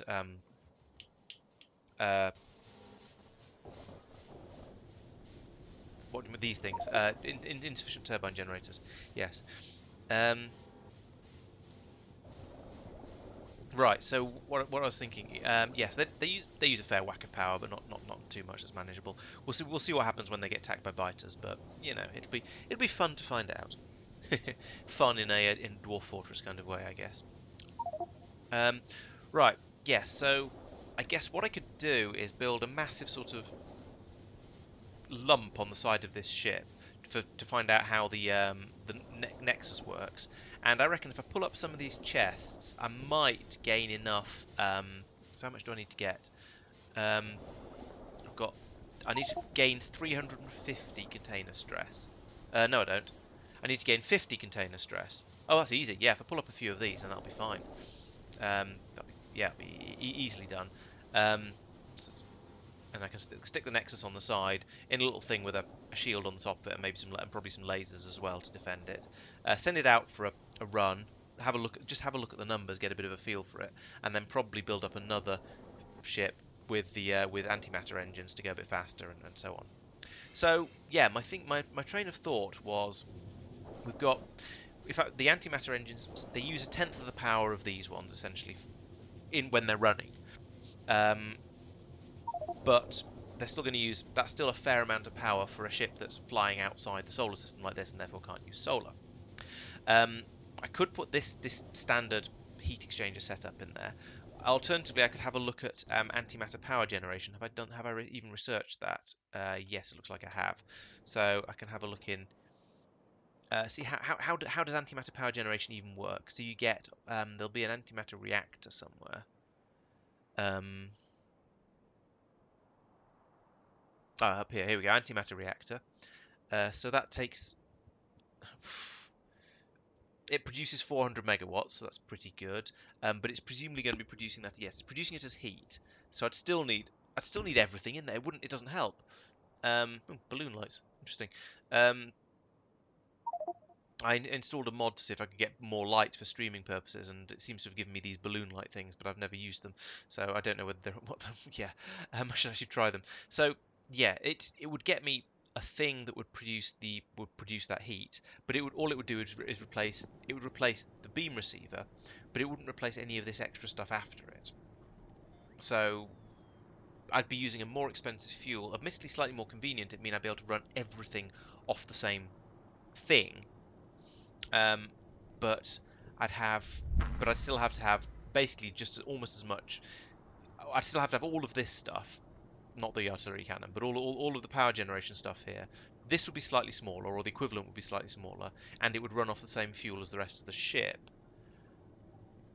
But I don't think it would actually be better. It would be convenient having it fueled by the same thing, granted, and not having to worry about heating one of these things up.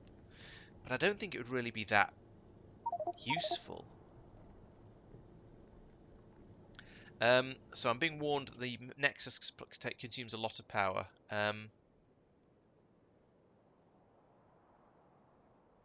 Conveniently, it doesn't tell me. That's nice of it. If I go in here, do I get any more information? No. Oh, good. It's that's helpful. Um, Everything else tells you how much power it uses when you mouse over it. There we go. Min and max consumption. Oh, of course, it's because the amount of power it uses depends on how fast it goes. So yeah, I'm just gonna that I suppose is yeah. Um,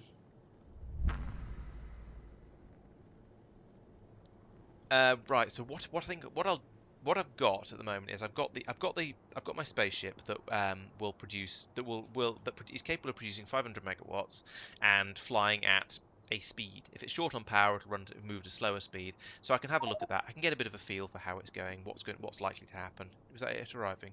It was it arriving. Excellent. So over here now I can put down some more of this. I said I can put down some more of this, like that, and let's put on a sort of a big lump. Actually, just put a big lump on the side of it. There's no point in faffing around. In fact, I need to go over there to turn the shields off. there's no point in sort of just linking it in a sort of a silly little way. I'll do it properly. But I do need to turn that off. There we go.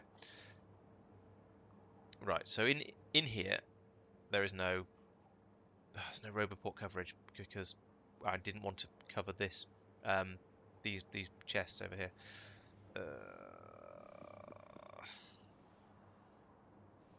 Okay, bring me some wall and some floor, and I'll build it myself. So I need 100 of that, probably. No, I'm gonna need. What's that? That's for 100, whatever. And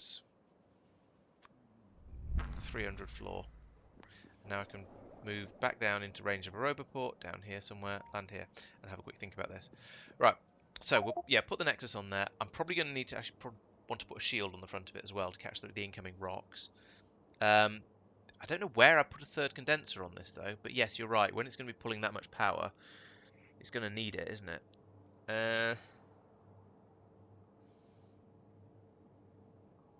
I think, yeah, I'll extend the. I was going to say I'll extend the nose a bit further up, but there isn't room to do that because of this. But that said, this is no longer being used, so I can demolish all of this. Yeah, okay, let's do that. I'll extend the nose up a bit, rotate the the condensers to be pointing vertically, and then I can stick them in. That's a good point. Thank you for reminding me of that. That I do appreciate.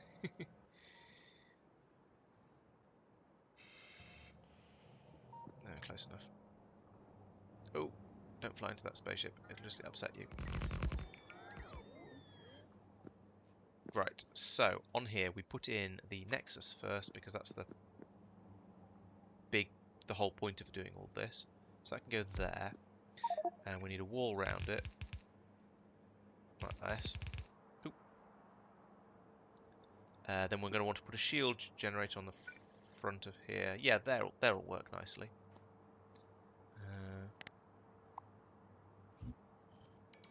Grab that and put down some more of this, like that, I suppose. Put in a shield generator there. I don't have one, but you know, eventually.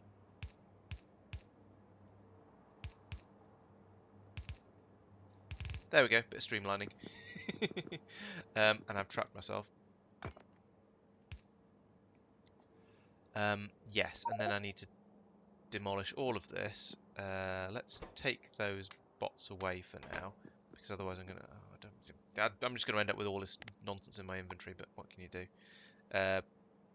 Delete all of that, and then I can cut here.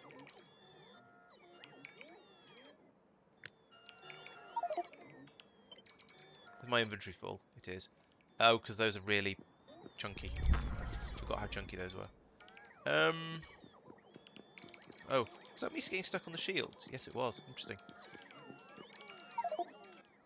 Let's put down some boxes up here. At some point, I should get rid of all of these things.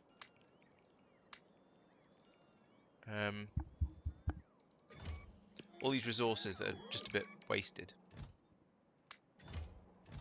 But to be honest, I suppose in the grand scheme of Factorio, this isn't actually that much resource, so it's not too much of a worry. I'm going to hang on to the naquium cubes though, because those are kind of valuable. And here's some more junk as well. Right. So now I need to come in here and yes, I can only generate 500 megawatts. We'll see how that gets. Well, I'm going to see. I'm going to experiment.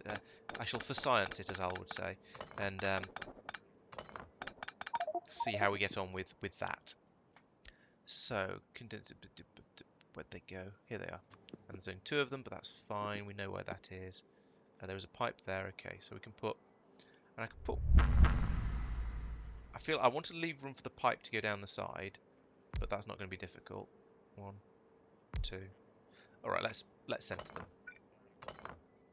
1, 2, 3. Pipe across the bottom. Pipe across the top. Pipe down the side. Simple. Then I can put this back on top, like that. Or at least I could if I had a bit more spaceship floor. which I have. So if I put down a bit more spaceship floor like that, and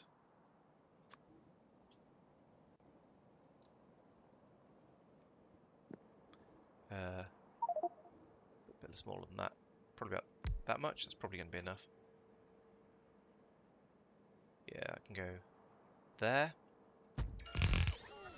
and pick up that, and that, and is that even part of my spaceship when it's there? I think it probably. I'm not quite sure.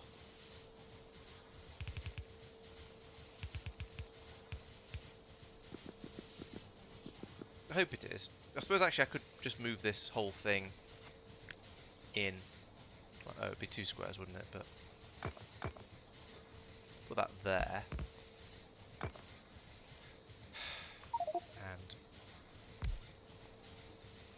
there. There we go. Okay, so I need to go and get the other condenser for this. I need to get a shield generator as well. But otherwise, my ship has got slightly longer and slightly more, slightly longer, slightly more capable, I suppose. And it's got a nexus on, and it's got a nexus in a box on the side of it. Lovely. Let's give it some lasers as well, actually. A couple there and one there. So I need 3 lasers, a shield generator, and a condenser turbine.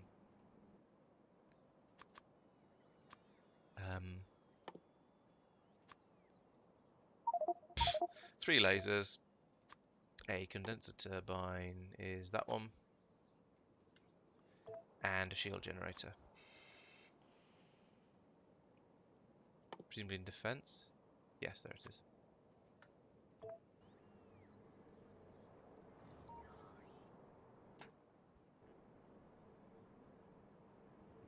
Come on, bring me the stuff. Let's also offload all of these naquium cubes because I'm fed up of carrying them around with me. They go in down here somewhere. There's a station down here that will accept them, so I'll stick them in here. There it is. No, that's an inserter. Click on the right thing. There we go. In fact, let's do a fly along here and unload all the nonsense from my inventory thing again like that.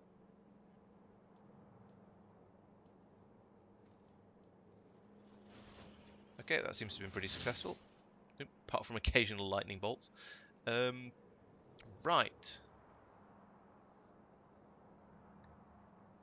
Oh, is that a problem having that there? Yeah, it may well be actually. There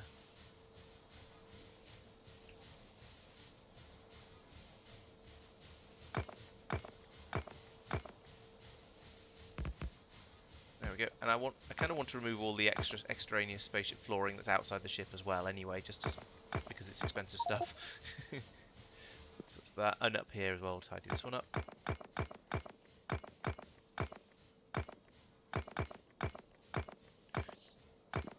I kind of wonder if that lump on the side is going to count as aerodynamic or not. Let's find out. In fact, let's punch a hole in the wall there just to make sure it's aware that it's part of the same ship. I'm pretty sure it would anyway, but you never know. I'm just slightly paranoid. Right, how are we doing for... Interesting, the container stress hasn't gone up. Maybe it's because the Nexus is... What? Why hasn't it put the shield in it? Did I not get another shield generator? I asked for one, I'm sure of it. Yeah, I did ask for a shield generator. I don't want one of those anymore, or one of those. Apparently it wasn't brought to me. Maybe I was too impatient and it came from too far away or something like that. So I'll stand here until it's brought. On the way, 1. It's 34 in storage. Blimey, that's rather a lot. I wonder how much of that's from looting the Fenestra ship. Oh, until you set the recipe. Yeah, I forgot that would be a thing I'd have to do. I also need an enormous quantity of data cards to go in this as well, so I'll probably better grab some of those. Them. And that, and that, and that, and that, and that, and that. Oh, there we go, I've got one. Plump. Okay, so, Q. No recipes available. Oh, because I still haven't done this. Ah, right. Okay, well, back to the old drawing board, I guess. I suppose what I should do is I should send a train round to pick up the excess, the data that's been made so far manually. So let's do that. Why press no, M? Let's name some stations. Actually, this is a thing I don't do very often, and I really should, because then I'll be able to find them. So down here, what have we got? We have the Welsh Tony, which is let's start from the top up here. So we've got deep space science, deep space science drop off 3, deep space science fluid drop off, deep space science drop off 1, scrap pickup, deep space science catalog 1 pickup, drop off 2. What are you doing? You are memory card pickup.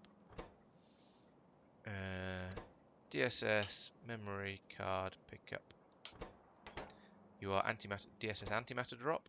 It sounds like a ship name.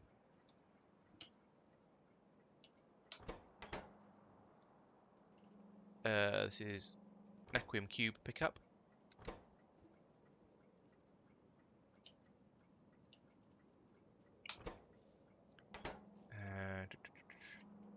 This will therefore be DSS drop 4. That's a tier 2 catalogs, so DSS catalog 2 pickup. Naquium tesseract pickup. Spelling is hard. DSS drop off 5 and DSS catalog 3 pickup. Right, that's the lot over here anyway. And then up here we've got cough mill, which is science DSS stuff drop. I suppose I should have called it DSS Science Park Drop Off 1. That would have made sense. But anyway, never mind. So I need to go from Catalog 3 pickup to DSS Science Park Drop Off 1. Where are my trains? Here are my trains. You go to DSS Catalog 3 pickup until inactivity. Then go to DSS Science Park Drop Off 1 until empty. Right. Are you deliberately trying to stay about 10 minutes ahead of, or half an hour ahead of me, Tristan? Or one Factorio thing ahead of me? I suppose it makes a change from running around in Minecraft, sort of, filling tanks up with blood for me, which is a very useful thing for you to do. But I think there's based on what I saw at lunchtime today, there's enough in there at the moment. I was going to say I hope everyone's been watching all of the Minecraft videos, but I'm pretty sure there are actually more people watching this stream than watched the last Minecraft video in total. So that definitely isn't the case. You should check out the Minecraft streams and the Minecraft videos. It's good fun, and we're getting to the point where there's a bit of automation going on. So it is slightly Factorio. It's not completely Factorio yet, but it is at least slightly Factorio. 2, 3, 4, 5. Train. Right. Okay, so that's got me another. I didn't even see how much was in there. I think it's more than 1,000 anyway, so that is easily going to be enough to do the rest of this, because this only takes 5,000, and for each catalogue we make, we get something like, oh, I did the maths last time, and I can't remember how many it was, but it was something like 16 sciences done for every catalogue we bring up, because up here, each catalogue gets turned into, one catalogue gets turned into 6 data cards, and then down here, each science pack gets turned into 2.5, so 6 times 2 is 15. So no, 12, 14, which is pretty good. So yeah, this 1,000 will easily be enough to finish off the Deep Space Catalogue for research that's waiting to be done. Trickle through. Dun, dun, dun, dun. And also we've got, and conveniently, we've got quite a nice backlog of the tier 2 science packs here, so we can turn all of those quite quickly into the tier 3s, and even we're pulling a few more through from there. And tier 1, no, tier 1 still hasn't caught up. It's done pretty well though. But yeah, as I noted earlier, this is actually using 1, 2, and 3, all of those, which is a bit greedy, I feel. Yes, it's churning. It's using a lot of science packs up in order to make in order to do this research. But that'll allow me to do some more, some nice advanced stuff once it does all churn through and start working for me. Yes, you are. If you're only just starting to play with a Nexus ship, then yeah, it looks like I am quite close to catching up. You've obviously been neglecting Factorio in favour of Minecraft, which, as I say, I'm fully in support of, because it means you keep building up useful things for me to come along and steal resources from. So yeah, definitely happy with you doing that. Why are you? Oh, there's a shortage of naquium plates. Because there's a shortage of naquium. Interesting. Have I managed to finally get to the point where I'm using up the naquium faster than it's coming in? Yes, I am. There's only 159 there now. Right. Okay. So, starting to churn through all of this science has brought me back to the point where I was at the beginning of the episode, where I was going, I'm surprised I'm not short of naquium yet. So yeah, maybe I do need to go out and boost that production. Hmm. Oh, that reminds me. Yes, thank you. That's a very good point. Arcospheres. I've now got some, so I can yoink them out of here, yoink, and here, yoink, and any more? I doubt if there's any more, but you never know. No, it seems to be the lot. So I can fly those over, and I'll have a few more of arcospheres in there. So how many naquium are you producing per minute? Naquium ingots are you producing per minute? Mine was on, I'm pretty sure it was 150 when I checked earlier, and I expect that to have been fairly steady, because I don't think there's anything too unstable with my production system. I'm assuming you've still got the game open so you can look it up easily. Ooh. I don't want teleportation, it's too expensive in arcospheres. I like my arcospheres too much. Right, what have I got too many of at the moment? Lambda psi epsilon phi. And oh yeah, it's ground to a halt. It's deadlocked. And what are we going to produce from here? Lambda psi epsilon phi. Okay, so whichever way I get. In fact, since this has got ground to a halt, and people were asking about it a lot. Lambda psi epsilon phi. Let's see if that does match any of the inversions. I don't. I'm guessing it probably won't, but maybe lambda psi epsilon. It does. Ah, interesting.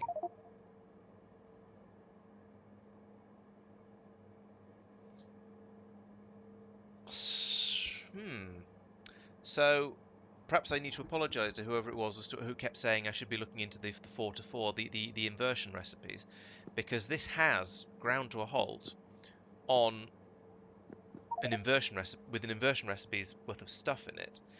So how do I squeeze? I can't squeeze in another 2 or even 1 gravimetrics facility round this warehouse, but I could put in more facilities, say over here, that will do the inversions, but I need to work out how to tell them to. Okay, so this seems to be a thing that's basically required, given where it's stalled in this particular case, and it's too much of a coincidence for that to be. It's not. It would be too much of a coincidence for it to have randomly stalled at that point without it being somehow fated.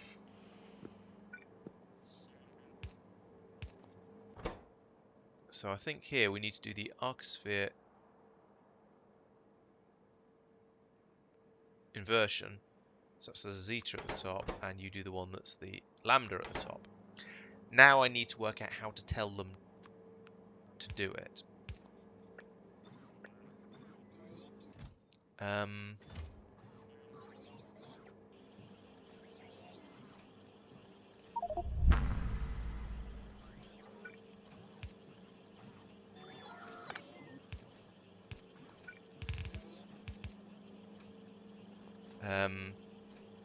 But let's turn these off for now. Because whilst I do want that to run,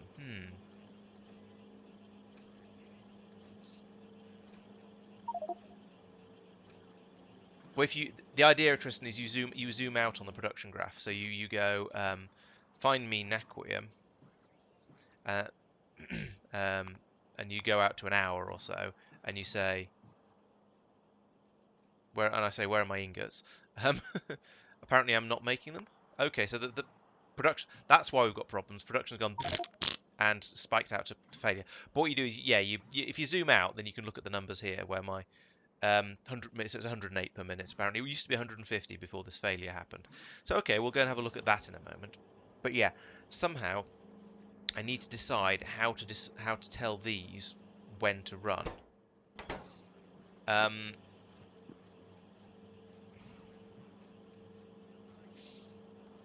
I can look at the numbers on here. I can say if there's more than n of all of your inputs, or if there's then run, or if there's fewer than n of all your outputs, or I could do exactly the same thing I've done here. Look at all of the numbers. If the total of the inputs is significantly more than the total of the outputs, then run. I think that's probably the sensible way to do it. It's just a lot of arithmetic combinators. I mean, I've got 6 of them. Okay, I need another 10 arithmetic combinators to do that. But I mean, I totally can. I can use exactly the same system I've used for these things, and I think that's probably the sensible way to do it. Are you still lambda up? Yeah. Let's run that again, just for the fun of it. I'm not sure why these stopped though. Maybe it must be just the balance. I reckon. I don't know if I'm probably not giving Arundel too much credit. The guy's obviously pretty smart, but if he's written it so that you can end up, so basically, yeah, it must be that all the ones from one side of an inversion are on half the inputs for all of the recipes, and then all the other inputs for the recipes are the other half of the inversion.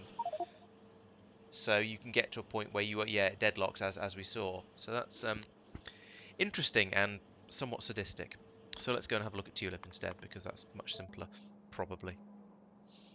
We've run out of crushed naquitite. How we've run? What? Huh? I'm very confused. Okay, let's spaceship time. What's going on?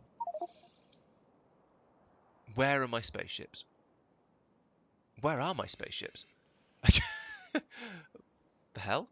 So the Nac, there and Nac again, is just sitting in space, trying to get to Norvis orbit. This one is at Norvis orbit, trying to load. Okay, this is trying to load it with crushed Nac. Okay, so maybe it's the other 2 ships, the Naquifiers, these ones. That's sitting at Realm of Shadows, waiting to dock. This one is in Realm of Shadows. What's going on? Why is this broken? Oh, crap.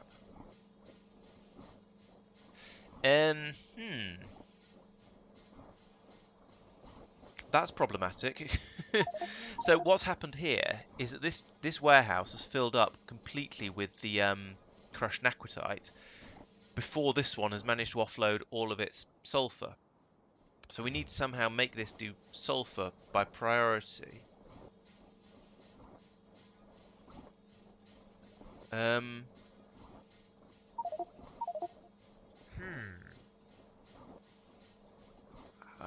What's the wiring going on here? So if crushed naquitite is equal to 0, then this. What? What? I suspect this is a failed system that was supposed to be preventing this sort of deadlock from happening, but I don't understand. Oh, no, I do understand. Right, yes, okay. So this is trying to prevent the deadlock at the other end, and we've now got the deadlock here. Right, so what do I need to do here? I think, given that there's only 4 exerts over here, right, okay, so let's have these 4 doing only doing crushed naquitite, and having these doing anything but crushed naquitite. The problem is going to be fixing this, and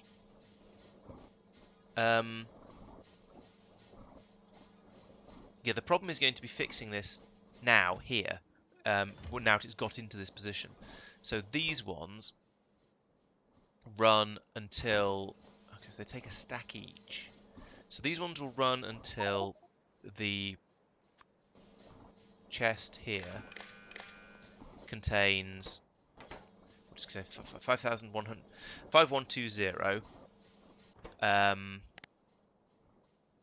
Run when that is less than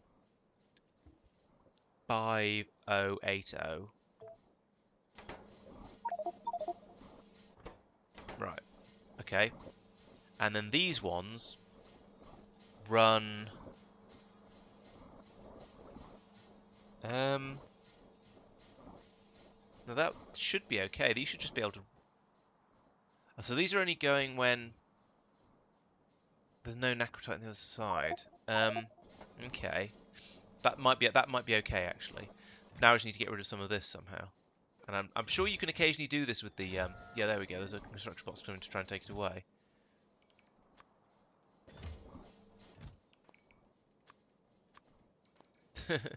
But and there's some on the floor down there, and I don't know how you get it to drop little bits of it, but sometimes you can, sometimes sort of. Yeah, I know the bots have nowhere to put it, but there's some on the floor as well. So I should be able to. I should just be able to dump it on the floor and deal with it later, but I'm not sure if that's even possible. I mean, it is possible because I did it, but I don't know how to get it to do it again.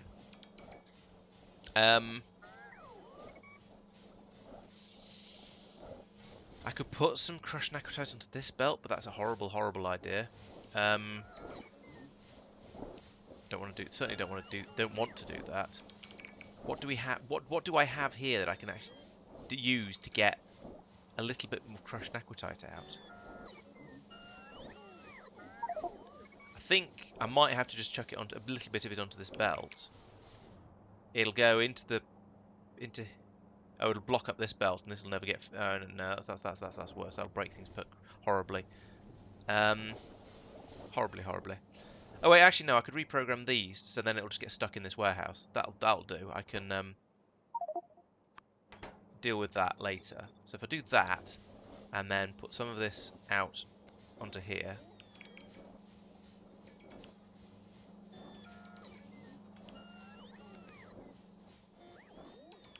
And then, oh, these need to just run whenever.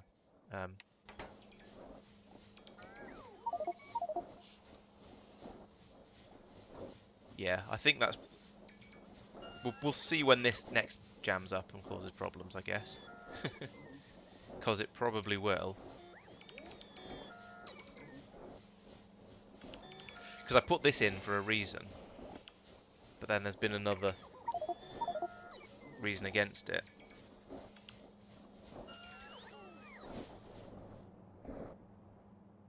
Oh.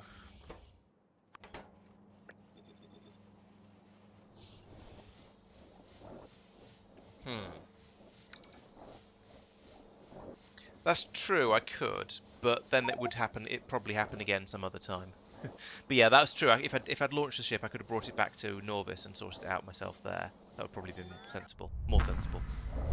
Oh well. Right, let's do the same here. Oh, this is set up in a much more simple. It must have been because there was more than a warehouse's worth of sulfur and iron on the other ship. So normally it wouldn't be a problem if there's less than a warehouse full of sulfur and iron being brought out, then it's all going to be in this one, and everything will be hunky-dory. But if you get more than that, I need to have a sort of an upper limit on it of one warehouse full. I feel like that's sufficiently unlikely. Is it going to be a sufficiently rare problem that it's probably safe to ignore? I don't know.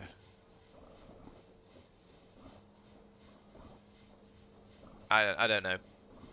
I think I'll just leave that as it is because I think this. Yeah, it's going to work most of the time. I just need to keep an eye out for when it fails.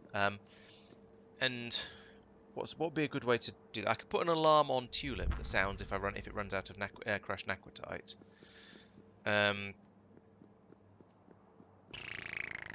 Because that would tell me I need to do something anyway. And yes, Leopard, I think you're probably right that the first set of recipes are don't cause jams, but the second set do, because that does fit the evidence that we're seeing here. So yes, I think you're probably right. Okay, let's go and get some more bits and pieces. What do I need? I need green circuits and copper to make these things, don't I? I don't have green circuits here at all, because everything that happens here is far too complicated to be even consider green circuits. This is all going to be far too biological for circuitry at all. This could have green circuits, or it might just be too busy smashing stuff together. Oh, this looks like green circuits. Yes, here we go. And there'll probably be copper here somewhere. There we go, some green circuits. Everything looks like copper. I can't. Oh, there'll be some up in the making the testing packs area, which is actually further up than this. There we go, copper, just as requested. And I'm going to need 15 of those. Right. Okay.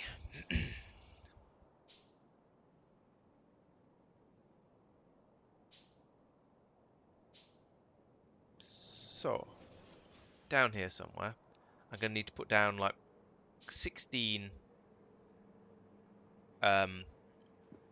16 of these combinators, and then cable them all together in a ridiculously complicated way. So, arithmetic combinators. And yeah, 4, 5, 6, 7, 8. And then I'm going to put the other ones a little bit further out, just to keep things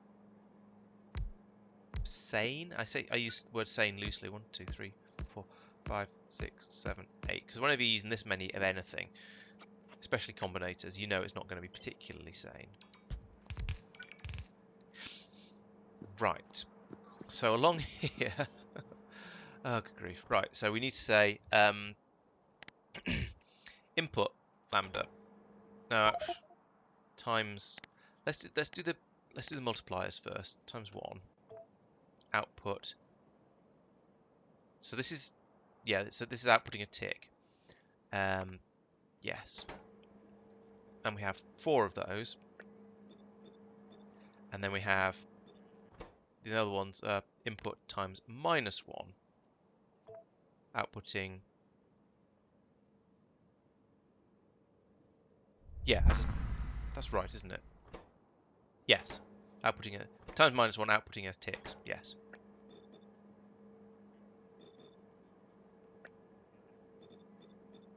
Okay. So this one takes in zeta, theta, gamma, omega. Zeta, theta,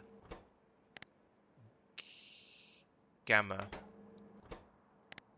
omega, and outputs the other ones: lambda, psi, epsilon, phi. Lambda, psi, epsilon, phi. Presumably this one is the opposite. Lambda, psi, epsilon, phi. Yep. So lambda, phi, epsilon, psi. So yeah, I've got them in a different order, but yeah, it's the same. And it outputs zeta, theta, gamma, omega. Zeta, theta, gamma, omega. That's true. That would be a good idea. I could have used the same combinations for both of them. In fact, yes, let's do that because it'll look neater and tidier and just generally be nicer. And I can put this back over here as well, which is more compact as well, which is always nice. That's a very good shout.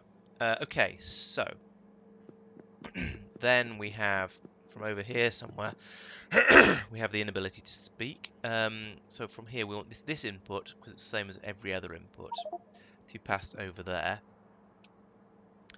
So red cables from there won't go to there. And jump it to as far as there. And then boom, boom, boom, boom, boom, boom, boom, boom. And you don't do anything, just pass the cable along. Right. And then on the other side, we link them all together.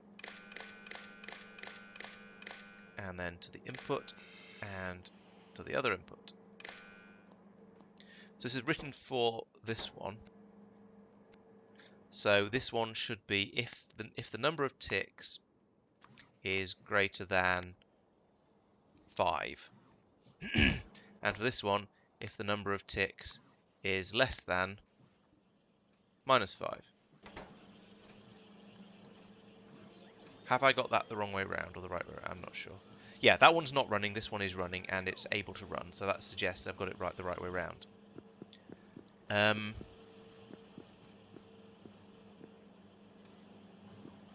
Yes, this all seems to be probably okay. Maybe 5 wasn't a big enough number, though.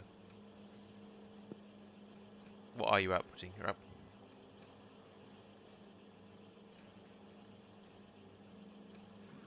I need this on a pylon so I can look. So I want to see what numbers we're getting on this.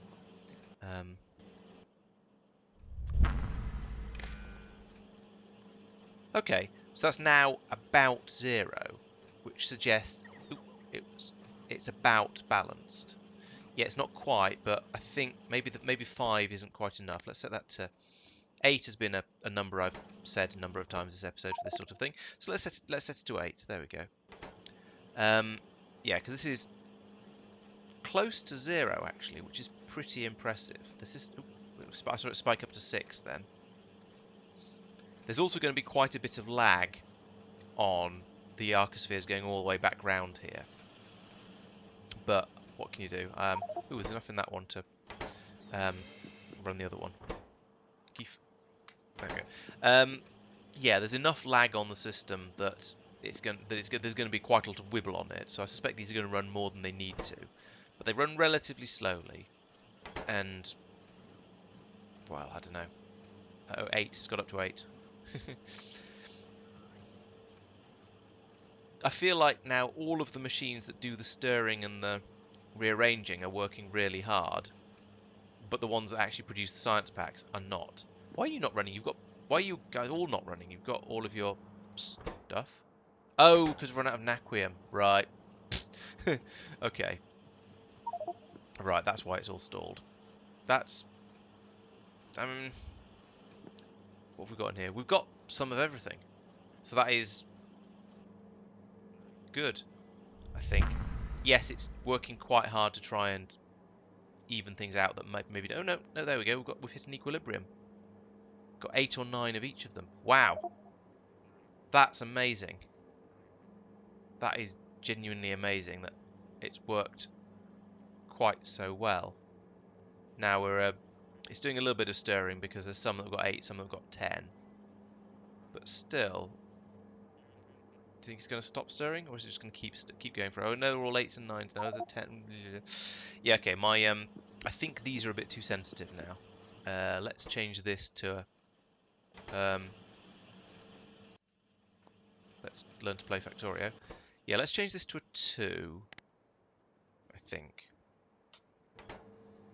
Because I don't mind if they're a little bit different.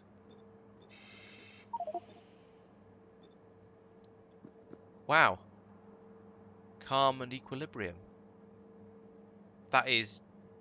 I'm genuinely amazed by that. Now, the question is, how well will the equilibrium last once the naquium starts flowing and the machines start running again? That I don't know the answer to. What I also would like to know the answer to is why these tesseracts aren't going through here. Oh, this isn't why this isn't making tesseracts, rather. Oh, because it requires naquium plates as well. Okay, fair enough. That's fine. I'm okay with that. Well, I'm not 100% okay with that, but I'm accepting the fact that we're short of naquium. And what? Oh. Oh, the recipe has changed over, so it doesn't have the things it needs. So it needs a zeta now. Okay. Hello? Oh, oh. This needs a zeta in it. Right, okay. I've sort of forgotten what I've done. There we go, that goes out. Grabs one of them, plump into there. Right, now this can start running, and then we get a load more pulled out. And we see if then the stirring starts happening again because we've dropped down to 5 zetas. 6. And yeah, so we've got a bit of load on the system now, at least until the naquium tesseracts dry up. And we'll see how well it does for stabilizing itself. Yeah, I mean, granted, it had reached a stability because there was nothing taking anything out of it. But the fact that it was able to reach such a neat balance with 9 or 10 or 8 or 9 of absolutely everything, and then 8 to 10 of absolutely everything once I gave it a little nudge and let it be slightly more playful. Yeah, it gives me some hope and some confidence that the system might basically work. Whether that's actually misplaced confidence or not, well, we shall see, I suppose, as this chugs through and does its stuff. As ever, yeah, the problem is now that we don't have enough arcospheres and enough of them being shuffled around in order to keep everything going. I think it's probably that we don't have enough. Maybe these aren't fast enough at this point, because this one is running flat out now to keep things tidy.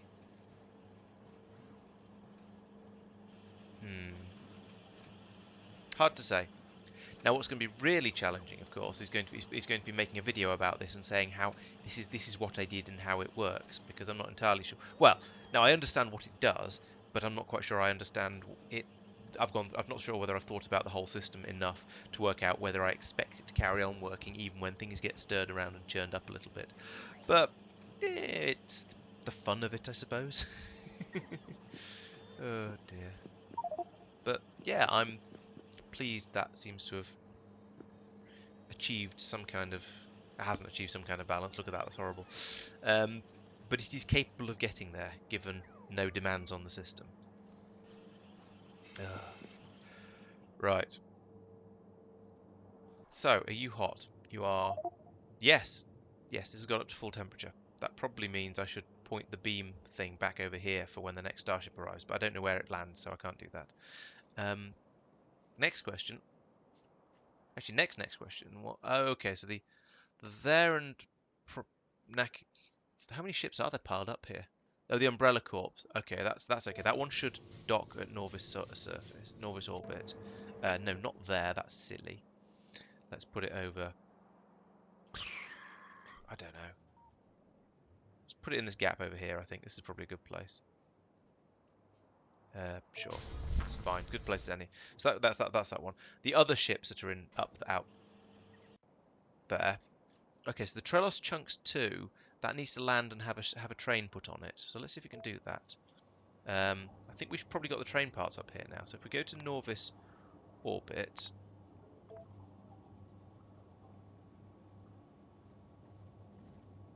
and anchor like that, there we go, and stay. I said stay. No, oh, it's going to launch automatically. How can it take time to get to Norvis orbit? What? This is wrong. This needs decabling. Stop it. Where is it? Can I just look at it? No. I don't know what happened there, how it managed to go from Norvis orbit to Norvis orbit and take 40 seconds or something, but yeah, that's a good idea. I should do that. So God, where's the input? Oh, it's coming out of that. That's fine. That's nice, easy to unplug. So you to there, right? Yes, unplug that. And now go to Norvis orbit. Norvis orbit. Norvis orbit. So this will now land there successfully, I think. Actually, probably won't, because it won't know where to land. But that sort of doesn't matter. I might have to anchor it manually, but that's okay. It just goes in here somewhere. Again, it doesn't matter. It should be fully fueled. It is fully fueled. It's in completely the wrong place. But now, hopefully, it can get trained.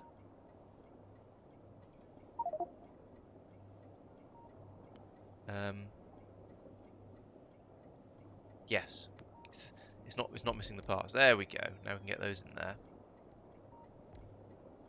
Now it's full of fuel. It's full of train. We can tell it. We can hook it back up like that, and tell it to go to Trelos. Go. Now, hopefully, that'll just just work as is always nice. Volcano 2 will be waiting for Volcano 1 so it can land and load up on stuff. The there and knack again. Presumably, is waiting for the there and knack again to leave Norvis orbit, so it can land and stock up. It's down here. Yeah, so this is waiting for this one to leave so it can land, and this one's waiting to fill up, so it's waiting for this ship to arrive. What's the other one that's tucked under there? What are you? Not you. There's two ships there, and I can't tell what the other one is. Oh, Fuely 2, that's fine. That's waiting to land and unload fuel. Okay, good. Where is... Oh, both the aquifers are on their way back. That's... I don't know, it's a bit silly to have it all flood in like... Oh, thank you. Yes, trains will be on manual. You're quite right. Right, yeah, it's a bit silly having them both this close together, but I guess they'll spread out a little bit as much as necessary over time based on the amount of time it takes them to load and unload.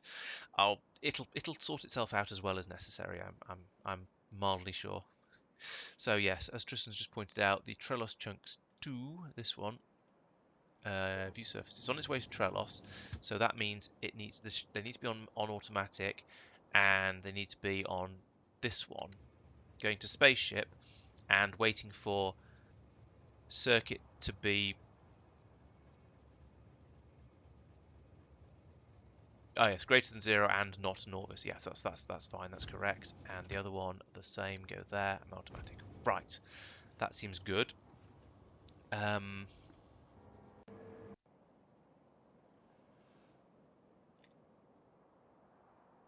Otherwise, these ships seem to be sort of just generally beetling around as they should. Why is that ship stationary? Except this one, which is...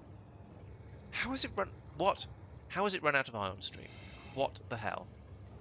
Is it even moving? Is it moving at all? Yes, but it's going to take 4.5 hours, and it's going to be on. And when it gets there, in 4.5 hours, it'll be on Myokin. How has this run out of? How's it run out? What's going on?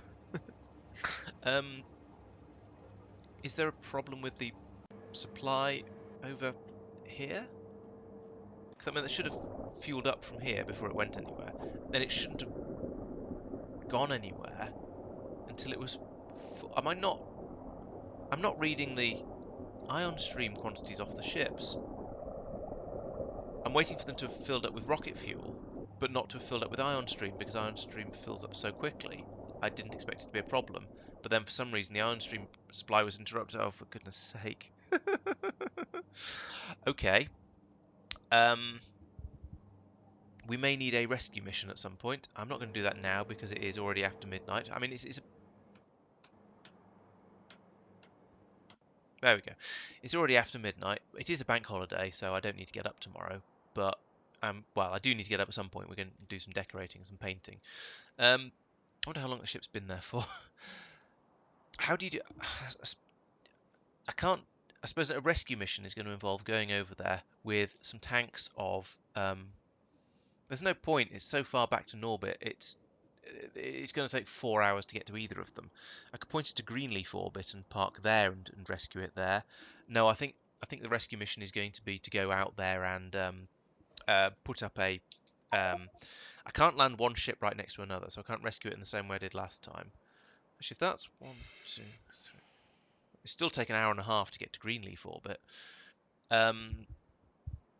So I'd have to canister it, yes. So at that point, I might as well just fly out to it, go over there with the necessaries, and reinflate it by hand. So no, it doesn't really matter where it's going. Core rescue mission. Okay, I was sort of looking at this and I was thinking that ship doesn't look like it's moving. Maybe it's just moving very slowly. And I stared at it a little bit more and it still wasn't moving. And I got worried and had a look at it and it turned out it was broken. So yeah, joy. Okay, so I think this is probably going to be a fairly good place to stop the stream, to be honest. Um, I've got to, I've kind of got this. I don't know. It's there we go. It's reasonably settled. It's between everything was between 7 and 10, but it's got to that point of it's settled at that point because it's run out of the other inputs. So whilst on the one hand the system doesn't it sort of is a bit busy when it's actually using stuff. When things calm down a bit, it is capable of bringing everything back to an equilibrium. So I think that's probably okay, at least at the moment. We'll see. I could still do with chucking a few more arcospheres in here into the system in general. Let's see if I can work out how many of those I've got. All time. Why is the search not working? Oh, I suppose it's a weird recipe that goes round and round as well. We've got 15,000 of them according to this. So yeah, that's obviously not going to be viable. I could look in here and add up all these numbers, but I'm kind of lazy, so I'm not going to. Well, I suppose actually not too bad. 5, 10, 15, 20, 25, 30, 35, 40, 45, 50, 55, 60, 65, 65, 66, 88, 100, 148. So I've got, yeah, nearly 150 of them. So I could definitely do with a few more, but I've got a decent number done so far. Just need to keep going, keep getting more of them, and especially especially if they're still relatively cheap if I go to the right places. So yes, I feel like I've spent most of the stream messing around with arcospheres, but I did also make myself a military ship over here, which I may or may not tidy that up a little bit. I've got antimatter things up and working. I've gone out and got more arcospheres, and I got to the point where it felt like the naquium was under control, and then it all broke spectacularly. So I feel like that's stuff has been done. None of it was the stuff that was on my to-do list, but you know, things change around a bit, and it's been mildly interesting. So I hope you found it interesting as well. Thank you for watching, etc., etc. There'll be the usual catch-up video on Sunday to let you know just to summarise what I've been doing and talk about the headache that is arcospheres. Uh, there's supposed to be a GTA video tomorrow, although to be honest, I suspect that's probably not going to come out because I don't have one finished yet. But I've got a couple that are nearly finished, so hopefully they'll come out. So they'll hopefully normal service will resume from next week. And of course, there's the Minecraft streams on Monday, which I keep telling everyone they should turn up to, and a few people do. So it's good fun. As I say, we've got to the point where we're starting to automate things, and it's not just sort of going around and building giant chickens on the roof of my tower anymore. So yeah, do come along to that. It's lots of fun, lots to see, lots to do. And it's got summary videos on Saturdays, so you can watch those to find out if it's interesting to you. And I'm going to try and make some more videos as well, but you know, life has been rather busy recently. So yeah, as ever, thank you for watching. I'll see you next week, and I hope you come back for all the other stuff as well. I'll see you then. Bye bye.